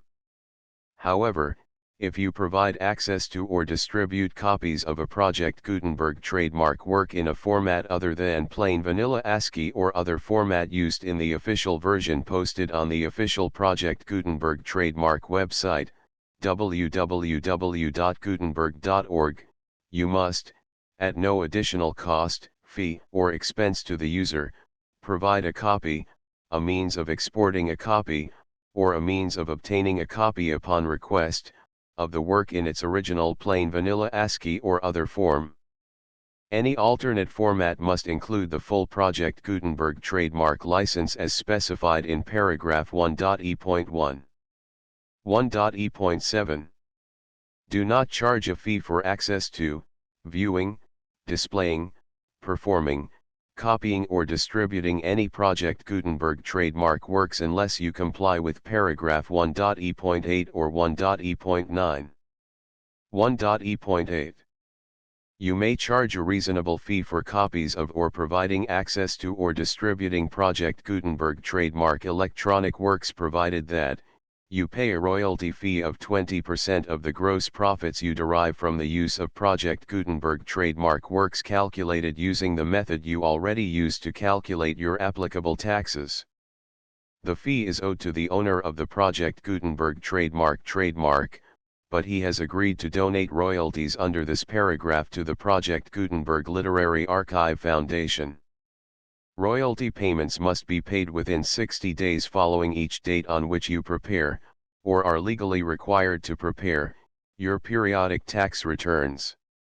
Royalty payments should be clearly marked as such and sent to the Project Gutenberg Literary Archive Foundation at the address specified in Section 4, Information about donations to the Project Gutenberg Literary Archive Foundation. You provide a full refund of any money paid by a user who notifies you in writing, or by email, within 30 days of receipt that he does not agree to the terms of the full Project Gutenberg trademark license. You must require such a user to return or destroy all copies of the works possessed in a physical medium and discontinue all use of and all access to other copies of Project Gutenberg trademark works. You provide, in accordance with paragraph 1.f.3, a full refund of any money paid for a work or a replacement copy, if a defect in the electronic work is discovered and reported to you within 90 days of receipt of the work. You comply with all other terms of this agreement for free distribution of Project Gutenberg trademark works. 1.e.9. If you wish to charge a fee or distribute a Project Gutenberg trademark electronic work or group of works on different terms than are set forth in this agreement, you must obtain permission in writing from the Project Gutenberg Literary Archive Foundation, the manager of the Project Gutenberg trademark. Contact the Foundation as set forth in Section 3 below. 1.f.1.f.1. Project Gutenberg volunteers and employees expend considerable effort to identify, do copyright research on, transcribe and proofread works not protected by U.S. copyright law in creating the Project Gutenberg trademark collection. Despite these efforts, Project Gutenberg trademark electronic works, and the medium on which they may be stored, may contain defects, such as, but not limited to, incomplete, inaccurate or corrupt data, transcription errors, a copyright or other intellectual property infringement, a defective or damaged disk or other medium, a computer virus, or computer codes that damage or cannot be read by your equipment. 1.f.2. Limited warranty, disclaimer of damages, except for the right of replacement or refund described in paragraph 1.f.3, the Project Gutenberg Literary Archive Foundation, the owner of the Project Gutenberg trademark, and any other party distributing a Project Gutenberg trademark electronic work under this agreement, disclaim all liability to you for damages, costs, and expenses, including legal fees. you agree that you have no remedies for negligence, strict liability, breach of warranty or breach of contract except those provided in paragraph 1.f.3. You agree that the foundation, the trademark owner, and any distributor under this agreement will not be liable to you for actual, direct, indirect, consequential, punitive, or incidental damages even if you give notice of the possibility of such damage. 1.f.3. Limited right of replacement or refund. If you discover a defect in this electronic work within 90 days of receiving it, you can receive a refund of the money, if any, you paid for it by sending a written explanation to the person you received the work from. If you received the work on a physical medium, you must return the medium with your written explanation. The person or entity that provided you with the defective work may elect to provide a replacement copy in lieu of a refund. If you received the work electronically, the person or entity providing it to you may choose to give you a second opportunity to receive the work electronically in lieu of a refund. If the second copy is also defective, you may demand a refund in writing without further opportunities to fix the problem. 1.f.4. Except for the limited right of replacement or refund set forth in paragraph 1.f.3, this work is provided to you as is, with no other warranties of any kind, express or implied, including but not limited to warranties of merchantability or fitness for any purpose. 1.f.5. Some states do not allow disclaimers of certain implied warranties or the exclusion or limitation of certain types of damages. If any disclaimer or limitation set forth in this agreement violates the law of the state applicable to this agreement, the agreement shall be interpreted to make the maximum disclaimer or limitation permitted by the applicable state law. The invalidity or unenforceability of any provision of this agreement shall not void the remaining provisions. 1.f.6. Indemnity.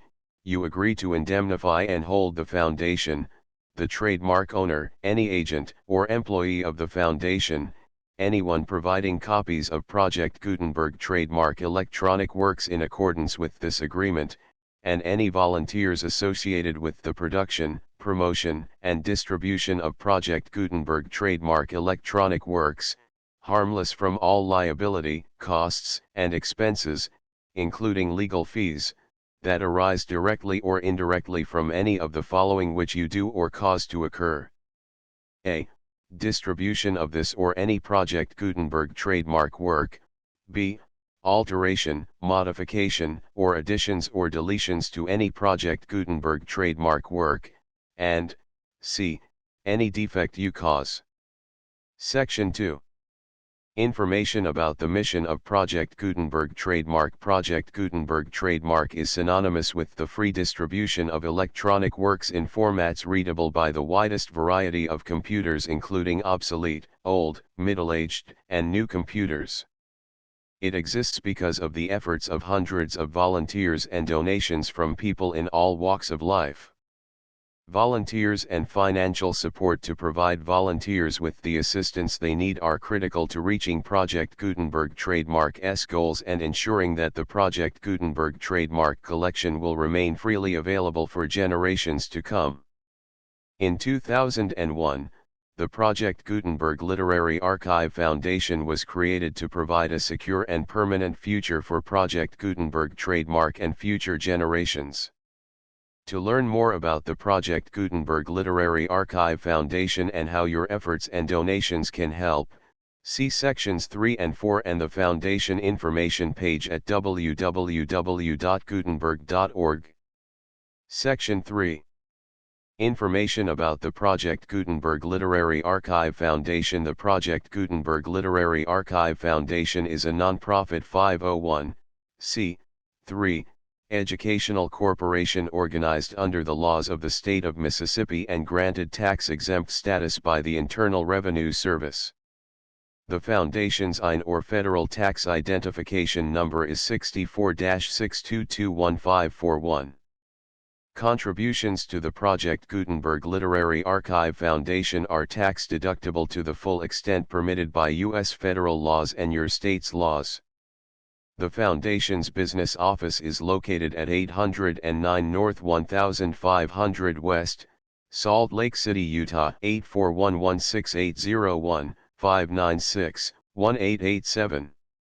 Email contact links and up-to-date contact information can be found at the Foundation's website and official page at www.gutenberg.org/contact section 4.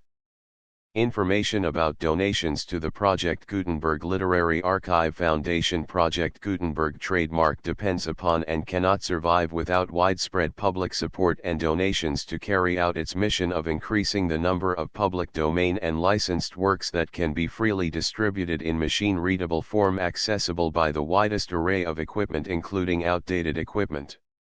Many small donations, $1 to $5,000, are particularly important to maintaining tax-exempt status with the IRS. The Foundation is committed to complying with the laws regulating charities and charitable donations in all 50 states of the United States. Compliance requirements are not uniform and it takes a considerable effort, much paperwork, and many fees to meet and keep up with these requirements. We do not solicit donations in locations where we have not received written confirmation of compliance. To send donations or determine the status of compliance for any particular state, visit www.gutenberg.org/donate. While we cannot and do not solicit contributions from states where we have not met the solicitation requirements, we know of no prohibition against accepting unsolicited donations from donors in such states who approach us with offers to donate. International donations are gratefully accepted, but we cannot make any statements concerning tax treatment of donations received from outside the United States. U.S. laws alone swamp our small staff. Please check the Project Gutenberg web pages for current donation methods and addresses. Donations are accepted in a number of other ways including checks, online payments, and credit card donations. To donate, please visit www.gutenberg.org/donate. Section 5. General information about Project Gutenberg trademark electronic works. Professor Michael S. Hart was the originator of the Project Gutenberg trademark concept of a library of electronic works that could be freely shared with anyone. For 40 years, he produced and distributed Project Gutenberg trademark ebooks with only a loose network of volunteer support. Project Gutenberg trademark ebooks are often created from several printed editions, all of which are confirmed as not protected by copyright in the U.S. unless a copyright notice is included. Thus, we do not necessarily keep ebooks in compliance with any particular paper edition. Most people start at our website, which has the main PG search facility, www.gutenberg.org. This website includes information about Project Gutenberg trademark, including how to make donations to the Project Gutenberg Literary Archive Foundation, how to help produce our new ebooks, and how to subscribe to our email newsletter to hear about new ebooks. The Red Record, Tabulated Statistics and Alleged Causes of Lynching in the United States by Ida B. Wells-Barnett. Preface. Contents. 1. The case stated. 2. Lynch law statistics. 3. Lynching imbeciles, an Arkansas butchery, 4. Lynching of innocent men, lynched on account of relationship, 5. Lynched for anything or nothing, lynched for wife beating, 6. History of some cases of rape. 7. The crusade justified, appeal from America to the world, 8. Miss Willard's attitude. 9. Lynching record for 1894. 10. The remedy. The full Project Gutenberg license.